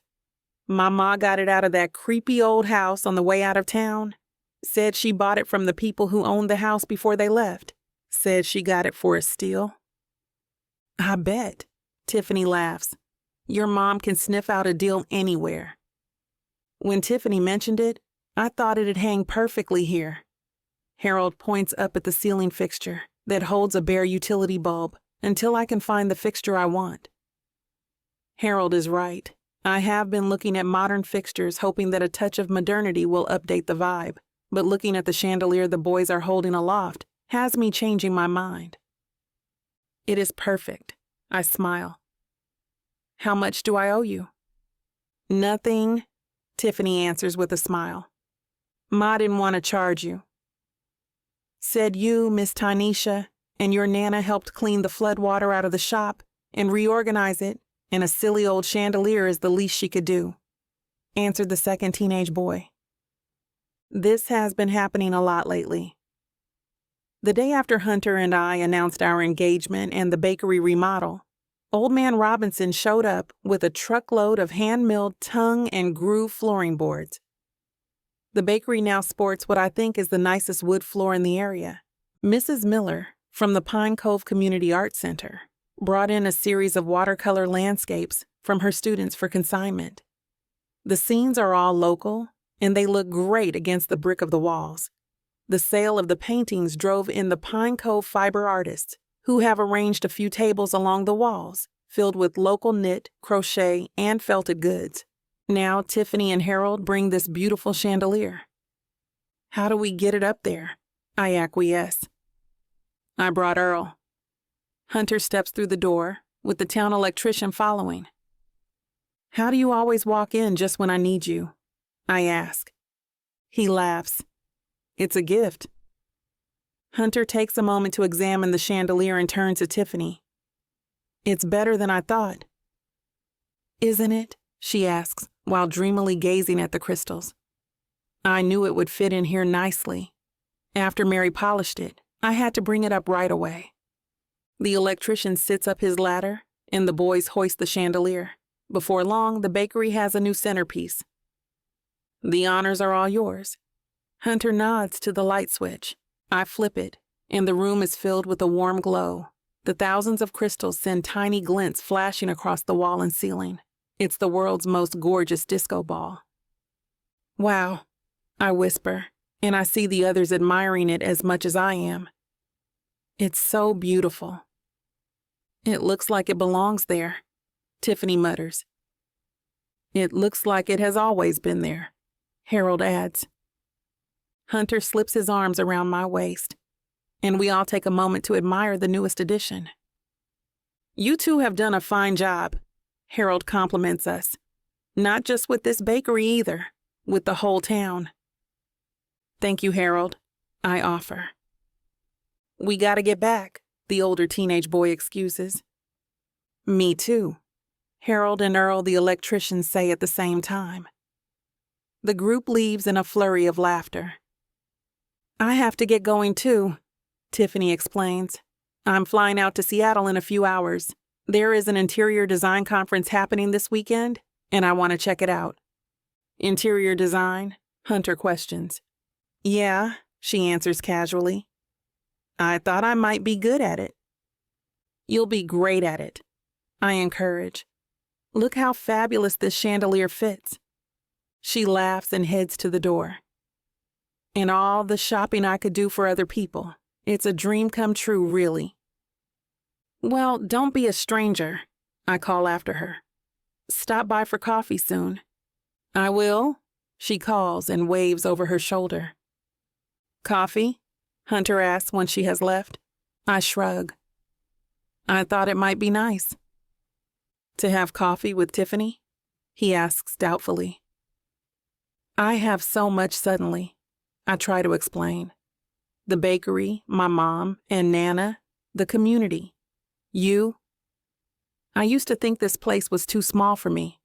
I wanted to go out in the world and accomplish great things that would prove I didn't need this small place to make me happy. But it's actually all I need. Just to be clear, the place isn't all you need, right? He steps close and wraps me in his arms. His scent washes over me, a mixture of his shampoo, the smell of pine trees in the morning, wood-fired smoke, and a little bit of spice that is uniquely Hunter. I take a deep breath, savoring the smell of the home I found in his arms. No, I definitely need you. I lean back to smile up at him. He bends down and brings his lips to mine. The kiss starts slow and gentle, but quickly builds until I'm not sure I can even stand. I feel my areolas pebble, and I begin to grow wet. If it wasn't for the oversized picture windows of the bakery that faced the street, I would already be tearing at his clothes. We have dinner with your mother and Nana tonight, Hunter growls into my mouth. Keep kissing me like that, and I'll have to take you in the back and show you how happy you make me. Then we'll end up missing dinner. I laugh. Can't have that? What would my mom and Nana think? They'd probably be happy. He jokes. They might want grandbabies more than I want kids. Doubt it. I peck him once more on the lips, turn to flip the lights off, and begin closing for the day. I love you, Maya. I'm so glad you decided to come home to Pine Cove. He turns the lock on the front door and follows me into the kitchen. I'm glad you were still here, I answer. I think I might have always been waiting for you. He wraps me in a hug. I take a deep sniff of his scent. I think you might have always been home. He lowers his head and kisses me deeply. I know, without a doubt, what home is at that moment. Chapter 34. Hunter, you better take a sip of this. Trevor, my best man, passes me a flask. We're standing in the room designated for the grooms, right off the great room of the resort where Maya and I had our first romantic getaway. It is snowing outside, and a cozy fire is lit in the great fireplace. You can watch the snow piling into giant white pillows through the windows on either side of the fireplace. I couldn't have planned more perfect weather.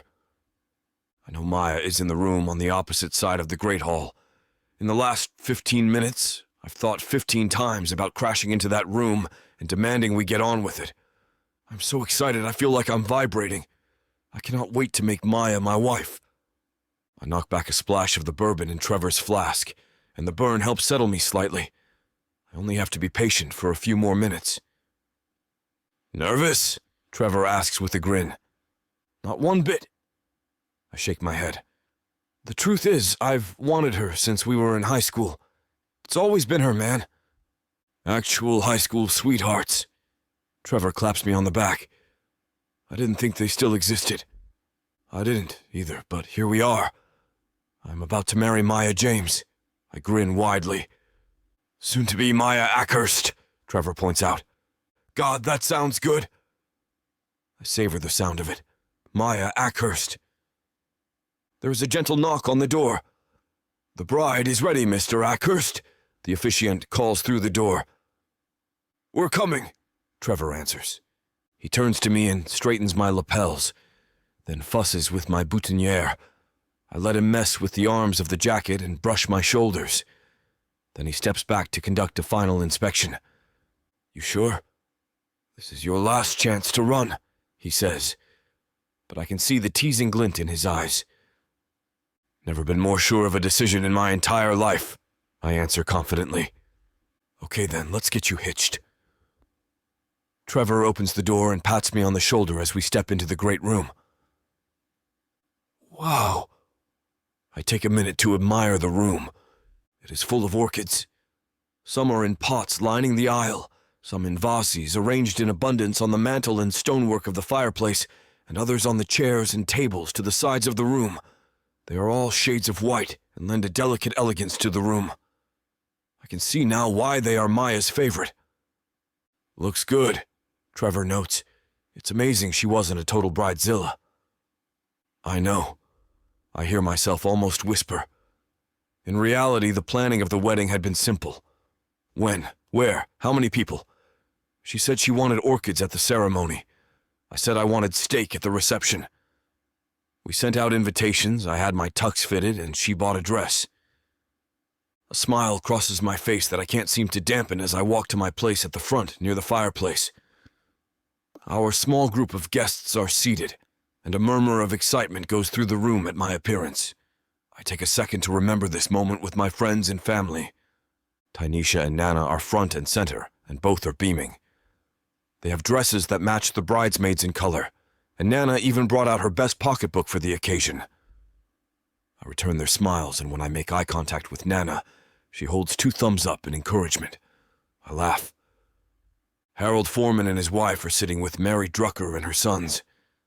They are all smiling and shiny in their wedding best as they chat quietly.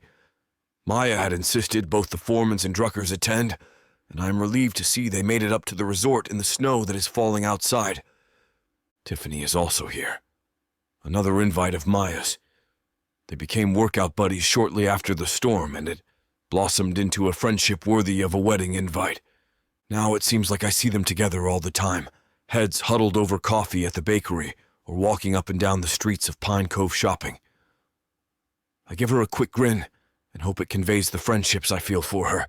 So much has changed in the last year. Tynesha getting sick, Maya coming home.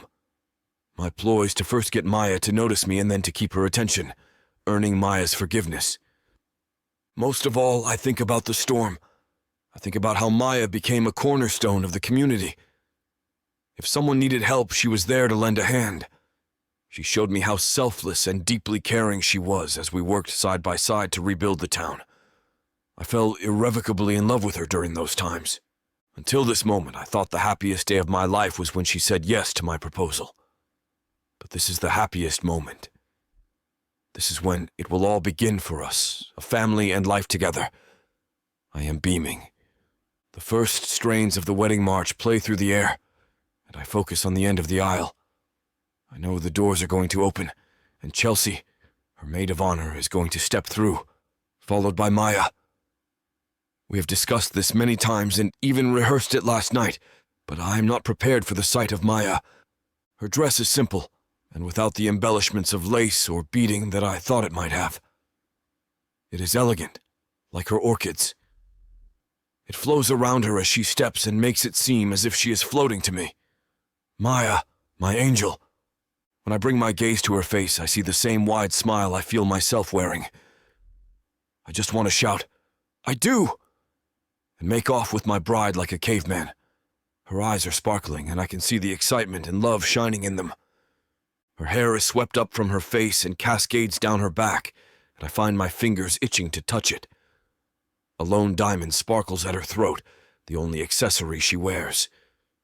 The only accessory she needs. She shines enough without the aid of extras.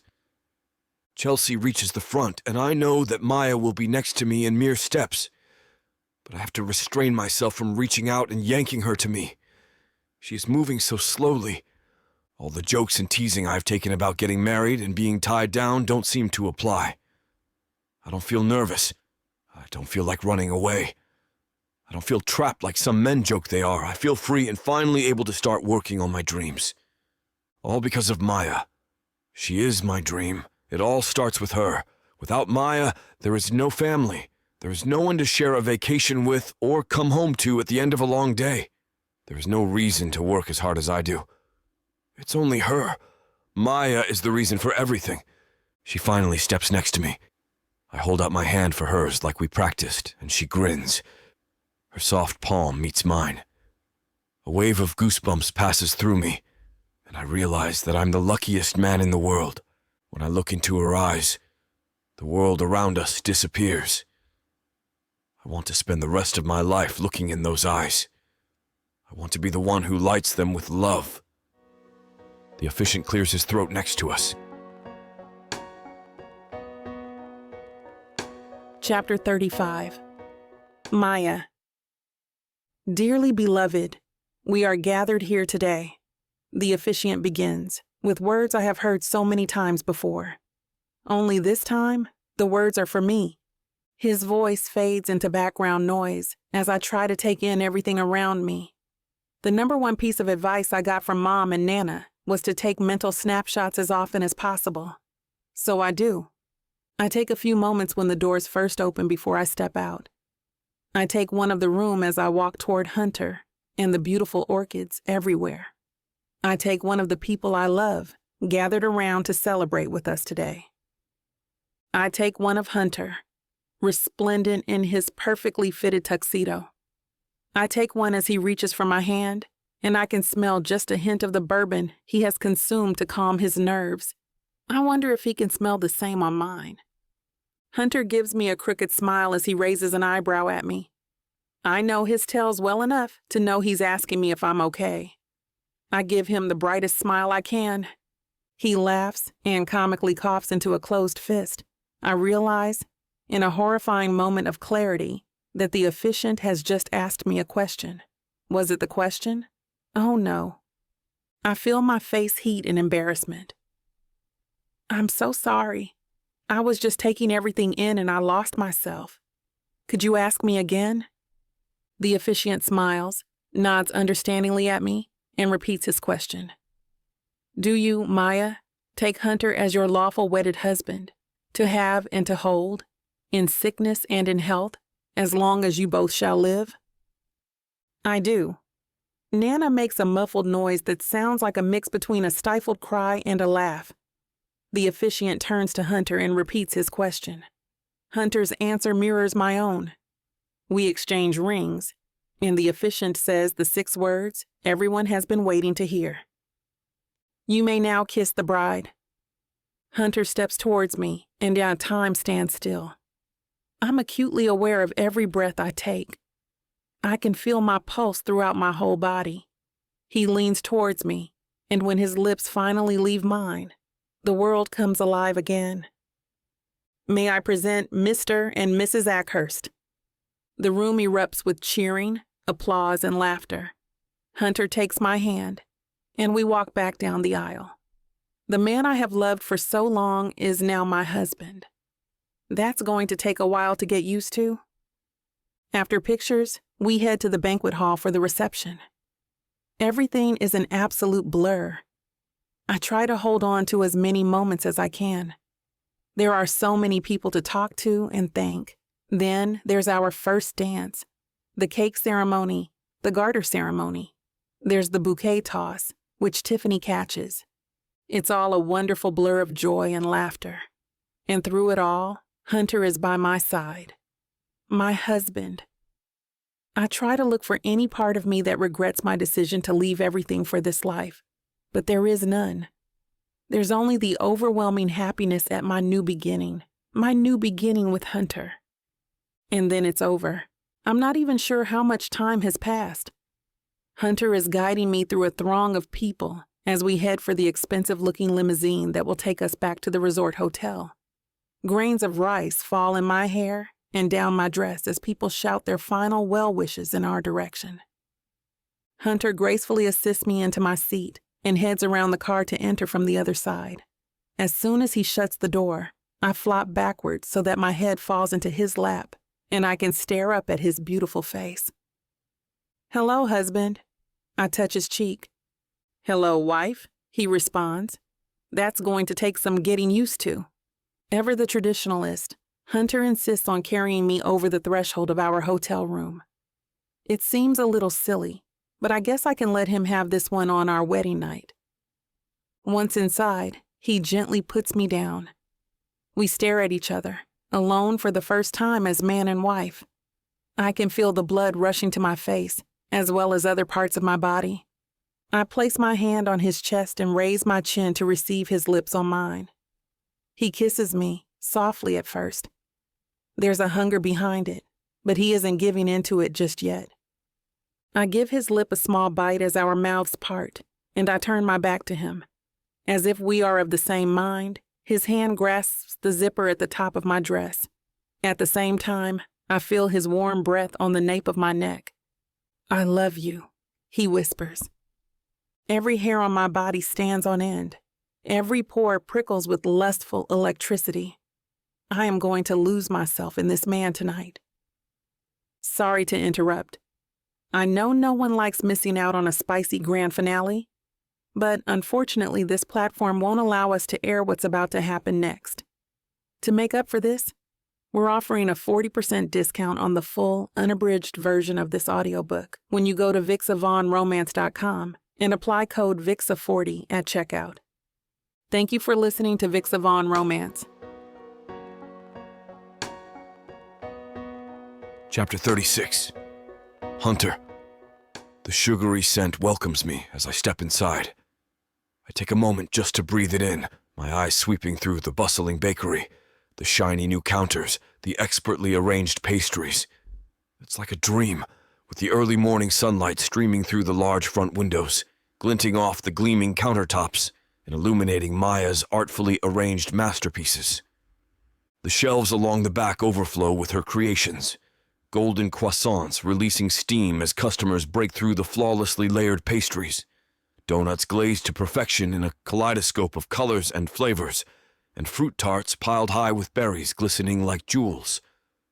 Maya radiates, brightening the room as she hands out samples of flaky treats and petite fruit tarts. "Welcome, what can I get for you?" she says as she cheerily greets a customer. I blend into the crowd, listening to the cheerful chatter as neighbors reminisce and delight in Maya's talents. With each bite, their faces reflect pure bliss. The smooth wooden tables are filled with people savoring Maya's food, while she practically glows, floating between offering smiles and samples. Watching Maya laugh and joke as she hands out flaky palmiers still warm from the oven, I'm spirited away to a simpler time. The familiar sweet aroma, that look of pride when someone enjoys her creation. Some things never change. Except now I'm seeing her live out real achievements instead of dreams. In the corner, a soulful musician strums an acoustic guitar, his lovely falsetto voice drifting through the chatter. I close my eyes, letting the melody wash over me. When I open them again, it's like I am seeing the bakery for the first time. This space Maya and I dreamed up together is now alive and thrumming with life. I don't make my presence known yet, content just to watch her in her element. She's laughing, advising customers, and checking delicately browned edges through the oven window. She's absolutely thriving, and it fills me with awe. I find an open seat by the window, the crisp autumn light filtering through the trees and glass, framing Maya in an angelic glow as she works. Watching her laugh with customers, I'm struck again by her beauty inside and out. I fell in love with the Maya of our past, But the woman before me now is so much more. My heart swells, and I know I'm falling for her all over again. I love the way her curls gently spring as she laughs. I love the crinkles at the corner of her eyes and the way she radiates warmth into everyone she encounters. She dusts her hands off, hanging her apron on a hook by the register, and handing the reins over to one of her new employees. Then she comes to sit down next to me, lacing her flour-dusted hand through mine. "What are you thinking about?" she asks. "Just remembering the first time I saw you again across the bakery. Felt like coming home," I reply. Maya squeezes my hand. It still feels like coming home every single day. Unable to hold back any longer, we share a passionate kiss, our lips meeting in a flurry of longing. I hungrily wrap my arms around her waist and pull her ever closer, savoring the taste of her lips and the supple softness of her body. She kisses me back with equal fervor, her fingers threading through my hair and deepening the kiss. Her heart pounds through my chest as we kiss, and my own races in response. I'm completely lost in her, consumed by the fire of our desire. After a long moment, we break apart, our chests heaving. She looks up at me with her sparkling eyes, and I feel a surge of love so intense it takes my breath away. "I love you," I whisper. "I love you too," she replies. We kiss again, more softly this time. This one is a tender kiss, filled with love and promise. When we finally pull away, Maya smiles at me. "Ready to face the town?" she asks. I nod. "I'm there if you need me." We link arms and walk to the front of the bakery, where the crowd awaits. "Thank you all for coming today to our grand reopening," she beams.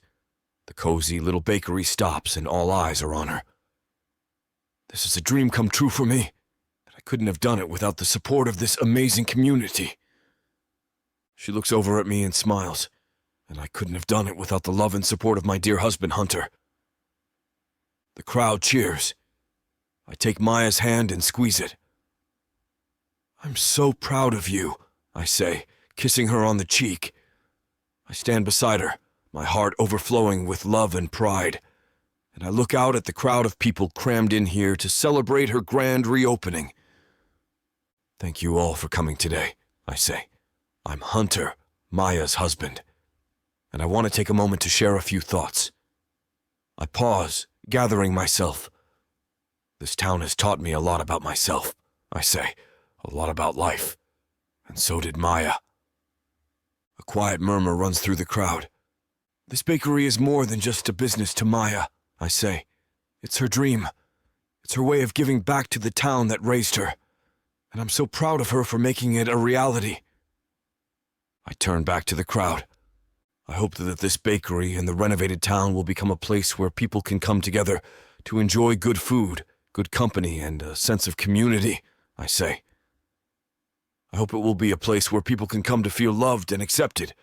We're a small town, and we need to look out for each other. That starts by staying close. We turn to face the crowd, hand in hand, ready to start this new chapter of our lives together as husband and wife. This is my life now. This is my second chance. I kiss my wife to the sound of applause. And for the first time in years, I know everything is going to be all right. Chapter 37. Maya. As I watch Hunter speak, my stomach does gymnastics. How does this man that I have known for most of my life still give me the butterflies? I hope it will be a place where people can come to feel loved and accepted. We're a small town, and we need to look out for each other. That starts by staying close. Hand in hand, we turn and face the crowd. I can't believe this is my life. We kiss, and everyone who has come out today to support us looks on and claps. When the clapping from the crowd slowly subsides, the musician picks up where he left off before our speeches. I look around and take it all in again. I can't get enough. How is this real? I can't believe this is my life. I can't believe I almost let it slip away again. I sit at a table near a window and position my chair to face the beautiful fall day. I see my reflection in the glass and hardly recognize myself. I'm smiling. Not a phony smile. A genuine, happy smile. My icy exterior has melted away. As I gaze at the streets of Pine Cove, littered with autumn leaves, I see little me working with Mom and Nana in the bakery. I see Hunter and me as teens, happy and in love, promising each other that we would get out of this town and make something of ourselves. Then I see me, driving out of town, broken-hearted and vowing never to return. I was so young and thought I had all the answers. Driving full speed ahead to California, I thought that was the answer to all my problems. I can't help but laugh. Happy tears prick my eyes. I envisioned the first time I saw Hunter again after 10 years. It was right here, in this bakery. Our bakery. His cheeky grin caught my eye immediately. I could never forget that grin, even if I spent 10 years trying to. From planning galas, weathering storms, ex-girlfriends, small-town gossip, sick family members, and business opportunities, he never gave up. Through it all, he somehow knew that it would all work out.